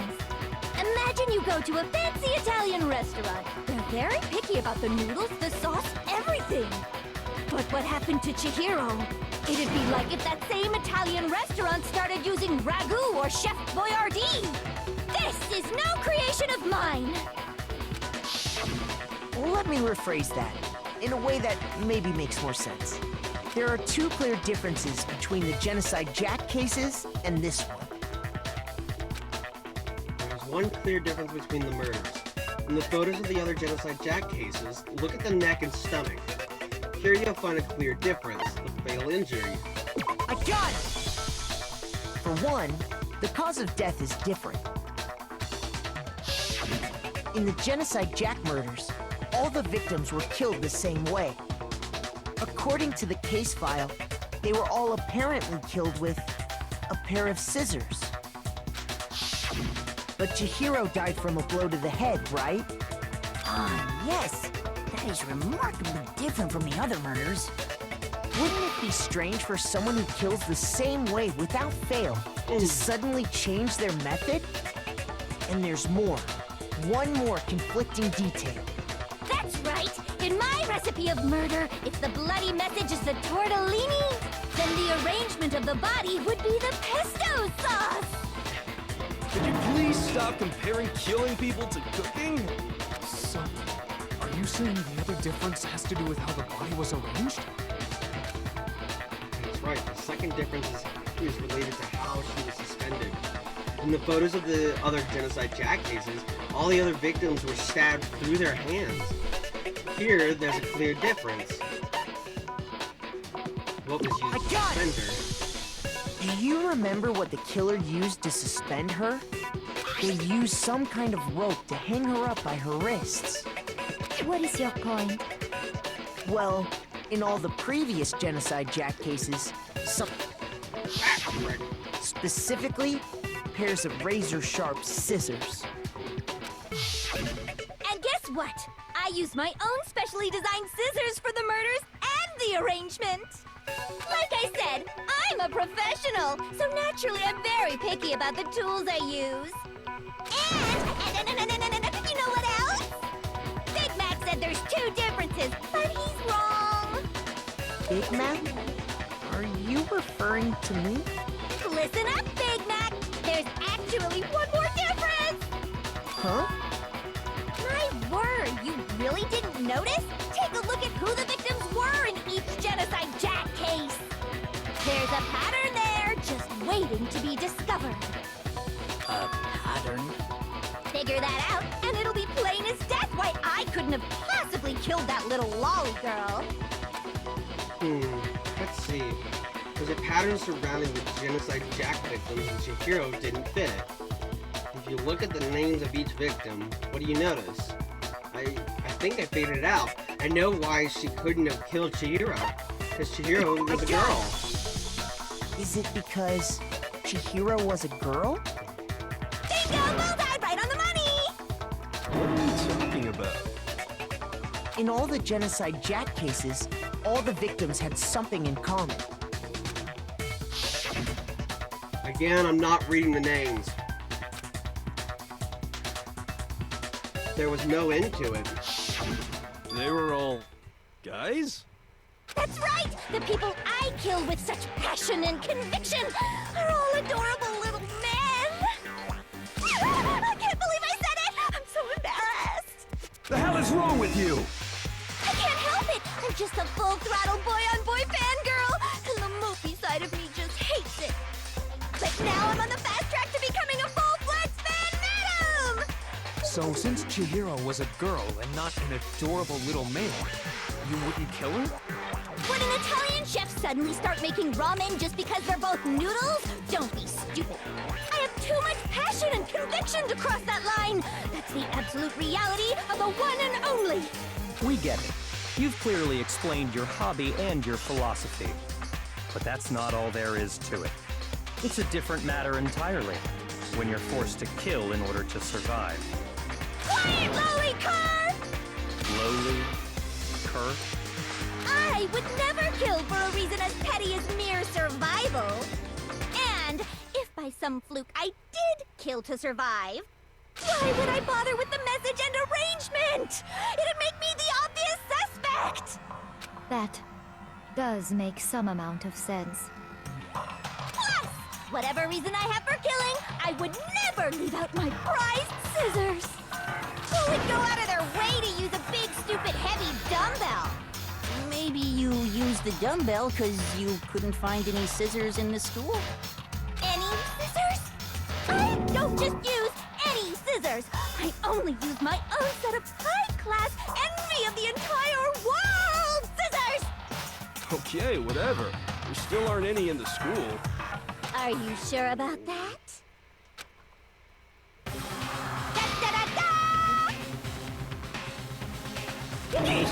She's fully equipped! That's right! So I can kill anywhere, anytime! Why would I resort to dumbbells or rope when I have my trusty scissors by my side? Go ahead, tell me I'm wrong! You can't, can you? Gutter dogs, all of you! Not to mention, I have no clue how to tie a good knot. So rope's totally out of the question anyway! I have no idea what's going on anymore! Could such a heinous villain really be innocent? But the body really was suspended, right? And nobody but the police knew about that. Yeah. That's why we figured it had to be the real deal, and not some copycat killer or whatever. Actually, hold on. There is one person. The one person who could have copied the Genocide Jack cases.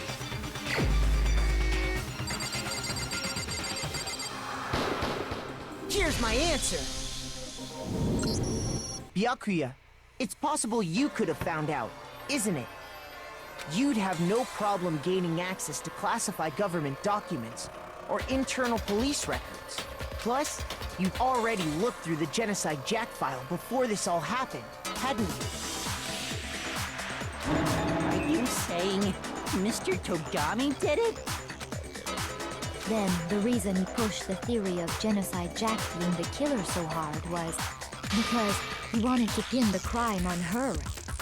So, he rearranged the scene to disguise it and make it look like I put my stamp on it. The adorable glasses man was behind it all. Oh, I'm on fire! Gross. Well, Byakuya, what's your response? I see. So now the suspicion falls on me. Then I must ask, when would you say I began acting suspicious? Surely you must have an answer. Looking back and thinking about it now, the way you were acting right before we discovered the body was a little strange. And the locker rooms. They're suspicious. Very suspicious indeed. Wouldn't you agree? Huh? Suspicious? Ugh. It seems nobody searched the locker rooms. Let's start with the girls' locker room. You wanted to go to the girls' locker room right away, right? But since you're a guy... I should have naturally thought of the boys' locker room first. Is that what you want to say? The victim was Chihiro, a girl. Hence why I said we should check the girls' locker room. Nothing strange about that, I'd say. On the contrary, there's something very strange. Okay then, what's so strange about it? Go ahead, share with the rest of the class. There's a clear contradiction in what Byakuya just said. I need to make it clear to everyone. New element has been added, yes. Next we are going to add something called a truth flashback. If you aim at a weak spot and hold down the triangle button, then you'll memorize that weak spot. This memorized phrase can only be shot once as a single truth bullet. If you shoot or change the truth bullet, it will disappear from your truth cylinder. However, you can use this flashback feature as many times as you want. If you don't seem to have the answer to a lie or contradiction in your loaded truth bullets, it might be wise to memorize a different weak spot and use that to make your case. When's the best time to flashback? Well, you'll just have to use You'll just have to use your keen wits, won't you? In this case, though, I will say that if you don't use a flashback, you won't be refuting anything. Well then, good luck and have fun.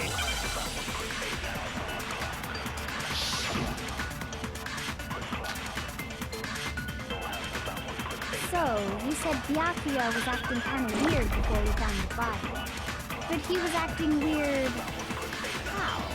If you're presented with the opportunity to check out the girls' locker room, you absolutely take it.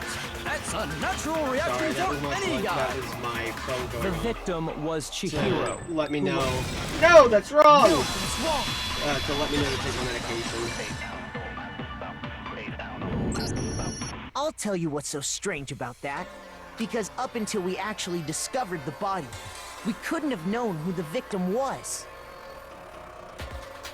So your claim that you went to the girls' locker room first because Chihiro was the victim doesn't hold up. I see. That's a good answer, I must admit. Interesting. Very interesting indeed. But your reasoning is still too weak. Huh? What's wrong? Is that it? Surely you've got more than that. Go ahead. Show us. What's with Byakuya's attitude? It's like he doesn't even care.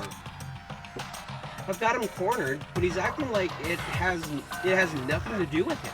What's the matter? You're not finished already, are you? There must be more to it. There is. I think. There is more to it. Think about it. We just talked about the differences between this case and past Genocide Jack incidents. The proof you're looking for is hidden in there. Oh? Proof that I'm the culprit, you mean? The differences between this case and other Genocide Jack murders, the evidence that proves Byakuya is responsible is hidden in there? Could it be?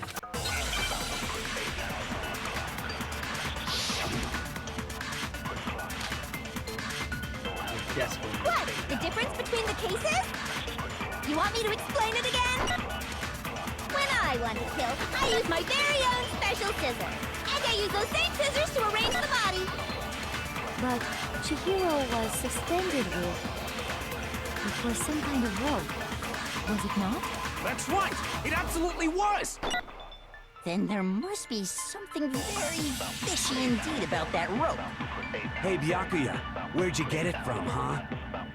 I'd never seen that rope before in my life. Yes, you have. No, that's wrong.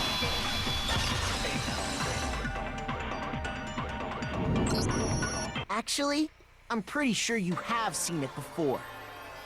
Because, you see, that rope, or should I say, that extension cord? What? An extension cord? Byakuya, you've used the extension cord in the library more than once, haven't you? And the same extension cord that was in the library all this time went missing after the murder. And there's no way someone who uses that extension cord as much as you do wouldn't discover that fact. And Byakuya must be the one who took the extension cord. I can't imagine any other possibility. That's really what you think? Then your conclusion is something like this? I killed Chihiro in the girls' locker room, then hung her up and wrote that bloody message. I intentionally made it look like Genocide Jack was behind it. Is that about right? He's doing it again. He's totally calm, totally unconcerned. As if he's not even involved. Wait, not even involved. What's wrong? I asked you if you think that's what happened. Hell yes, that's what happened. So that's it, right? Byakuya's the killer. I don't disagree with not disagreeing. He kept calling this a game, right? So he'd be totally willing to do something like this to win. Sorry, but could we hold on just a second? I think we need to talk about this a little more. Huh? Do we really need to? We've already decided who did it. I know, but still, there's something that's still bothering me. Is that right? And what, pray tell, is still bothering you? I killed her in the girls' locker room, then disguised my crime. Specifically, I dressed it up to make it look like it was the work of a homicidal psychopath. What about all that bothers you? Wait. What was that just now? Something's not right. Chihiro's body was definitely found in the girls' locker room, but what does that mean? Can I really just accept what Byakuya said as the truth? No, I don't think so. There's definitely something off about what he just said. I got it! You say you killed Chihiro in the girls' locker room, right? But are you sure about that? Isn't it possible that the murder took place somewhere else? How disappointing. What kind of question is that? Even in the world of disappointments, this is a true letdown. She was found dead in the girls' locker room. There is absolutely no question about that. How could the scene of the crime have been anywhere else? Well, I think it's entirely possible that she was killed somewhere else, then carried there later, along with the rest of the murder scene. The rest of the murder scene? That was awfully specific. Please tell me you have a reason for saying all of that. I believe I do. Hey, Byakuya, did I just take you off guard? When the story suddenly moved to the crime scene, Byakuya, who'd been confident up until now, maybe Byakuya never even realized that the actual scene of the crime could have been somewhere else. Hey, don't just move on without permission! What do you mean she was killed somewhere else? Come on, Makoto. If there's any chance the murder took place somewhere else, let's see the proof. The evidence that shows the murder took place somewhere else. There's something that was switched between the boys' and girls' locker room. That would be the posters. I got it! The proof that she was killed somewhere else is the poster that's hanging in each locker room. Your proof is some posters? The poster in the girls' locker room was a picture of a big-boobed supermodel. But don't you think that's kind of strange? Why would the girls' locker room have a poster like that? I bet those massive jugs of hers were totally fake! Meanwhile, the boys' locker room had a poster of the super popular boy band Tornado. Again, that doesn't really seem to belong in a boys' locker room. So you're saying that maybe the posters were switched? And there's one other thing I noticed about the locker rooms. You know what I'm talking about, right, Sakura? You're referring to my protein coffee, aren't you? Protein coffee? While I was in the girls' locker room earlier, I spilled some protein coffee on the carpet. But I noticed that after the murder, the stain had been totally scrubbed away. No, it's not that the stain was scrubbed away. It was moved. Boop, boop, boop, boop, boop, boop, boop, boop. There we go. I got it! The stain on the girls' locker room carpet wasn't scrubbed away. In fact, I found it on the boys' locker room carpet. That's definitely the stain from my protein coffee. Then, does that mean that the carpets were switched too? But why would anyone do that? To move the murder scene from one locker room to the other. It's certainly plausible, don't you think? What? In other words, in order to completely swap the scene of the crime, the blood-stained poster and carpet were moved along with the dead body. By doing this, the killer was able to change the entire room where the murder took place. I can certainly follow your reasoning, but why would the culprit bother doing that? Huh? Why would they go through all that trouble of switching the scene of the crime? Actually, an even bigger question. If the murder did take place in the boys' locker room, then how did Chihiro get in the boys' locker room in the first place?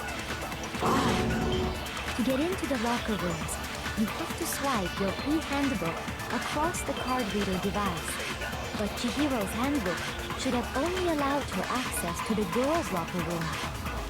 She had no way to get into the boys' locker room to begin with. No, she did have a way, and I can tell you what it was. I highly doubt that.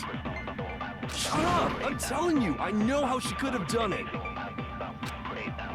Is he right? Could Chihiro really have gotten into the boys' locker room somehow?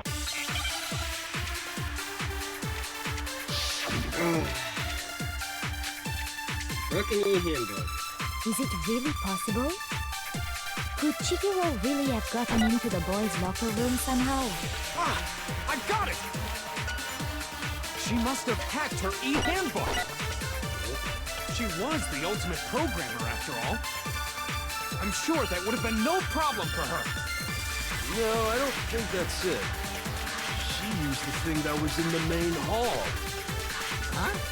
What thing? I'm talking about Leon's handbook, of course. No, what's wrong? Not with it being gone or broken. No, I don't think Chihiro used Leon's handbook. Why not? Because Leon's handbook was broken. Oh. Well, then, yeah, I guess that'd be pretty impossible, huh? I am struck silent by how quickly you gave up. Plus, isn't there a regulation against using someone else's handbook? Actually, the rule states that loaning your handbook is prohibited. It says nothing about borrowing one. In other words, you could borrow a dead person's handbook all you want, and you'd be safe. Yup. Hit the nail square on the noggin. Of course, if it were broken, that wouldn't make any sense anyway. So then, she must have hacked hers, like I said. Psst. You can't fix an e-handbook. The instant you open one up, a security buzzer starts blaring. So, if she didn't use Leon's handbook, and she didn't modify her own handbook... Maybe Mr. Naegi's initial assumption is just... wrong? It seems like there's no way she could have got into the boys' locker room. So I guess so. Okay then, I vote for Byakuya. Is that it then? Chihiro was killed in the girls' locker room and Byakuya is the one who did it? Really? But still, I don't know what else I can do. Hold on a second. I agree with you, though. I think you're on the right track. What the? You finally decide to open your mouth and that's what you've got to say? There's no way she could get in the boys' locker room, right? So... Why are you so sure she couldn't get in? There's still one other way she could have gained access. What? What are you talking about? What other way is there? Well, to explain that, why don't we take a little break from the trial? I'd like you all to come see something. Wait. Just what do you think you're doing? Don't worry. This'll make the whole trial more exciting. I'm sure that thought must please you. Huh? It'll make things more exciting?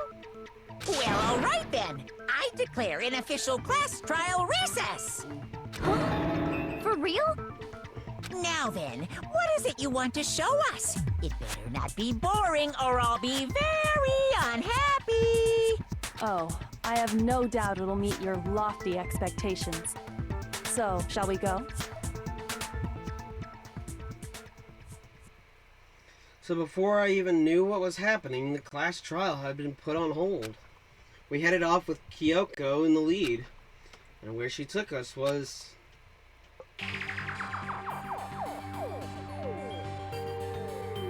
The girls' locker room? We've already searched this place top to bottom. What are you trying to pull, Missy? I'd like you to examine the victim's body one more time. You want to check it again? Be sure to examine the entire body very carefully. Take your time. Examine her carefully? Like using our hands? No way! It's probably best if I don't run my hands all over a girl's dead body. It's not that I'm creeped out or anything, it's just... based on religious grounds, you know? Very well. I'll do it. But you're a girl. You shouldn't have to touch a dead body. Just let one of the boys do it. No, it's okay. I think Chihiro would rather have a girl examine her. So just leave this to me. Sakura. What is this? Some kind of secret girl-on-girl action? Is that what you two are about? That's not it at all. Stop screwing around. Okay, here I go. I'm sorry, Chihiro. Please excuse the intrusion. Putting her hands together in a brief prayer, Sakura then begins to quietly? Yeah. Then begins to quietly examine her body. Be sure to check her entire body, and I believe we will solve this particular mystery. Her entire body? I know you say that, but... What? This is... What is this... What is it? Not possible. It's not possible. Sakura's eyes were staring wildly at Chihiro's lifeless form. Her massive frame trembled. This girl is what? Is a boy! Ah, I see. So she was actually a he. Interesting. Thank you for confirming this fact. What? You're joking, right? I wouldn't joke about this. Ben, it's really true? Chihiro was a guy? Oh, what? You guys didn't know? Heck, I knew that right off the bat. Chihiro Fujisaki was totally a guy. He was a cross-dresser? Oh, I'm really on fire! I wish I had killed him! So that's what Kyoko wanted to show everyone, huh? Interesting. Yes, that certainly does make things much more exciting. Now let's ride this wave of excitement back to the courtroom and get back to the trial. Ahem. I do apologize for keeping you waiting. Now then, let's resume the class trial. We've all just learned of the shocking revelation that Chihiro was actually a boy. Let's pick up from there. Yes, well, I don't know his reason for hiding it, but the fact is, Chihiro was not a girl, but a boy. To think that Chihiro was actually a guy. The thought had never crossed my mind. And because the victim was male, he would have had no problem gaining access to the boys' locker room. Assuming his handbook did, in fact, list his gender as male, then yes, that would be true. Of course his handbook said he was a boy. He dressed like a girl, but he was a boy through and through. So then, there should be no issue with Makoto's initial assertion. The victim was killed in the boys' locker room, and was then later moved to the girls' locker room. And the killer could have easily used Sayaka or Junko's handbook to get into the girls' locker room. So Chihiro really was killed in the boys' locker room? I still don't understand the motive for moving the body, but yes, that does seem plausible. Well, I must admit, I did find it rather odd. I knew he felt a little off. There was a certain incongruity to his female body. This is the most titillating situation! So now everything has been connected. All the mysteries have finally become clear. Okay, well, connected or clear or whatever. We still think you're the killer, remember? Very interesting. This has become very interesting indeed. He's off in his own little world. What about you, Makoto? After everything we've learned, do you still think Byakuya's the killer? Well, without a doubt, Byakuya is the one that made Chihiro's death look like Genocide Jack did it. but I think he might not actually be the killer after all. What? But aren't you the one who accused him in the first place? He just seems to be too easygoing about all this. Like he's enjoying us solving the mystery. The way he's acting, it makes it seem like it doesn't have anything to do with him. And you think that might be because it doesn't have anything to do with him? Plus, the evidence he left behind was a little too... how can I put it? Overt. He consciously chose to use the extension cord, knowing it could connect him to the murder. At least, that's how I see it. And Byakuya, when you found out the murder took place in the boys' locker room, it seemed to rattle you. And then again when you found out Chihiro was actually a guy. If you really were the killer, that stuff wouldn't have had any effect on you. So that's your thinking, huh? Well, it bothers me that you don't have more concrete reasons, but it's fine. I guess I'll mark it as correct for the time being. Mark it as correct? He's right. I am not the culprit.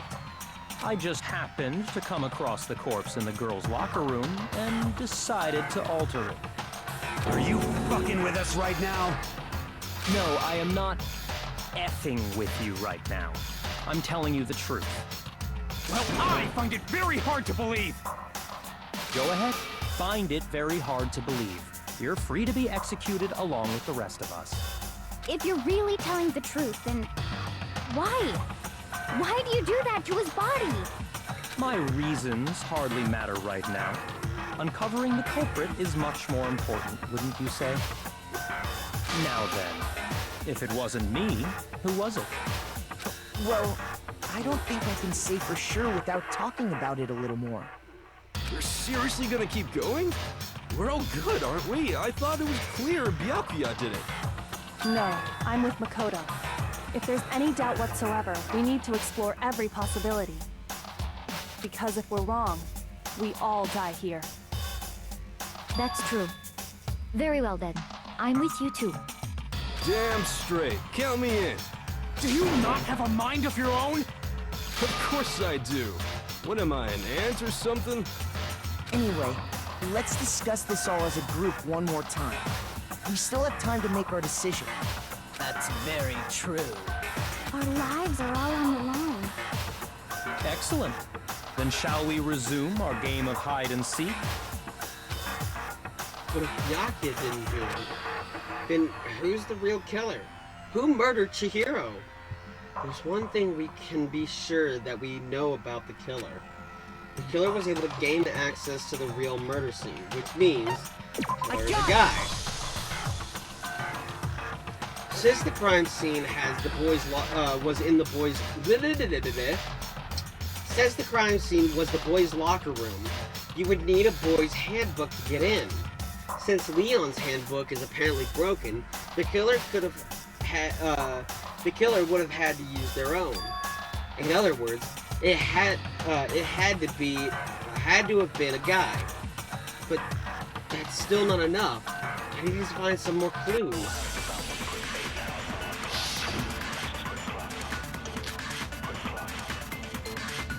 Isn't there a single clue that might lead us to who did it? Well, clues are one thing, but did nobody get a look at the killer? I'm sure if someone saw the killer, they would have said something by now. Perhaps someone saw the victim at some point. Even that might be enough for now. Yeah. All we need right now is any kind of new info. It's over. It's all over. You want to know who saw the victim? The killer! And only the killer! It's not like they're just gonna turn themselves in. Game over, man! Game over! Yeah! No! Not game over! No, as a matter of fact, there is an eyewitness there is an eyewitness account regarding Chihiro. She has more information about that. Isn't there a single clue that might lead us to who did it? Is it circle? Circle's fast forward. Well, clues are one big nobody can open. I'm sure someone saw the crap. Perhaps someone saw the victim. Yeah. All we need right now is any... It's over. You want to know who saw the victim? The killer. And only the... There we go. No, it's wrong.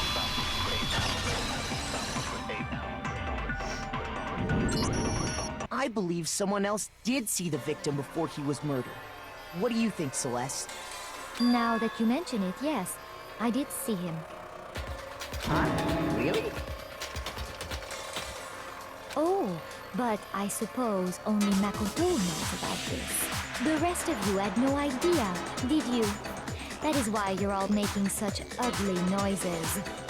Whatever! Just hurry up and tell us! It was last night, right before nighttime. I saw Chihiro in the dormitory warehouse. I saw him stuffing a track jacket into a duffel bag. And then, I assume, he headed off to exercise. A track jacket and a duffel bag? But we didn't find anything like that at the murder scene. It seems likely that the culprit destroyed them to get rid of any evidence. And that is when he said something that struck me as rather odd.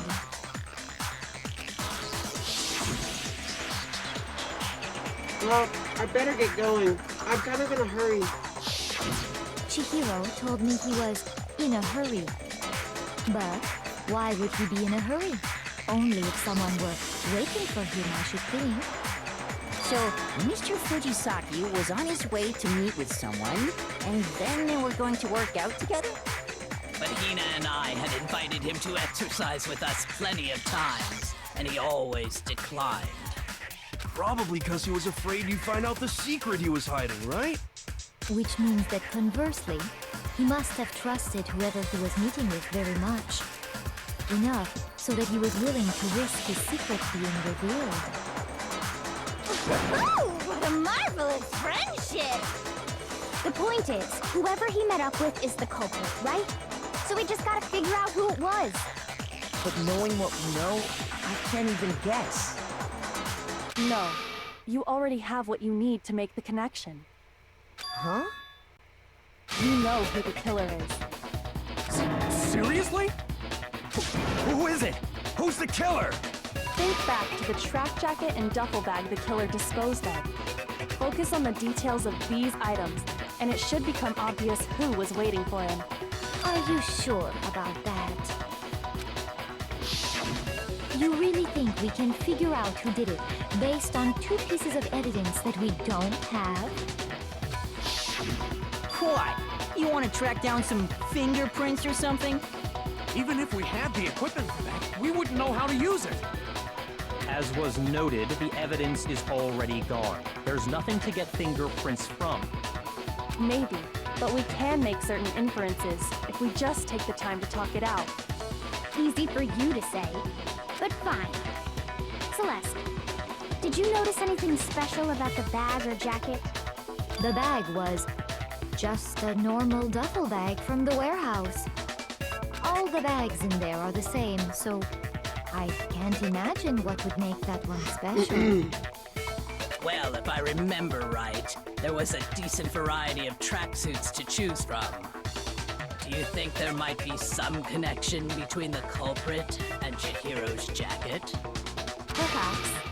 Let's explore that and talk a bit more about the jacket he took. Does Chihiro's track jacket really hold some clue about the killer? Somehow it's really hard to believe.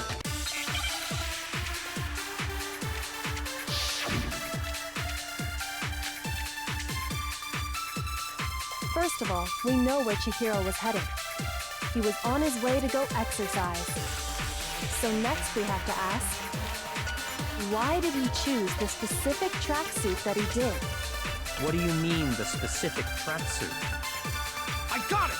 He picked that tracksuit because it matched the one the culprit was wearing. So, what you're saying is, the killer was wearing the same blue tracksuit? No, it's wrong! Sorry, Mondo. Hold on a second, Mondo. What did you just say? Huh? What'd I say? When Celeste testified a few minutes ago, she said... I saw him stuffing a track jacket into a duffel bag. And then I assumed he headed off to exercise. She never said anything about the jacket's color. So why did you say Chihiro's blue tracksuit? What are you? You just... Hey, Celeste. What color was Chihiro's tracksuit? As a matter of fact, it was blue? And before we began the trial, did you tell anyone that? The only one I told about any of this was you. Then, Mondo, how did you know what color Chihiro's tracksuit was? Because I'm sure he saw... With a bag and Ah, clothes. frick! That's not what I wanted. Okay. I'm sure he saw the clothes at some point in the investigation. Or surely just Oh, and then she goes, no, that can't be it. disposed of by the time Sorry. we began our investigation. Press the wrong button.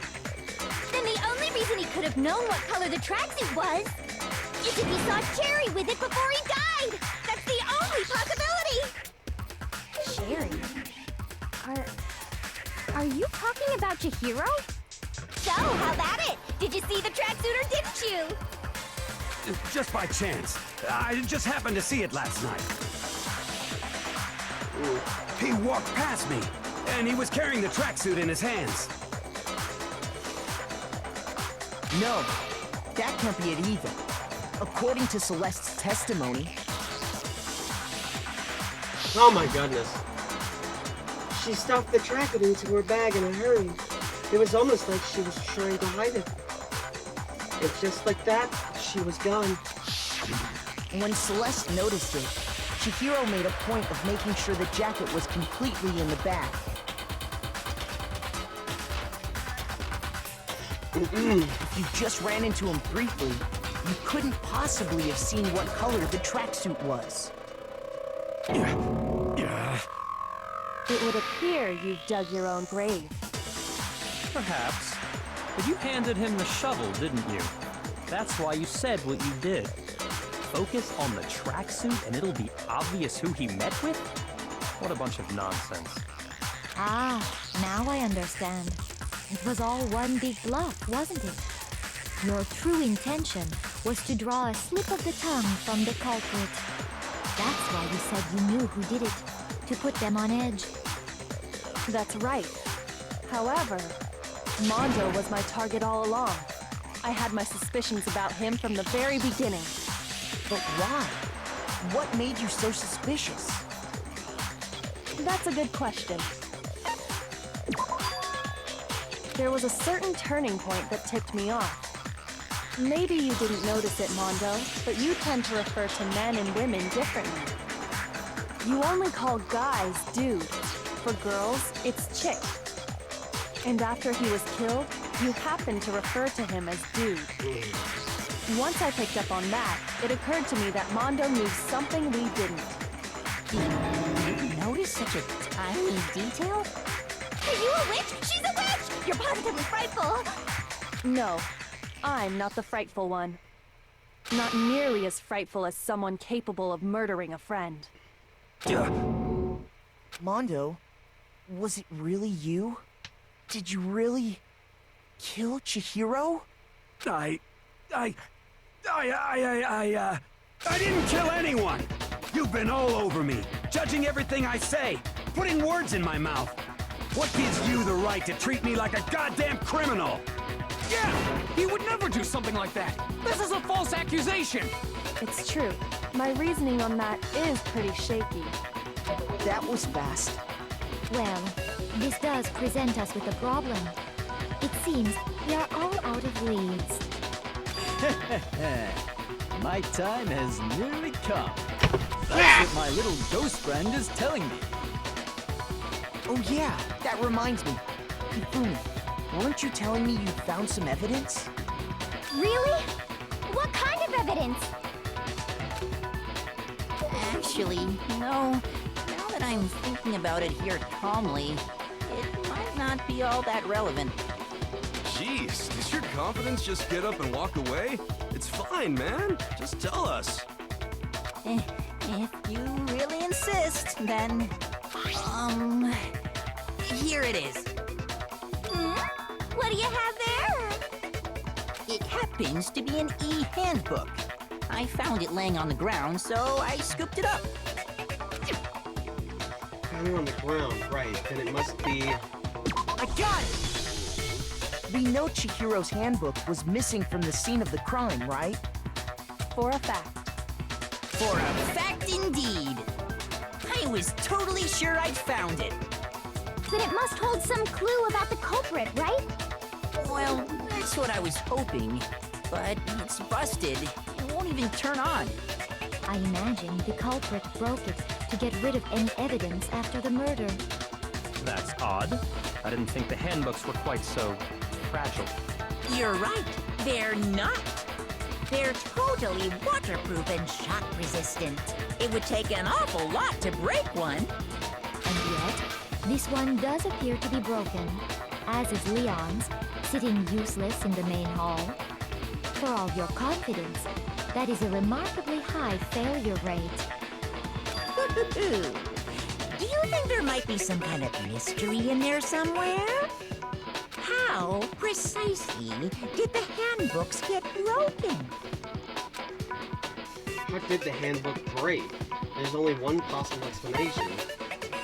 I got it! You already told us before that the handbook has one weak point, didn't you? Yeah! You remember that? Sure, maybe I let that slip, but I never told anyone what the weak point actually was. But if the handbook is supposed to never break, and two of them broke in quick succession, then we can only assume that someone's figured out its weakness. You know what the weakness is, right, Monokuma? So, what is it? You're asking me? I think it's a necessary piece of information if you want this to be a fair trial. But if I tell you, and someone else decides to copy it, that would be very not good. Just tell us already! Why would we want to break our own handbooks? Oh well, I have a weakness for pushy demands. But you're sure you won't follow their example? Then allow me to make a special announcement. The weak point of my cutting-edge e-handbook is... when it's exposed to high temperatures for too long, it will suffer a meltdown and totally break! I flippin' knew it! You knew it? Yeah, because I found the handbook laying on the floor of the sauna. The temperature in the sauna can reach over 200 degrees. Strange how you don't get burnt, huh? It's because as your sweat evaporates, it creates a cooling layer of air around your skin. If the hot air of the sauna were somehow pushed directly onto your skin, you'd definitely get fried. That layer of air would get blown away. That's why you may feel a burning when you move around. So when you're in a sauna, make sure to keep nice and still. Wow, interesting. I learned one new fact today. That is a mere trifling speck of knowledge. Anyway, if you found the victim's handbook in the sauna, then the killer must have been purposely trying to raise its temperature in order to break it. meaning the culprit somehow knew its weakness. But how'd they find out? Monokuma said he didn't tell anyone, right? Indeed. Quite the mystery. What if they found out by accident? What do you mean by accident? What if the killer took their own handbook into the sauna, not knowing its weakness, and it broke? They'd realize it was broken, of course, and it wouldn't be hard to figure out why. And once they had Chihiro's handbook, they knew they had an easy way to dispose of it. I won't say it's not possible, but Who would have done something like that? I don't know of anyone who took their handbook into the sauna. I might know someone who did. Whoa! Seriously?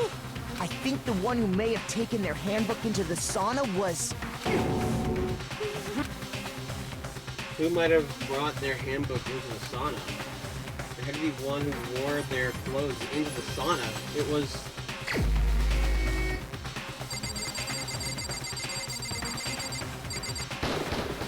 Here's my answer!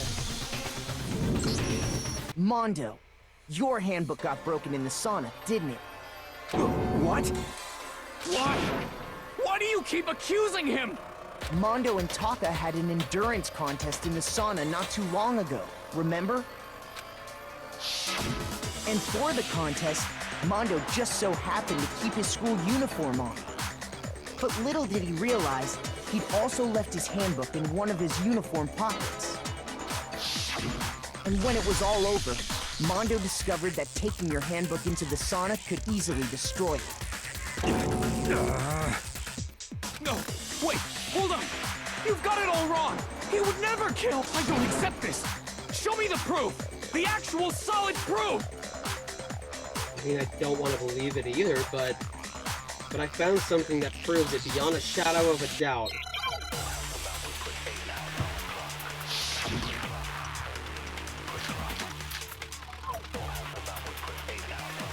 Let's test Makoto's assertion. If what he says is correct, then Mondo, you broke your own handbook. In other words, if Mondo's handbook is actually broken, then that proves that what Makoto said is right. Well, my goddamn handbook works just fine! See? Look! Makoto was wrong after all! Mondo wouldn't hurt a fly! I'm sure Mondo's handbook broke during the sauna showdown. During their sauna showdown. If we could just prove that, then that will show that the handbook Mondo has must actually be... Let's test Makoto's. If what he said, you broke your own handbook. In other words, if Mondo's handbook that proves... Well, my goddamn handbook works just fine! No, it doesn't! No, it's wrong!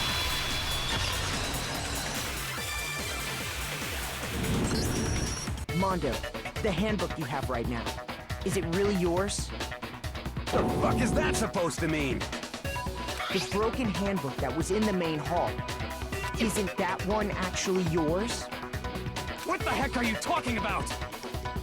What I mean is, I think Mondo swapped his handbook out for one that actually works. I think he took Leon's handbook and replaced it with his own. After all, Monokuma said himself that Leon's handbook never should have broken. That's right! The punishment it suffered wasn't nearly enough to destroy it. So then, the broken handbook in the main hall is actually Mondo's, which would mean that the handbook Mondo has right now is actually Leon's, yes? But doesn't that violate the school regulation that says loaning out your handbook is prohibited? Well, here's how I look at it. There is a rule about loaning your handbook to another student, but if they're dead, they're not a student. It's kind of a gray area, I admit. But no worries. If anything, it just makes things more interesting. As such, I decree that exchanging handbooks with a corpse is not a violation of the rules. Well, Mondo, if I'm wrong about this, you're welcome to say so. I'm happy to admit I made a mistake, but... Son of a bitch! What's wrong, bro? Come on! Tell him he's wrong! You are wrong! You have to be wrong! Everything you just said is wrong! You made it all up! Okay, then why don't we look back on this case one more time, from the beginning? That way, everything will become clear, and we'll all see if I was right or wrong. Alright!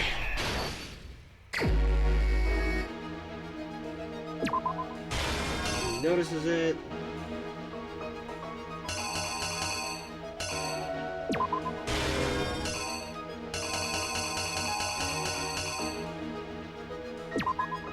No.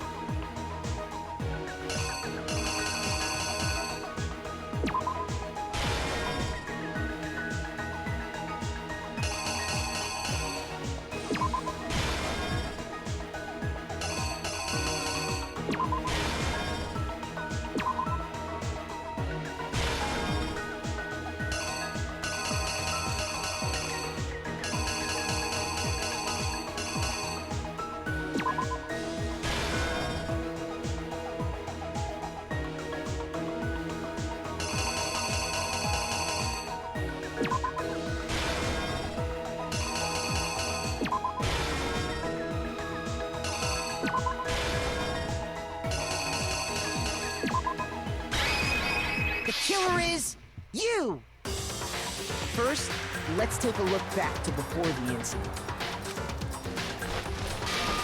Last night, Celeste saw Chihiro in the warehouse, correct? At the time, she was apparently stuffing something into a duffel bag. That something was a blue tracksuit. You can confirm this, right, Celeste?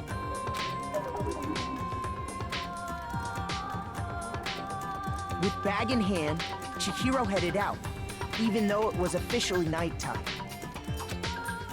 She made her way to the locker room, specifically the boys' locker room.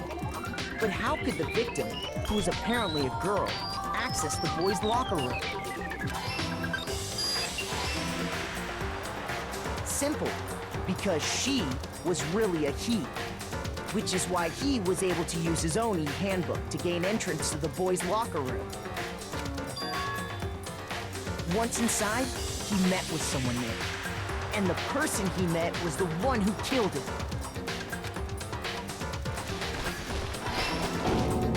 It seems likely that the killer grabbed the nearby dumbbell, approached the unsuspecting Chihiro, and attacked him. And that's where the bloodstains on the poster and carpeting in the boys' locker room came from.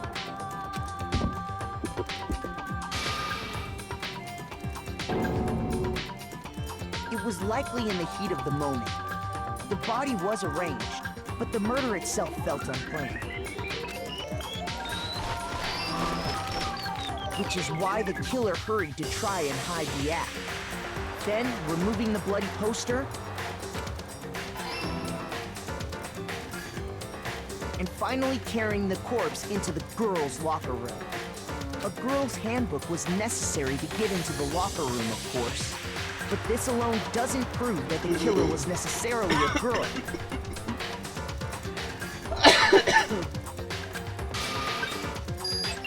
After all, Sayaka and Junko's handbooks had been placed in the main hall. Using one of those, a boy could get into the girls' locker room without much problem. And that's exactly how the killer did it. With the carpet and the poster they brought with them, they got to work. They changed the layout of the boys' and girls' locker room in what you might call a crime scene switch. That could have been the end of things, but no. Byakuya discovered the body and decided to intervene in the situation, making things even more complicated. So, after stumbling on the crime scene, he went and grabbed the extension cord from the library, and then he got to work. He used the cord to string up Chihiro's lifeless body.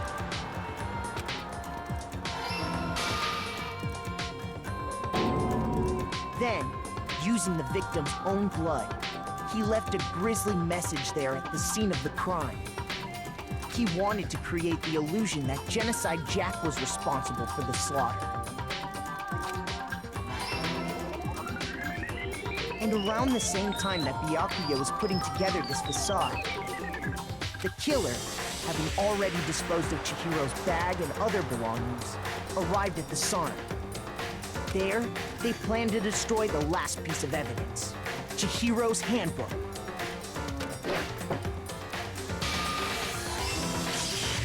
And just as the killer expected, the steamy sauna was enough to ruin the electronic gadget. Somehow, the killer knew that the handbook couldn't stand up to the heat of the sauna. And the reason they knew that is because the sauna had already wrecked their own handbook. And that's how it all played out. Isn't that right, Mondo Arata?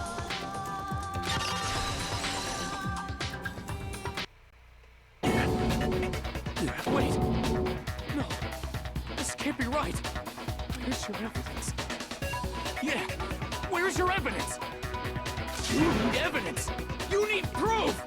Without any proof, you can't pin any of this on him! evidence that Mondo is the killer that already revealed itself earlier in the trial. If I can somehow show where Mondo's handbook is right now, once I do that, everything will become clear. A new element has been added to the BTB. Let's talk a little bit more about fever time. Let's talk a little bit about fever time and nega time. During a BTB, if you press the R1 button, fever time will activate and the tempo will be forced to its max. At this point, even if you push the buttons at random, you won't miss. You can push X triangle, however you want to destroy your opponent's verbal assault. But this only lasts until your focus gauge runs out. So that makes the best. Make the best possible use of your time. Of course, it wouldn't be fair if only you got access to special time, right? So we've also prepared something called nega time that your opponent can use. If the opponent activates nega time during the BTB, your tempo marker will disappear, making it quite a bit tougher to hit the buttons in rhythm. If you were to activate fever time at this point, nah, never mind. I'm sure nothing will happen. Don't know what I was worried about. Unsurprisingly, if your action difficulty is set to gentle, the opponent won't use nega time. Well then, good luck and have fun.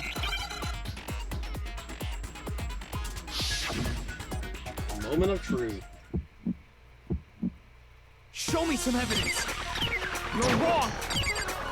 I won't listen. I refute you. False. Show me some evidence. I won't listen. False. I refuse to vote. Show me some evidence. You're wrong. I won't listen. I refute you. False. Show me some evidence. Final strike. Show me some evidence. This should prove it.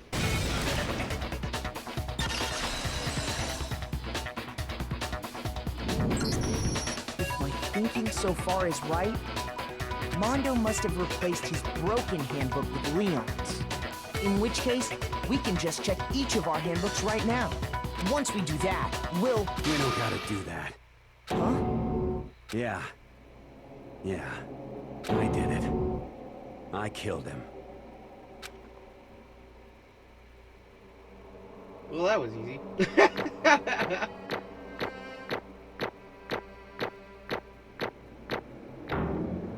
Hey!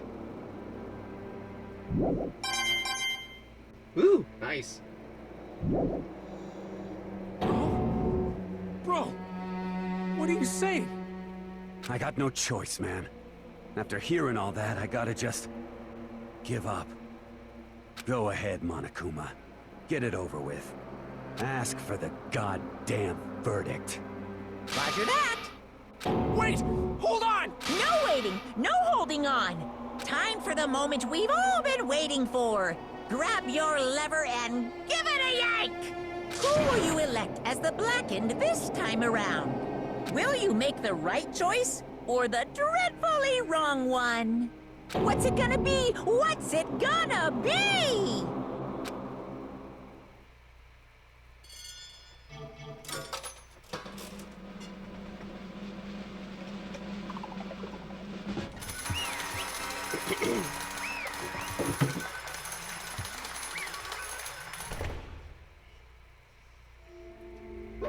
What? Oh-ho! This time it looks like you got it right again! Yes, it is so! The Blackened that killed Chihiro Fujisaki was Mondo Owada! Unbelievable. In case you're wondering, the vote was not unanimous. Kiyotako chose the wrong answer. You're treading very close to the danger zone, Mr. Ishimaru. You need to be oh, excuse me. You need to be more careful. I refuse to believe it. There's no way. No way you would kill someone. Sorry. What is this? Why are you apologizing? Why? Why? Why did you do it? Now then. Well, it looks like Mondo's taken a vow of silence, so allow me to explain on his behalf. Actually, the story of the murder this time is the sad story of two men. Oh, but before anyone who doesn't really want to hear it, you can hit the circle button to fast forward the text. Anyway, there was a young boy. His name was Chihiro Fujisaki. He had an extreme inferiority complex regarding his own lack of strength. You're so weak, even though you're a boy. He'd heard things like that as long as he could remember, and he couldn't overcome his weakness. On the contrary, he tried to hide and bury himself further and further into that weakness, to take on the fragile form of a petite young girl. He had chosen that as his way out. Now nobody will be able to say anything about even though you're a boy. But no matter how tightly he wrapped himself in that shell, the inferiority complex had already taken root deep inside him, and it was not so easily weeded out. As it turns out, the shell was completely empty. The complex didn't disappear. Instead, it only grew stronger and stronger. I'm weak. Weak.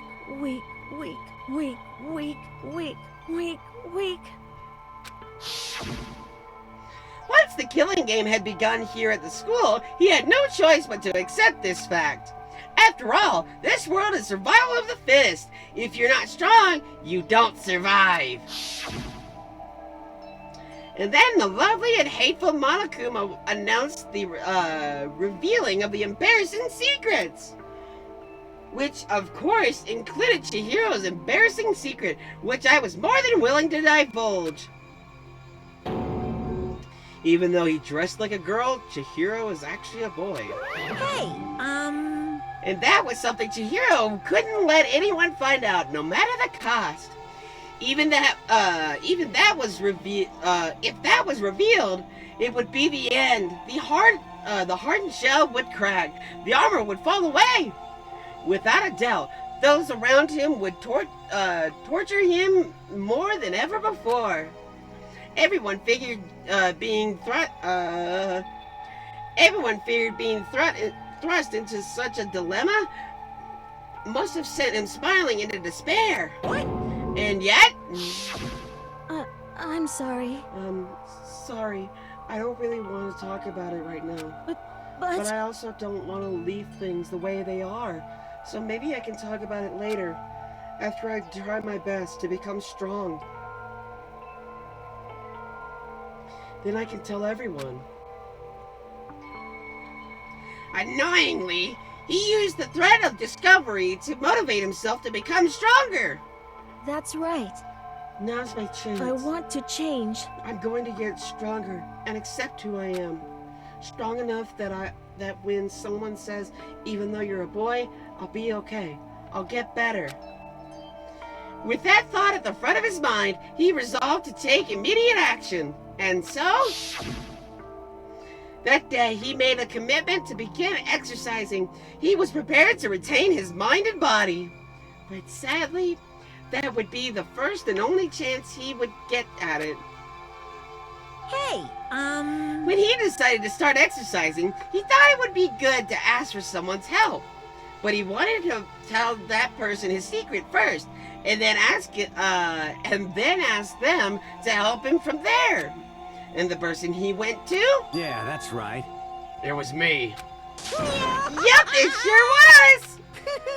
The biker gang fella had been painfully clear about how important his manly promises were. Such a hero probably figured that even if he confided in Mondo, his honor would make him keep the secret. Plus, Mr. Macho Mondo had the very symbol of a strong man that Chihiro had always aspired to. Maybe talking to Mondo about it will help. Maybe talking to Mondo about it will help give me some courage. So he went and asked Mondo to help him become strong. That was his aspiration, and he thought that only with Mondo's support would he ever be able to come close to that. Correct. So then, that must have been why Mondo did what he did, to keep the promise he made to Chihiro. Huh? Did what he did? You mean, that's why Mondo carried Chihiro from the boys' locker room into the girls' locker room? Indeed. Yes, that's exactly what I mean. Wasn't that just to cover up what he'd done? Certainly. That could have been part of it, but I don't think it was the main reason. The real purpose was to keep the secret, keep the promise between men he'd made to Chihiro. But how does moving the body keep a secret? Because if everyone knew he'd been killed in the boys' locker room, then everyone would have been arguing about how she got into the boys' locker room, right? Once that started up, at least a few of us would have immediately begun to suspect his identity. So he tried to protect Chihiro's secret by putting him in the girls' locker room and stealing his handbook. See? Then Mondo did all that to keep the promise he'd made to Chihiro, who he'd also killed? Why would he do that? The more I hear you talk, the more I don't understand. I mean, you guys treated each other right. You guys trusted each other, right? So why did you? Because no matter what, I didn't want anyone to know. I knew it. So that's what triggered it after all. The possibility of having your embarrassing memories and secrets exposed. What is this? That's impossible! Nothing could have been that bad. Something he didn't want anyone to know, even if it meant killing someone? It's impossible! Don't make me repeat myself. How many times must I repeat myself? To judge others by your own standard is the height of folly. Even if you can't comprehend it, he obviously can. That's all there is to it. Well, while we're on the subject, why don't I tell you? That embarrassing memory? That secret he didn't want anyone to know? Hey, You know what Mondo did? He killed his own brother! Mondo, the ultimate biker gang leader, makes all the hoodlums and riffraffs across the country tremble. But the only reason he had the chance to join a gang in the first place was because of a certain someone. Mondo's older brother's name was Dio Wada. Mondo had nothing but respect for him. It was because of Dia that Mondo even ever got on a motorcycle. Mondo's brother was his only family growing up. He was the only one Mondo could trust or respect. He wanted to measure up to his big brother, so he imitated him in everything he did. Mondo was the oh my god, I get this word every time.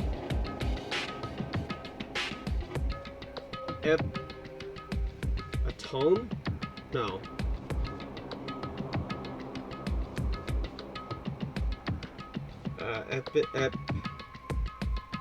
Epitone? I'm gonna go with that. I don't think that's right, but whatever. Mondo was the epitome of the starry-eyed kid brother. Meanwhile, the charismatic older brother had put together a local motorcycle gang. And before anyone knew it, it had grown into the biggest biker gang in the country. Dia, the older brother, #1 in the gang, and his #2, his younger brother, Mondo. In the beginning, everything was peaches and gravy. But when Mondo started to think about how he would have to take over the gang from his brother someday, his brother's greatness, his reputation, began to gnaw on Mondo's very soul. The kid's gonna take over for Daya, huh? Daya created this gang with his bare hands. Mondo's just been along for the ride. Can someone like that really be our leader? All that'll do is make the gang look bad. Almost every day, Mondo heard the gossip and whispers of the other members of the gang. Which is why... I gotta get stronger. Stronger than Daya. Once. Just one time. No matter what, I gotta win. Don't fuck with me. I don't care what it takes. I gotta come out on top.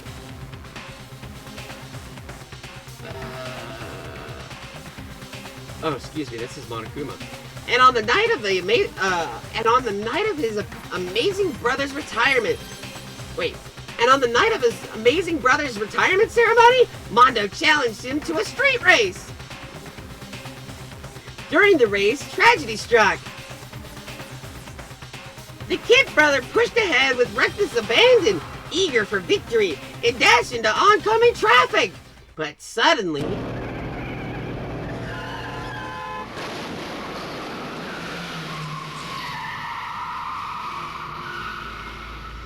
laying in his kid brother's arms, the older brother delivered his final words. My bad, kid. I fucked up. Sorry.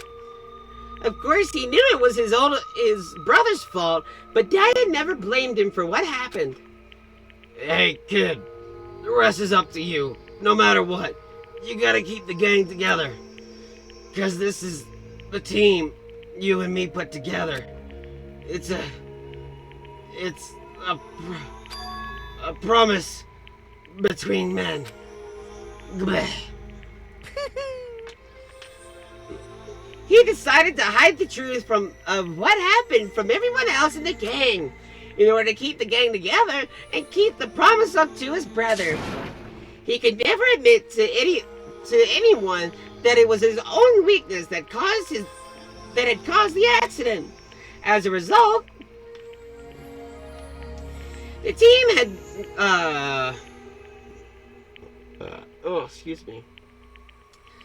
The team was made even stronger under the banner of the kid who'd bested his big brother. Okay, let me see if I can... Daya was gonna lose to his kid brother, so he got stupid and got himself killed. That's the explanation for what happened. Mondo's lie became the truth. He wanted to lead the team so bad, he was willing to tell all kinds of lies about his brother. I'm strong. Strong. And yet, as soon as that killing game began, he realized, no matter how tough he pretended to be, he was just another weakling that could die in an instant. And then the lovely, the hateful Monokuma announced the revealing of the embarrassing secrets. And at that point, it was clear I would have no problems shedding light on his secret. Mondo killed his own older brother. No matter what, I couldn't let the other gang members find out. If that happened, everything would have been ruined. Everything me and my brother had worked to create would have been destroyed. His death, all the guilt I'd been carrying, all the guilt that I'd been carrying around, it all would have been for nothing. So that's why Mondo. After I saw what Monokuma had on me, my head filled up with all kinds of fuzzy uneasiness, and just started swirling around. I never felt anything like it before. I just... I didn't know what I was about to, I didn't know what to do about it. I wasn't sure what to think or say, but for a while, that fuzzy uneasiness turned itself into a rock hard lump of anxiety way down in my stomach. It was right around then that Chihiro asked me to start working out with him, and right there, he told me a secret. Seriously? Jesus! I'm sorry. Yeah, I'm sorry I lied to you. But why? Why now? Why are you telling me all this all of a sudden? Huh? Huh? Huh? Because, I mean, you've kept that secret all this time, right? If anyone found out, you would... But... You're right, but... I want to change. I want to change. I wrap myself in lies. I'm weak. I want to destroy that version of me forever. His words were like a knife to my gut. I felt like I felt like he was exposing the lie I'd been living myself. I have to change. I don't want to be weak anymore. You're so strong. It can't hurt you, right? Whatever secret Monokuma might tell us. You piece of... So, what you're saying is... So what?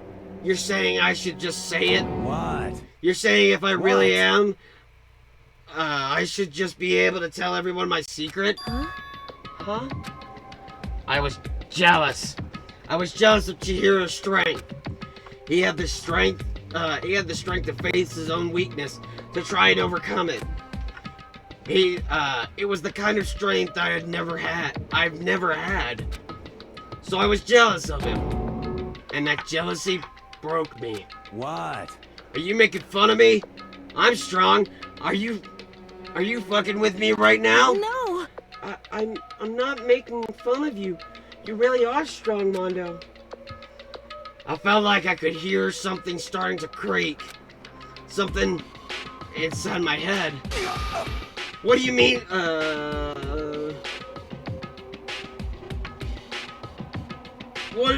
What did he want me to do? Was I supposed to... What was I supposed to do? Was I supposed to just sit back, let my secret get revealed, and ruin everything? What's wrong? What's wrong? Damn you! Why did you have to tell me all that? Are you trying to rub my failure in my face? I just wanted to... I just really admire you. I admire your strength. Yeah, that's right. That's right. I am strong. Strong. I'm strong. Strong. Stronger than you. I'm stronger than Gaia! I don't remember anything after that. When I woke up again, he was lying at my feet, covered in blood. I had the dumbbell in my hand and I was just staring at him, down on the ground. Hey! I killed him. I killed Chihiro. Even after all this time, I'm still just as weak as I've always been. And thanks to that, I did something I can never take back. Mondo. He was normally so aggressive, so angry. He hid that weak side from everyone. That was his secret. A weakness that lived in his heart like his. A weakness that lived in his heart like his, and it turned him cold-blooded. God damn it!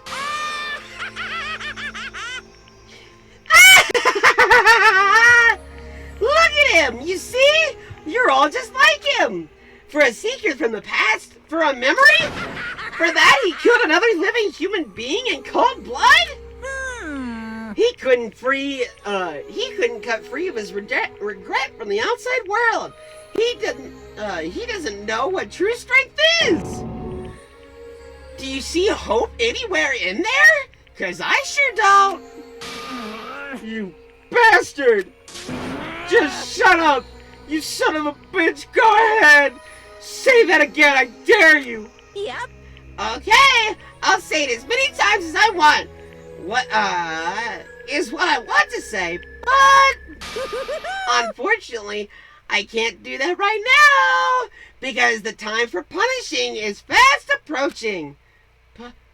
Punishing? It can't be. You mean execution? Well now.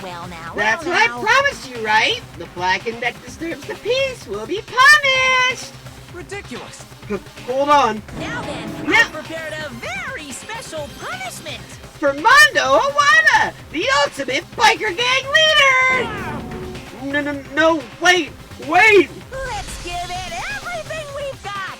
It's punishment time! I said wait! Sorry, man. I couldn't keep the promise we made. From one man to another.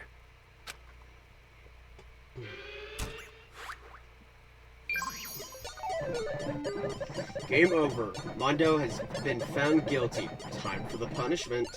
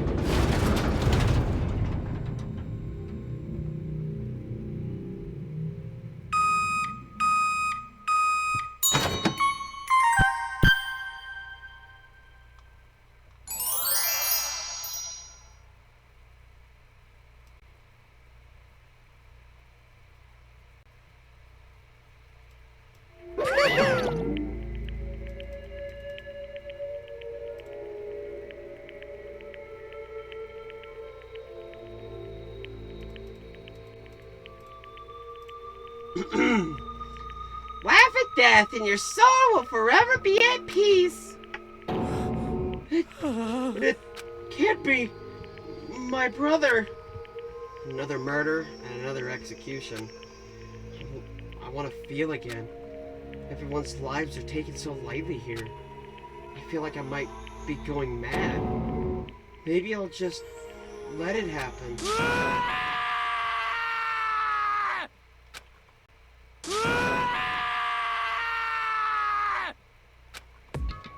As Taka's sad screams invaded our skulls, we were each forced to realize once again.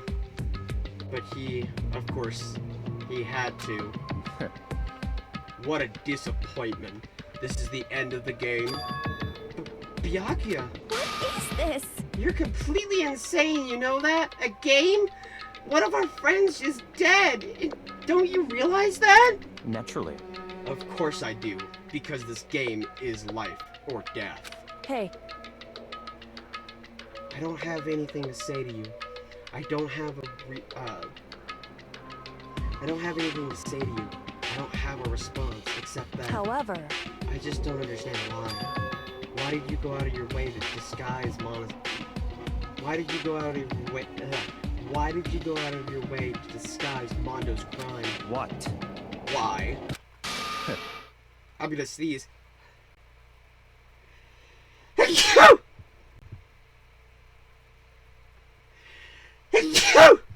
That's why. Isn't it obvious? Because it made things more interesting. His voice was calm, emotionless, like the voice of death. It chilled me to the bone. Last night, when the murder took place, I was in the library as usual. Honestly, So you ignored the nighttime rule too? That rule never mattered to me. I don't recall agreeing to it. There is nothing to be done. Well, I don't particularly care. Please continue. The night grew late, and I decided to return to my room, which is when I stumbled upon him. I spotted Mondo coming out of the girls' locker room. After he'd gone, I looked inside and saw the corpse. What? What? You mean you actually witnessed the murder? He was such a fool. He didn't have the slightest idea that I had seen him. Well, so you're saying you knew who the culprit was from the very beginning? That's right. Indeed. But if that had been the end of it, how boring would that have been? I mean, what a waste of time to have the answer revealed right at the beginning. Which is why I decided to lend a little helping hand. I thought it would liven things up. You did that to liven things up? I see. So after hearing about Genocide Jack and Toko, you decided to use that to create the fake murder scene? But damn, man, if we hadn't figured out who'd really done it, you would have been dead too, right? Well, obviously I would have revealed the truth before it reached that point. Of course. Yakia turned and looked at me in the eye. I could feel his sharp eyes piercing into me. Thanks to a certain remarkable someone, it never did, and I was able to perform an interesting experiment. Interesting. Once I do decide to become blackened, I now know who I will have to watch out for. What? Correct. So that was your reason. Are you satisfied? Indeed. Yes. We are done listening to your story. Moving on. Hey. There's something I'd like to ask Monokuma. What's this? Oh, I'm up next? You like to perform these elaborate executions each time, correct? My question is, why? Do you like them? But you know, this punishment, this despair, is not just for you. All this punishment, all this despair is my gift to mankind itself. What? You're over-exaggerating. I am not over-exaggerating. These punishments are meant to transform all hope to despair. What do you mean? Mean? Mean? Mean? What the Mean. Good grief! I don't understand why you have to pick apart every little stupid thing. Whatever. It doesn't matter. In the end, I'm going to stand alone as the victim, and then everything will be revealed to me. Ooh, Ah, the noble son of a noble family. Truly, you understand me. I think this is the start of a terrifying friendship. That's enough. Shut up. I would never stoop to a level of childish criminal like I would never stoop to a level of a childish criminal like you. Let me just say this. After I have achieved complete victory, you're up next. I'm going to find you and kill you, understand? In the name of my family. In the name of the Togami family, of which victory is a foregone conclusion. you're getting all riled up. Ooh, so cool! It's just like it's like you're the main character of a video game or something. No trash mouth for you. I swear, whatever it takes, I will kill you. Temper. Sounds like someone needs a nap.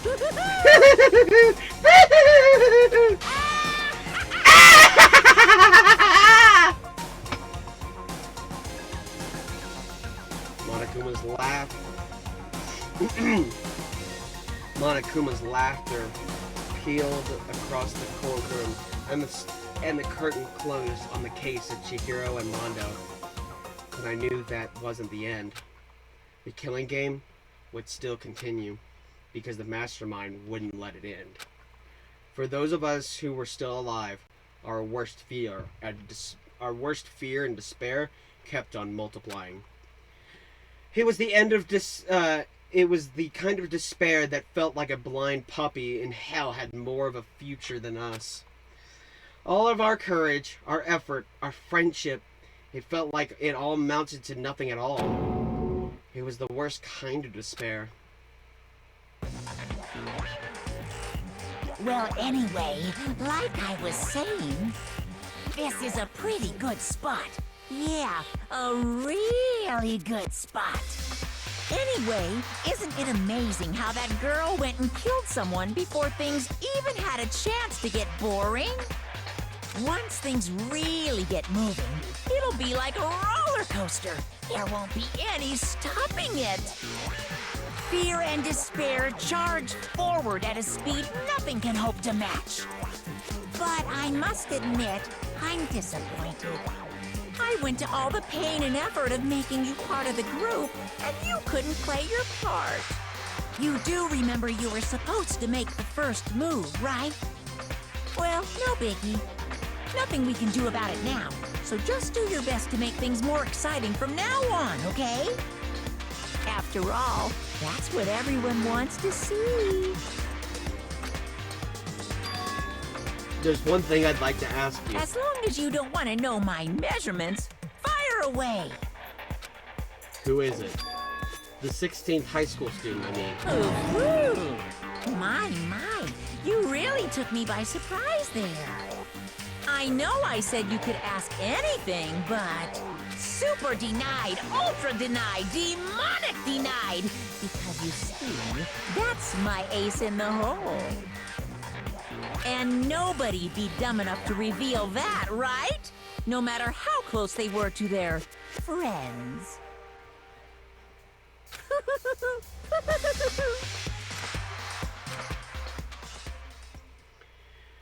Woo!